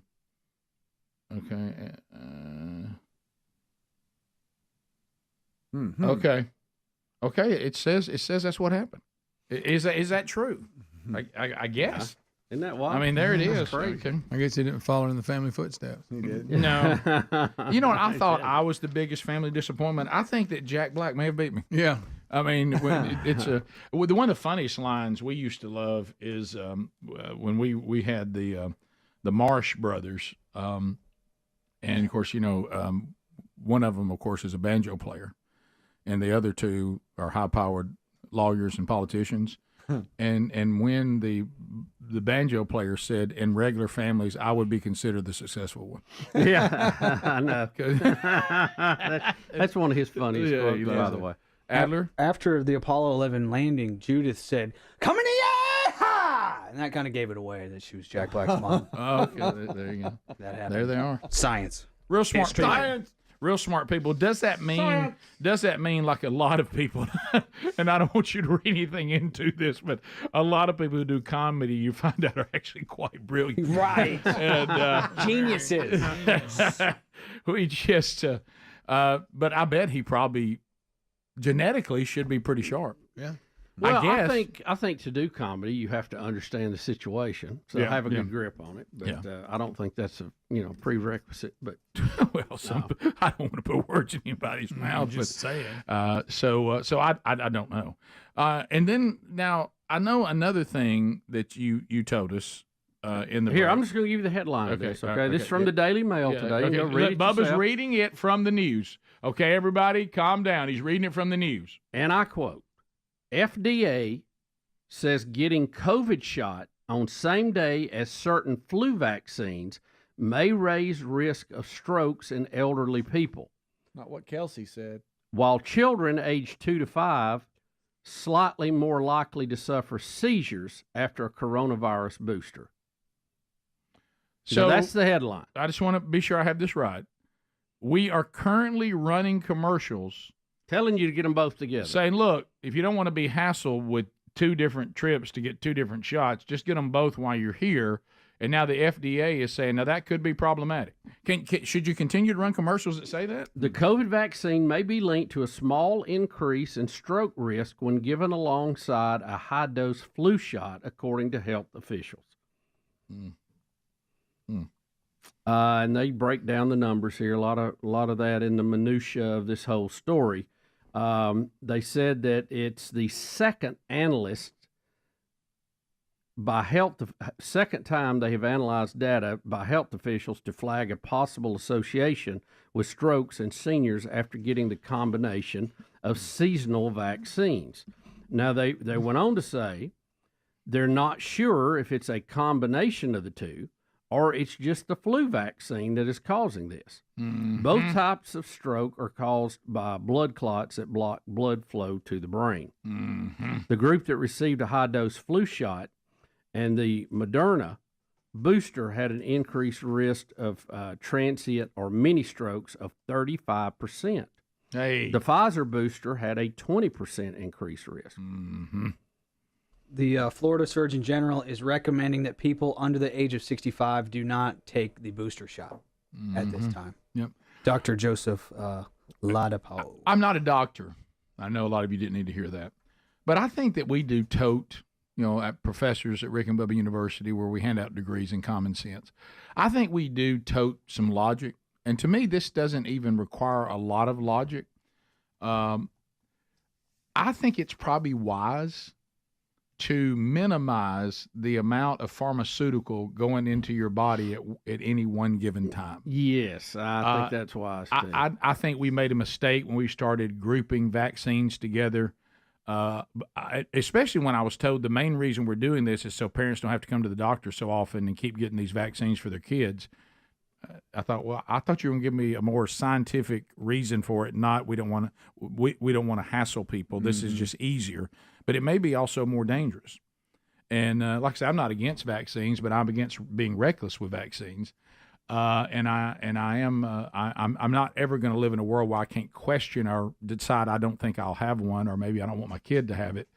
But this thing of, hey, I tell you what, I'm here for the COVID shot. Tell you what, while I'm here, throw a flu one in. Does anybody think that's a good idea? I don't.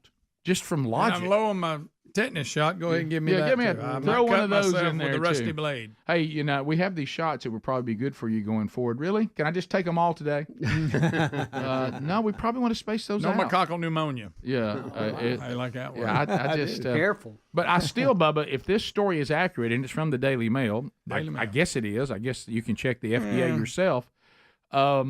Should commercials be running with influential sports athletes doing a funny routine about go ahead and get 2 things done for one, and it be highly dangerous to you, or at least a certain degree of danger? We also had the numbers on the COVID shot and young kids. They were almost, it was less than 0.1% were affected by it in a bad way. But yet, we know that's a higher rate of side effects from the COVID shot.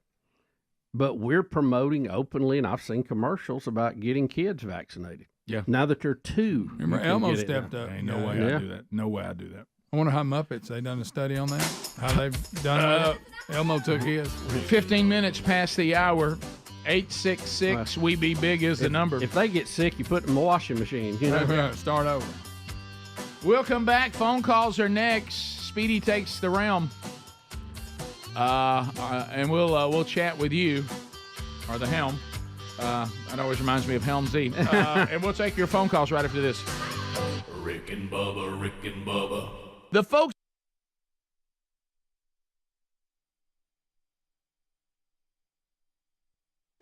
All right, no offense to our friends in Puerto Rico.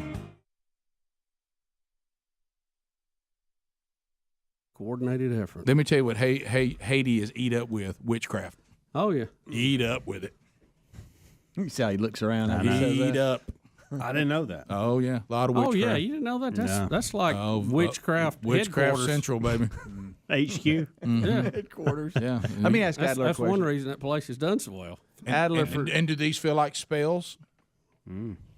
Puerto Rico, I'm coming to see you too, though. If I'm looking around, I got to start with you got to rule out first of all the non-crazy and go. All right, do we have a motive? So if let's try to investigate a motive. If we could discover what they're dying of, the poison would tell us a lot, Rick. If you know, because then we could be able to figure out. Well, they've got to know at this You better go check one of them witches over in the tent in Haiti. Well, that's the thing. They're not telling us probably because they're trying to get to the bottom of it. I know they're at work on it, but hey, our numbers are piling up. First person I want to talk to is let me get all the witches around. Let's y'all go round up the witches. We're gonna have a Haitian witch conversation. Well, we're starting somewhere. I may rule you out and send you on back. And you can take your eyes of newt and all your big cauldron and take all that back with you and take that hat. But we're gonna talk about it. Get that broom and check it out. Right. Y'all are free to go. Get on your brooms and go. Get on your brooms. But we're gonna vet it out. We're gonna figure it out. Mm-hmm. But you're gonna bring your cauldron in because I'm gonna take some samples out of it. Let's see who else is in the neighborhood. You got Cuba. Cuba's down there. You always got to think about Cuba. Oh yeah, let me get back in there. So anyway, you got Raul down there. No telling what he's into. He likes to tamper around in the the area. Right. So Adler, you are Obama opened it back up, vacationing, didn't he? Huh? Obama opened it back up, so they could be competing for dollars now, right? Did Obama's thing with, very very few of the things. Jamaica's right off the coast. Oh yeah. How close? Yeah. Oh, it's real close. It's just almost as close as Puerto Rico. You got Puerto Rico on one side, right? Jamaica on the other. I got a lot of work to do. I just don't think the Jamaicans will be motivated enough. They just don't seem to get motivated to do much. So you got all that. You got Puerto Rico, St. Thomas. San Juan is right there close. It's not close. It's not. Where did far, you go, I mean. Rick? Where did I go? Yeah, where does it? When? You said you went to Antigua. It's way over here. It's y'all leave them alone. That's They're how good. they get you. It's a little chain. I'm not islands investigating them. through there. Wow, I'm not investigating them. I had a good time there. Good night. That's what they want you to do. You Rick. know, I guess I never realized. A little far out. Aruba is sure way. I mean, it's way on down there. It's almost in South America. I mean, it's right off the coast. Yeah. Hey, Puerto Rico See, it's right down and Haiti. there. I got my eyes on y'all. I mean, y'all don't have far to go at all. Haiti just walks across a line. The Cayman Islands are below Cuba and to the west of Jamaica, but they're so small you can hardly see them. All right, let me look right here. Then you got Turks and Caicos to the north. I'm gonna start out. I'm gonna start out in Haiti. Please keep throwing names out. We used to do those commercials. It was hard to say. I'm gonna start out in Haiti. I'm going to Puerto Rico for sure. I'm gonna work out to Jamaica, and then y'all are not giving San Juan enough. Oh, I know. It's real close. It's probably the closest. Wasn't that just part of Puerto Rico? Yeah, but I'll go over San Juan and look around. I'm in Puerto Rico. Yeah. I'll be there. They highlight San Juan for a reason. Look, we're gonna round some folks up. We're gonna start with motive, and then if none of that pans out, we'll just go. Well, we got a bunch of evil, crazy people. But the Haitian witches, I'm coming to see y'all first. Yeah, this has got y'all written all over it. Oh, we got people vomiting blood after drinking. I'm more concerned about what's causing it than where it's happening at this point. By the way, I'm with Bubba. After 13 deaths, we don't have that yet? I think they do, and they're not telling us, which ought to concern all of us. And where's it coming? What are they hiding? Where's it starting? Is it where they're getting it from, or is it somebody local? Or I mean, you don't know. For $2 million, Adler, you're staying down in the Dominican Republic with Aaron, and of course you're at an Airbnb. $2 million yet. He stopped listening at $2 million and said he's in. Well, that's just $1 million after taxes. Adler. Well, no, I'm just going to give him $2 million. Yeah, he still got to pay cash. Nobody knows. That's past. Cash money under whatever. the table. No taxes. So you're saying whatever money I have to give you to take home $2 million, right? He said he will drink a random soft drink in the Dominican for $2 million. Yes. Okay. Sounds like a game show. It does. I mean, like.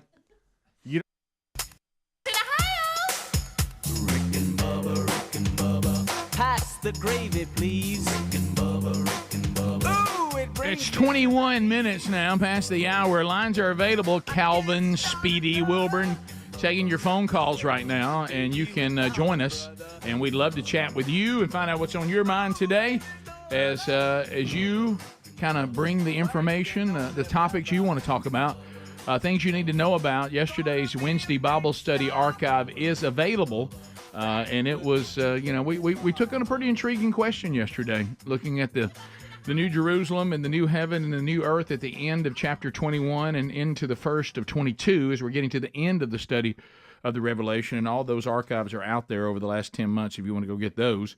And so we were talking about one of the things that people, and I get a lot of emails about that because I mentioned that in passing, is in 2 Corinthians chapter 5, verse 10, I think.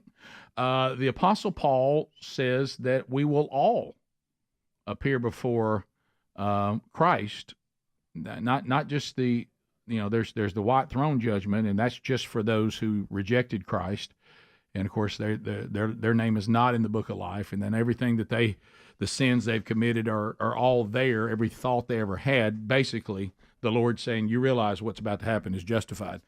And then of course those that are redeemed, those things are not written because they all have been moved as far as the east is from the west. But Paul says that even the redeemed will stand before Jesus, and he will give and he will take away based on what we did after being redeemed. And there are crowns that are handed out, and we go through all kinds of scripture, and this may explain some of the things that John is seeing in the new heaven and the new earth. So if that intrigues you, go grab that, and then you can send me your emails about how much you disagree with it. But anyway, it's still a very interesting conversation. And the scriptures that are read, they have to be considered, even though some of this is certainly is up for debate. But the scriptures that we read are not up for debate because they are what they are. All right, so let's go to the phones. 866 We Be Big. Shannon is in Clarksville, Tennessee. Shannon, welcome to the Rick and Bubba Show. Top of the morning, guys. I love you. Thank you. Back at you. I go back to the turkey toss in Nashville. Took my son, who was about 8 at the time, and he's 32 now. So. Wow. Now, is that the one that was so cold? It was cold in the well digger's butt, man. I remember we froze our tail off. It sure was fun. Oh, yeah. Yeah, our equipment was even beginning to shut down because it was well below 20 degrees. I don't remember the exact number, but we had to literally take our microphones and warm them up in the breaks because they were getting so they wouldn't move. They wouldn't even make sound. Was it the condenser that was freezing? There was a whole lot of things on me not moving. Right. But y'all were talking about those shots earlier, and I love how they call them. Sometimes you hear them call them vaccines. They're not vaccines. A vaccine's like the polio vaccine, where you do it once, right? And you don't have to take it 10 times. Done with it. Yeah. Yeah, well, I do remember being a kid, though. Even the vaccines that you had for going to school, they did bring you back in for boosters. I do remember that. Yeah. Well, but it was sometimes years down the road. Yeah, right. But anyway, my wife got, she was an administrator of a nursing home and had to take they forced him to take the flu shots. And of course, this was in 2009, but it's still, all these things happen. But she got Guillain-Barré. It looks like Guillain-Barré. Oh, no, yeah. No, I know what you're talking about. We had a friend of ours that, unfortunately, the flu shot gave him the same thing to the point that it actually killed him. Yeah, she was paralyzed from head to toe, and she was in the hospital for about a month and in inpatient rehab for about 2 months. But it took me, so there were about 4 or 5 other people in Star Wars at the same time with the same thing. Well, it took 3 years for them, for the CDC and the federal government, all that kind of crap. And I hounded the crap out of them because I know enough to be dangerous. But I was persistent for them to actually say that it was a causal effect from that shot. So when they say that these results are like you get 1 in 100,000, well, that's not the real number because it takes an act of Congress. No, you're right. Yeah. For them to even admit that it was something wrong with it. Yeah, you're right. We actually did a podcast. This one was focused on the COVID shots, and he said the same thing. He said the numbers are off because the only way the number gets added is if they admit that it had something to do with it. And so there's a lot they won't admit. Yeah, and so that's true. We continue. Let's go to Jen in Virginia. Welcome to Rick and Bubba. Go ahead. Hello. Hey, Jen. You guys have been talking about Rick and doing the back-to-back weddings. Yes. 33 years ago, 34 years ago, I got engaged, planned a wedding for June. My 2 older sisters jumped in for April and May. No. Girls? Like brides? You got to be kidding. Yes. How did your family pull that off? Well, here's the thing. Most of it, our wedding, we paid for our things by ourselves. Our parents, they paid for our invitations, and that was it. Okay. All right. Well, that's the only way it can be done. But still, it's a lot of planning and a lot of stuff to do. Here's the thing. None of us of the same faith. Faith. Same what? Did you say faith? I did. We were raised Catholic. My older sister had a Catholic wedding. My second sister is a Mormon. Oh, my. And then I am a Pentecostal Christian. Wow. I bet that was 3 different experiences. And you, like you said, you couldn't go the same thing for all 3. I'll tell you that. Oh, exactly. And at my wedding, because mine was the last, we took a picture with me in the center holding my bouquet. My sisters are on each side holding my bouquet. And my father is down on his knees in front of us with his pockets out looking up at us. That is hilarious. That is a good one. I like wow. that. I'm impressed. I don't know how they pulled that off. We continue. 8-6. And the middle sister, how did she ride a bike in a wedding dress? Bubba at rickandbubba.com. I know that when the day goes on, it'll be. Did you hear what Rick said this morning? Rick, I know how you're that's so going. mean. Bubba. Christian in Alabama. Christian, go ahead. I'm just joking. Hey, guys. I just wanted to know if y'all would wish my daughter, Casey, a happy 14th birthday. She loves the show. Was she raised on the show? Yes, sir. Yeah, we actually brought her to the studio on her 12th birthday so she could see the live experience of the show. Yeah. How about that? Well done, Mama. And happy birthday, Casey. Yeah. Thank you very much. Thank you for listening. To Tim in North Alabama. Timmy, go ahead. Morning, guys. Hey, buddy. Well, I had a question about the King James Bible. I don't understand why preachers and churches stay so solid on the King James when it's so hard to understand. You mean the original text? The research I've done on King James, it shows that he's was an openly bisexual man. There's several letters he's written about how much he was sleeping with these guys. Yeah, he's got a dicey past. I actually don't see what you're talking about. Most of the churches that I have attended are the opposite. They don't use the King James Version hardly at all. And I know there's some people that claim if you don't, that's error. I totally reject that. Any thought that the King James Version is the only true interpretation in English that we should use it is on incredibly shaky ground. But I actually have seen the opposite. I don't see anything wrong with it. I wouldn't say there's anything wrong with it. But to say it's King James Version or nothing, I would not agree with that.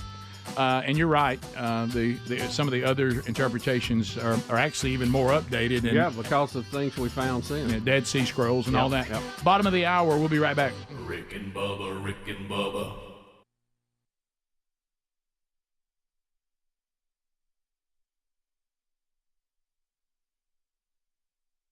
Could be one of them. Well, you found his number. All right, so Frenchie's back. We want to ask you. You know what? July 14th was yesterday. Yes. And you know what that was? Yes. What? It's the Revolution Day for France. Right. And how do you say it correctly? In English. French. In French or English. I guess it's the same word either way. Révolution. All right. No, Bastille. Ah, Bastille Day. Is it Bastille? No, Bastille. Bastille. Bastille. Bastille. Bastille. Bastille. Ends in an A. And does that mean revolution? Bastille. No, Bastille is a building. A building. In Paris. Okay. Bastille. Bastille. Bastille. In Paris. Bastille. So Paris. we have a story. They were showing off what they call a flyboard. We might call it a hoverboard. Look at there. Look at that. And Rick, you got to admit, this is impressive. Look at this guy. He got He's like the green goblin. Yeah. Rick, he can fly this thing. He first developed it over water, and he can fly at 118 miles an hour forward. You got to be kidding me. He's got about 10 minutes of air time before he has to refuel, and he is going to try to fly over the English Channel, which will require a mid-air refueling, which they have never done before. But did you see that? What a cool, we've always talked about the Jetsons, but we're getting real close here. Should we be concerned he's got a weapon? It does like he's holding a gun. Yeah, he does. He has a rifle. Was that good? They think that it was tying in to show that there could be military applications for this. This could be the French soldiers of the future. Oh, look at that. But look at him zooming around. That is some great footage, that, by the way. So what would your family be doing yesterday on Bastille Day? I don't know. I think there is lots of fireworks. Yeah, fireworks. Boom, boom. On the 4th of July. So if you were at home... It's basically the French 4th of July. Because he told me, you said that 4th of July is a bigger celebration than Bastille. Larger? We, in America, we eat much on the 4th of July than on the 14th of July in France. So y'all don't eat a lot on that day? No. Your dad doesn't go out and grill? Maybe, yes. Mm-hmm. Do you put your flags up? No. No flag? No, we don't. No. What? What about fireworks? Do you personally? Personally, would you shoot some? No, we see fireworks. Are you allowed to have your own? No. What? I don't know. Oh, you just wait. No, because it can be make fire. Yeah, but so what? Yeah, fire so what? So what are you celebrating? Who? We're going to get some fireworks. Remind us of our history here. Who did France win their independence from? Where? We? Bastille Day. Who did you? Nobody's jumping in to help him, which I love. Yeah. Well, we want to see. What is the celebration for? What happened on the 14th? In the past? Yes. People. How can I say? People. They overthrew the royal. The people king? Killed the king. No, yeah. Okay. They just rushed the royals and just killed them, right? They had catch the building Bastille. Mm-hmm. They overtook the building. They find I see. Weapons. I got you. Weapons to kill the king. So they went. The building is the name of the day because they took over that building, got weapons that enabled them to be able to go kill and overthrow the king. Is that right? Yes. I think there's a key example in this, Rick, to be learned in history, that they had no power till they got the weapons, and then they were able to win their independence from their own people, by the way. Right. Yeah, really, the French independence, when people try to compare it to the American, it's not the same. What we had there was we're tired of the classes of people, and we're going after the royals, and we're going to take what they have. A little different than declaring independence from a country and establishing. Is that right? Are we following that right? Mm-hmm. I think that's right. Yeah. Yeah. And in fact, it's what it says here. Each year, online. there is a military parade. Is that what we're Yes. Yeah. Big On parade. the Champs-Élysées. Watch your mouth. See, Trump saw that, and that's what fired him up to do the 4th of July exhibition in D.C. Have you ever seen this guy before? No. How about that? It's I mean, impression. that is a real show enough green. 35 minutes past the hour. Rick and Bubba Show. Thank you for being with us today. HelloFresh.com, America's #1 meal kit. Man, they do a good job. Their food is delicious. And I know that we're on record that we like to eat all times of the year, but the fall, some delicious dishes for the fall are there from their chefs who are phenomenal. And it's so easy. You should see these. I was looking at the recipe cards just the other night in the order that had just come in. They're so easy to follow. They're such delicious dishes and easy to prepare. Really makes grocery shopping and meal planning so much easier because you're not just getting, you're not trying to get a list together and that be it, and you still got to go do everything. You're getting the recipe and the ingredients, and it's all right there, and you whip it up and go. And there's some great ones going on right now. May I suggest for the football games coming up this weekend, or the World Series, or whatever you're going to be watching, basketball, as Bubba said, has started. May I suggest you use their barbecue pulled barbecue pork nachos. I mean, pulled barbecue on nachos. It is so good. And they've got some others too. How about if you got a sweet tooth, apple cider cake with caramel sauce? Ooh. Hey now. You got me at caramel. Yeah, so anyway, a lot of home cooked meals available. HelloFresh.com/Bubba. Use that URL and the code Bubba. You get 50% off. So do that right now, or go to rickandbubba.com. You can find them there under the sponsors button also. All right, got some video and audio that we can discuss. So we got a radio tower audio. Now, you remember I started following on Instagram this, where you hear all this tower audio, and it really is phenomenal, some of the things that they have recorded. Yeah. I do enjoy that quite a bit. Wow, a lot of pilots have to have emergency landings. I mean, a lot. So many more than you had hoped.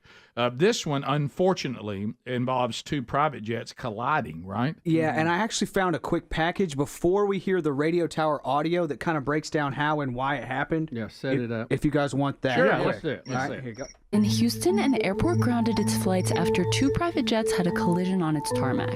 Here's what we know. The collision happened at William P. Hobby Airport. Around 3:30 p.m. local time, two private jets were moving on the airfield. One of them had parted without permission, according to the Federal Aviation Administration. The two jets collided while one was arriving at the airfield and the other was departing, resulting in their wings being clipped. No injuries were reported. Following the incident, the airport was closed for several hours. The Houston Hobby Airport is an international airport and the city's second biggest, serving over 500,000 passengers per month in the summer of 2023.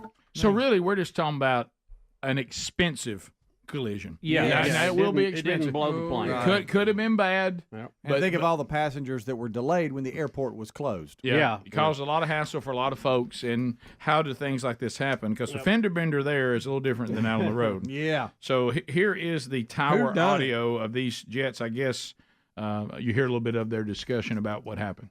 We just had a midair. We can't do that. You say what? Yeah, somebody just, you guys cleared somebody to take off or land, and we hit them on a departure. Yes, sir. You need to come back to the airport, you said, right? Yeah, immediately. Yeah, I sure do. We just had a collision. That. We can't have that. You can tell he's upset with the tower. Yes. How in the world we let this happen? That response from the tower tells me, you guys need to come back, right? Yeah, we need to come back. We just collided. Immediately. So that tells me something about the tower, that they didn't have their act maybe together. No, so I don't know. So the guy taking that off, guy there, he got impatient and without He didn't have clearance, permission. Yeah. he took off. So the tower wasn't aware of what happened. Maybe. Yeah, I'm So not. you think they decided if it was the tower or the pilot's The fault? FAA says they did not have permission to take off, so it's not the tower's fault. Okay. Yeah, somebody just said, I'm tired of sitting here. And I will tell you, sometimes at busy airports like Houston, even when you get on the private side, on the charter side, sometimes you'll sit there in line a while because they got a lot of air traffic going on, and I could see where, especially if you're some of these really wealthy people, You got to get back for something. or that you don't think you should have to wait for anything, Right. and you start pressuring the pilot, let's go. And what you need is pilots who are willing to withstand people who try to pressure them to take chances they shouldn't take. I'm still confused. I know they clip wings, but I don't know how they did that. With one landing, one taking off. Yeah, let's hear it again, Adam. Can we hear this? Sure. It looks like he's coming in. We just had a midair. We can't do that. Midair. You say what? Yeah, somebody just, you guys cleared somebody to take off or land, and we hit them on a departure. Yes, sir. You need to come back to the airport, you said, right? Yeah, immediately.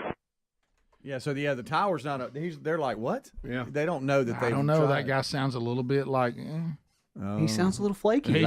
So what's up? You got what? Y'all need to come back? Yes, we need to come back. He sounds a always little that bit one nervous. Gump there. Yes. Well, y'all hit each other and you come back. So I don't know, but we'll see. Now we have a guy who hit a golf ball and hit a passing car by accident. Good. Yes. Yeah. I don't know why this course is set up this way, but the guy hits a bad shot. So here you go. He's There's a lot warming of them up set up this way.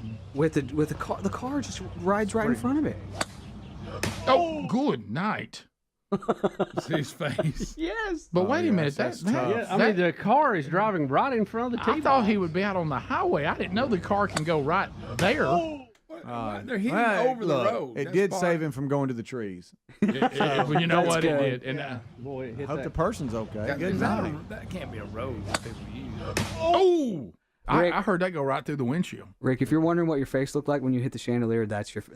That's the face in there. Yes, right there. Yeah, that is it. That's it. That I is saw it. it.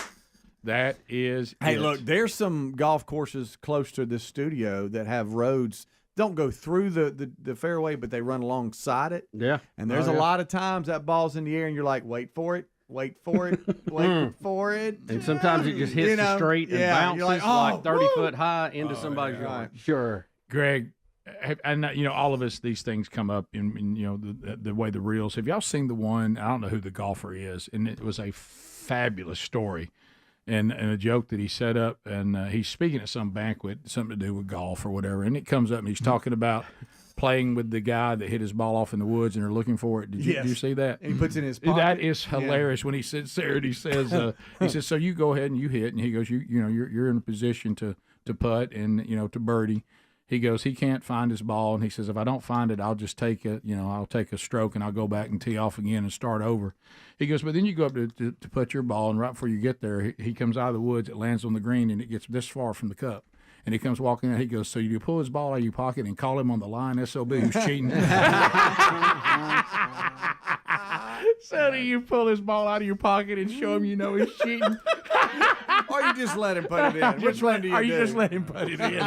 Oh, that's good. There's a great dad joke where there's a guy that lives close to a golf course. Whenever people hit the ball into his yard, he goes and lays down. I saw that next to the ball. Fantastic. So people Funny. That's think one him. reason I would almost move to a golf course just for that. Yeah. Just so I could do that. Yeah, to 'cause people. you'd love that one. And then the one that's years old, but it's a golfer, and he's hollering at a homeowner. And the homeowner's like, man, you hit my house. And he is raising Cain. The guy goes, you're the one that lives on the golf course. Yeah, they're hollering back and forth. True. And the owner is not having it. He I'm is going so with the golfer. mad. I'm going with him. All right, now 14, Adler, what is this? You want to know if Greg can do this? Yeah, What is it? We were talking about large guys being fleet of foot, and I think one of y'all would be able to do this. So it's like this old levitation trick. Yeah. And this Asian person is going to. Oh, wow. Not Okay. relevant. Why did you have to say That's that? not relevant. Why That's did you not have to say relevant. that? That's not relevant. Asians are good at these kind of That things. part wasn't relevant. Why didn't you just say person? I should have. Okay, so here you go. They're going to show you how to do it. You got to float 1 foot and look. Oh, my It God. looks like he's How floating does on that air. work? Oh, I didn't Look see at that. All right, so here's step number 1. Okay. So you move 1 foot Bubba, out. this got you written all over. Bubba, you can do that. Move it out, and then move it out, and then the second foot has to move out behind it. Ooh. So you go with the flow of where you're trying to go. Boom, boom, boom, boom, boom, boom, and it looks like you're running on air. That does. Cool. That's pretty cool. Greg, I bet you can do that. Around the rug. Yeah, I don't do think it, I can do it. I think I can do it. There's You the think you can steps. do it? Yes, there's the steps. Careful, Sean's going to have that in his workout. Yeah, it's a good one. Air run. It's time for the air run. He has similar things. There you go. Greg's practicing. I see you moving your feet, Greg. I wish I could see you do One it. I time, could do Greg, it. If I one could do it, time. I'd do it all the time. Oh, yeah. Greg, you'd never see me come in the room any other way. That's how I get to the production room. If I was Asian, I could do it. Everybody, it would just try to decide at what point does Rick come there and do that foot thing. Here he comes down the hall. Oh, here he goes. Floating on air. Buddy, sit down. We're not done yet. No. Greg, you're doing it. He almost fell. That's good. He rolled his ankle. We'll be back. We'll wrap up the hour. 866 We Be Big. And we'll look at anything we miss. Stay close. More Rick and Bubba coming up. Rick and Bubba, Rick and Bubba. Type setup, isn't it? Would you like to do that? No. Why not? I'd have to have a It's parachute. dangerous. No. Dangerous. Rick and Bubba, Rick and Bubba.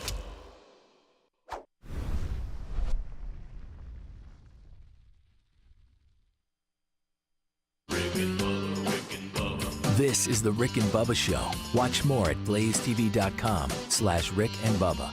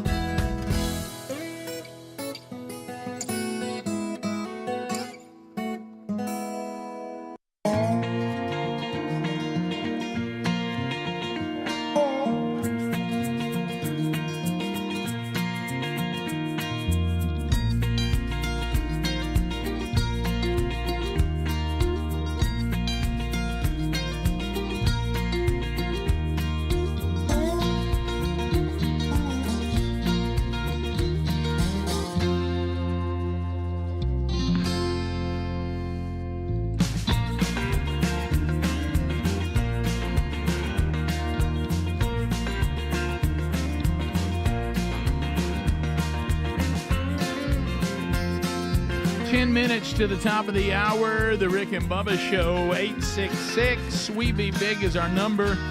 And we thank you for being with us. Come on with it. Well, Bubba, it never fails.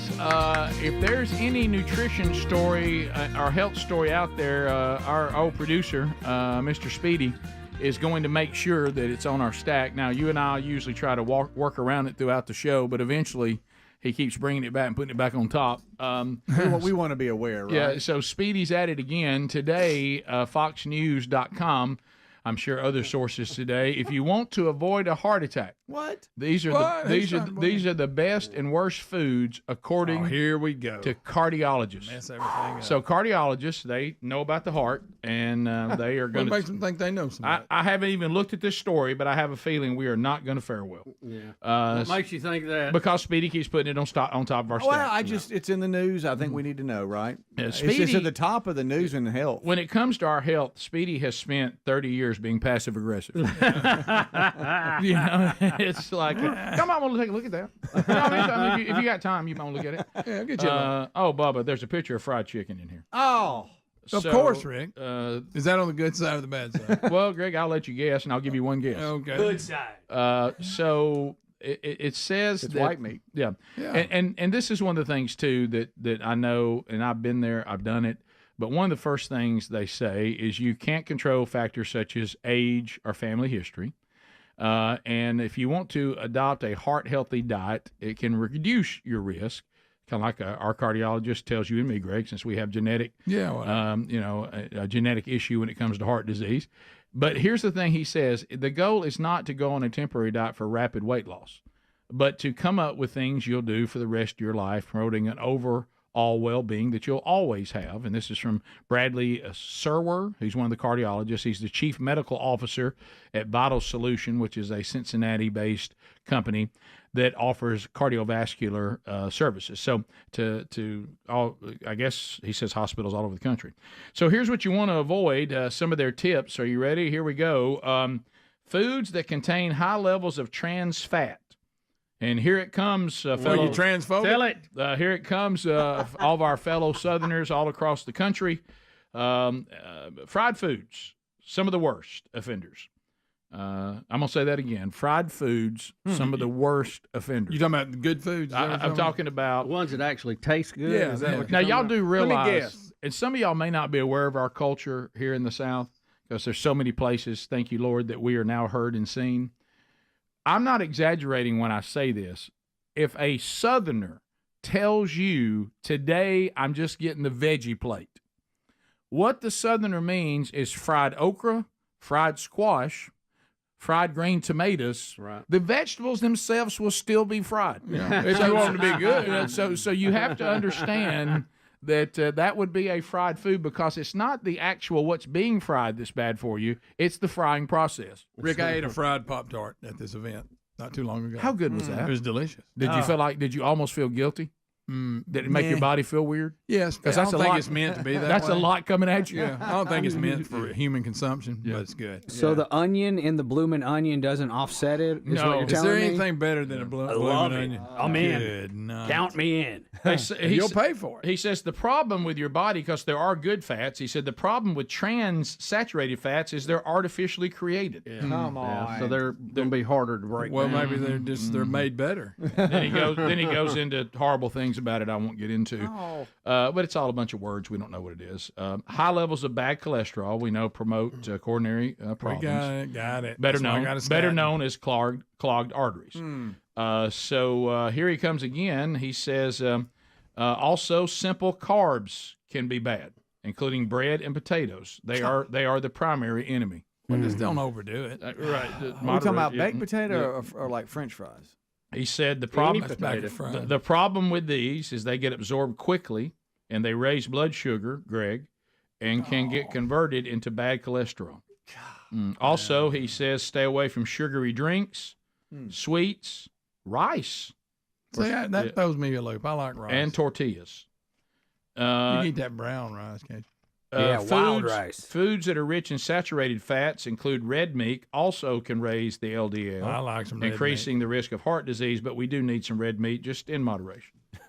And then he really hates processed meats, like bacon and sausage. What? Because they have nitrates that increase inflammation and sodium, raising blood pressure associated. Yeah.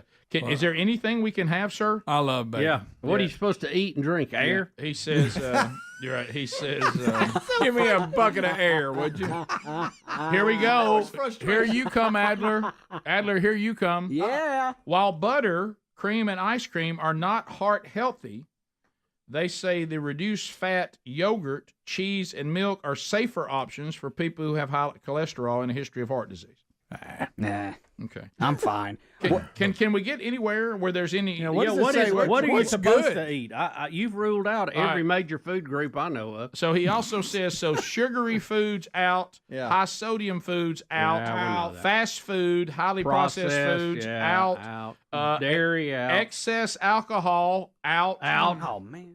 I almost don't want to say this because I have great respect for your mother and and my grandmother. I know. But I know what you're going to say. It does say. It says some studies. There is some data, and of course, my grandmother and your mother would say, "Well, that's just dumb data." Right. Or get another doctor. Do support that red wine in moderation could be healthy. In moderation. It'll make you feel so fine.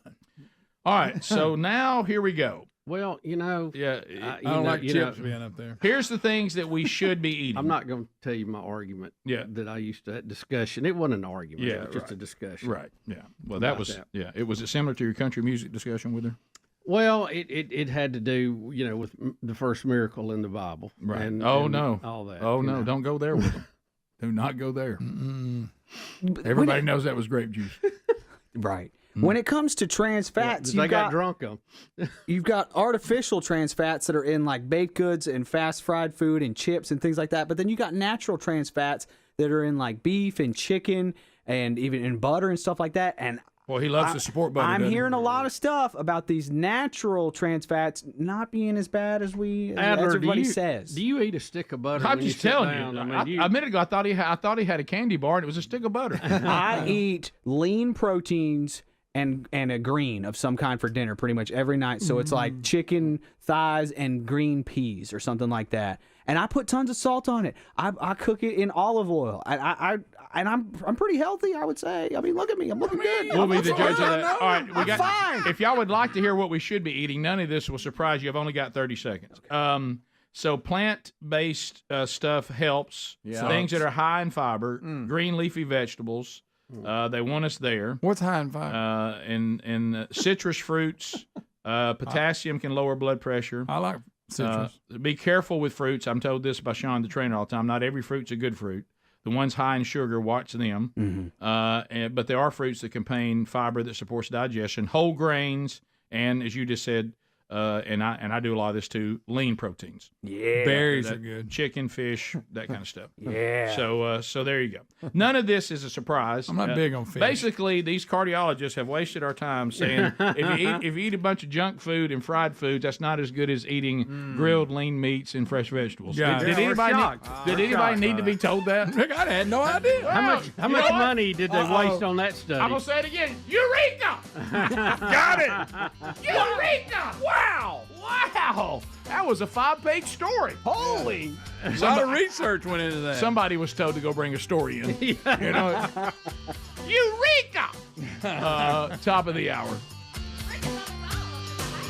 Rick and Bubba, Rick and Bubba.